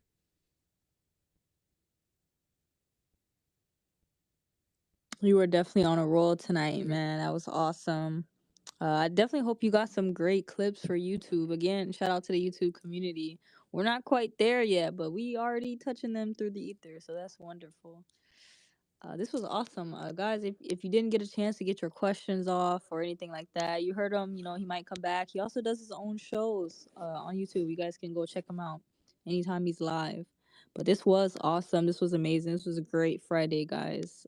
We appreciate listeners and we appreciate you, Space, for just dropping by. Oh yeah, no problem. You can call me Alan. That's fine. Hey, Alan. Shout out to my man Alan. Go ahead, She-Duck. I was just gonna say, hey Alan. Also in the vaccines, when you're talking to your buddies, man, let them know about this place. What? Also. What's that? When you're talking to your buddies in DMs and stuff like that. Oh yeah, like, no, absolutely. Know, hey, Flat Earth Fridays, dude, you got to go visit. Oh, dude, absolutely, yeah. Dude, I'm gonna tell Shane about it, and Shane's gonna come through, and we're gonna talk all about the sun one night, or whatever. Yo, You know? that's dope. That's the last time I spoke to him. Shout out to ADL, by the way. Yeah. Is it right inside Disinfo League? Yep, Anti-Disinformation League. Yeah, we'll come through and do celestial or what is it? What do they call it? The southern rotation star thing. I don't know. I can't even remember all the globular cliffs that don't exist anymore. We did a space on that recently, like a couple of weeks Southern ago, and I was celestial talking to him Oh, yeah. in Telegram about it. So please, yeah, I invited him, but it was kind of last minute, so I knew he probably couldn't show up. Oh, yeah. But yeah, man, let him know that we are definitely looking to speaking to him. The Globebusters as well. Shout out to Jaren, Witchin, and all of them over there. Zach, Good Times for All, Karen B. Who else is over there? I can't even, Zach, Karen B, Kyle Adams. Kyle, yep. Witsit, Jaren, and I think that's it. Cammy, no doubt, yeah. Yep. So shout out to the whole team over there. Really great stuff, and yeah, man, we just love to link up. We love to support each other. So y'all go follow Alan. Hey, can I just ask something real quick? Yeah, just real quick. Let me just tell everybody to put on the post notice. So that way, anytime he does tweet, if he comes over back over to Twitter, or if he joins the space, you'll know when he comes live with us, or any space that he does join, because we don't just do Flat Earth Fridays. We do other spaces as well. Talking about different conspiracies in Flat Earth, and we're going to get into some other topics in the next couple, probably weeks or months, pretty soon anyway. But you know where we come every Friday, Flat Earth Fridays, we here. So thanks again, Alan. Mr. Bush, you want to say one more thing before Alan gets out of here? Hey, I have a question. Can you guys hear me? Only if it's for Alan, because he wants to go. So I just want to make sure that. Oh, this is related to spaces. This is actually my first space. Where are you guys posting all the information that you're putting out there? Oh yeah, just real quick. There's a jumbotron up top, so there's a lot of tweets that's been shared, and I've been trying to put them in my pinned tweet. By the way, if you guys want to go look at some of the clips from the debate with Alan and McToon on Jaren's channel, we have some clips on my page, on my pinned tweet. Dope little thread over there, so y'all go check it out. And a lot of the things that we talked about today, with some of the graphics that Alan was sharing, I'm also doing that thread as well, so you guys can kind of double back to episode 70. So up top is where we have this content for the spaces right now, and then once the space closed, you can go to the thread, and everything will be there. So try to make sure that's accessible for you guys. I do want to thank Alan. You're probably the most well-spoken flat earther I've ever listened to. I'm a Glober, so thank you for sharing what you have. Well, thank you for the compliment. It's pretty clear that you are doing some pretty rigorous mathematical type of work, and so that's kind of I've been looking for that, honestly. And so I'm very interested. I'll be following you. Cool, man. Appreciate it. It turns out my buddy just came out of the store. So the guy that I was going to have read out the difference between kinematics and dynamics, he's available. So if you guys don't mind, I'm going to. Oh, please. Yeah. What's his name again? He could play me out. His name is Dave. His New Perspective. I don't know if you've talked to him before. Oh, there he goes. Yeah. New Perspective. I see. Oh, hell yeah. Get him in here. Yeah. All right. Play me out, Dave. You should be live.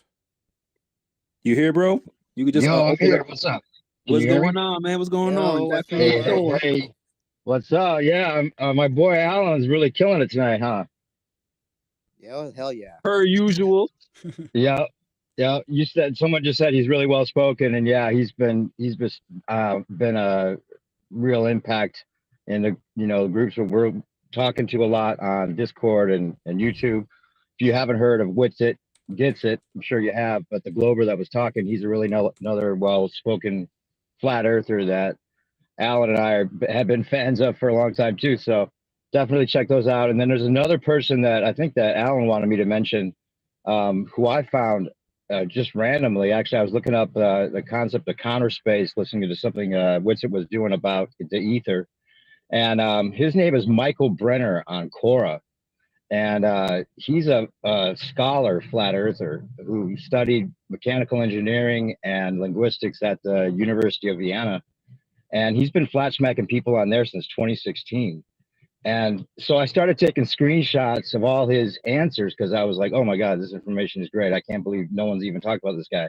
And started making comps in Photoshop of all his answers. And is just a wealth of knowledge about all kinds of things.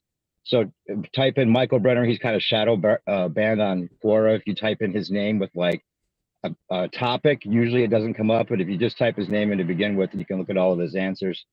And if you're on Discord and some of these groups, I have like all of the work I've done on his stuff posted in some of those Discord servers. So, but yeah, it's like this is, you know, when you get someone that's academically well spoken, well researched, and they're saying that there's absolutely no way it's a globe, then some of these guys that are in here listening that are globers might take a second look more seriously. Yeah, no, that's a fact. Hey, look, we had whole spaces on globe earthers claiming that flat earthers or globe skeptics can't do math, can't form coherent arguments or thoughts. It was crazy, man. And just seeing like how we could, you know, have these conversations on a platform and be able to share these ideas and, you know, give people a chance to hear how the conversation plays out when you have people that both have a good understanding of current science and theoretical physics, but have opposing perspectives. I think it's really, really important to have these builds and these back and forth. So I really appreciate everybody for being involved, coming and grabbing the mic, listening, sharing the space, engaging. This is exactly what I designed this platform. Well, you know, this wasn't just me. Shout out to Proud Flirt from the Level Heads. You know, we wanted to make sure that we brought a place where everybody could come who has this love for the sky, for the ground, for the earth, where they can come get their ideas off. And yeah, man, we couldn't do it without you guys. So shout out to y'all. We're gonna work on getting Alan a header so we can get him late for Twitter and Twitter X Flat Earth Fridays. Like I said, y'all go follow him, y'all go sub, tweet at him, let him know what you guys thought about all his commentary. Go check out all the links that I shared on his behalf. Proud, you got anything for him? I'm just so amazed, guys. Stay tuned for the content that will come out of this. Yeah, for real. And Alan, I'm gonna tap in with you, man. I got a few ideas in the tuck cooking, and I think you might be interested. So I appreciate you sliding through, man. And yeah, I'm gonna slide you some DMs and we're gonna chop it up soon. Yeah, absolutely, man. Dope stuff. Yep. Yo, Dave, you want to hit that quote real quick, and then I'm gonna bounce. Which quote was it? Oh shit, bro! You don't even. Okay, I'm gonna bounce. You figure it out, dude. It's just any of them regarding kinematics and dynamics. They're all good. Pull one up. The one you read the other night. Yeah. What from the other night? Yeah, the one that I missed. I'm sorry. The one you missed. Oh, okay. Bro, I had you queued up for 20 minutes and you said what quote? Oh, come on, bro. All right. Oh, wait, he just dropped. Hold on, let's see if I can get it back up real quick.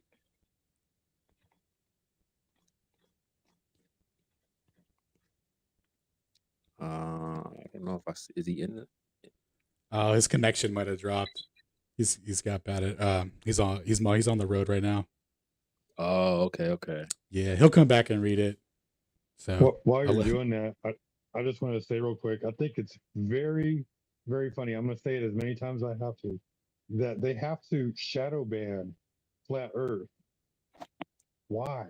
If it's such a audacious truth, fear, conspiracy no theory. investigation. Right.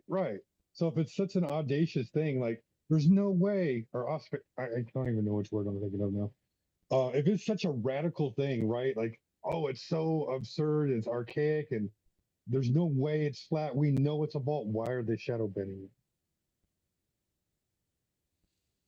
Yeah, that was a big one for me too, man. You can usually tell how accurate or true something is based on how much it's censored, and you can apply that law of observation to anything, especially historic narratives. Right. I mean, like over the last, 5, 10, 15 years, easily you could make the argument, if you want to know the truth, find out what you're not allowed to talk about. Yeah. And with that said, I'm going to bounce. You guys have a good night. Take it easy. Later, bro. Appreciate you, man. Later. We're going to keep it rocking too for us stationary Saturdays. Okay, there we go. All right, that was awesome, dude. All right, Dave, if you're in the chat or you happen to see this, I ended up bouncing out because I was trying to dip for a couple minutes, and I was hoping you would be able to come through and read that. It's all good. No, you're straight. You did good. It's all good. Your mic timed out or whatever, so it's all good.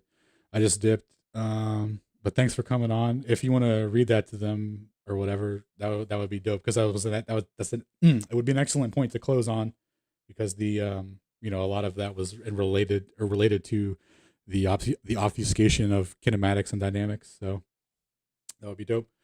But peace, bro. I'm gonna head off. Hope you guys have a good night. Hope everyone enjoyed. Follow those guys on Twitter. Everything will be provided in the description.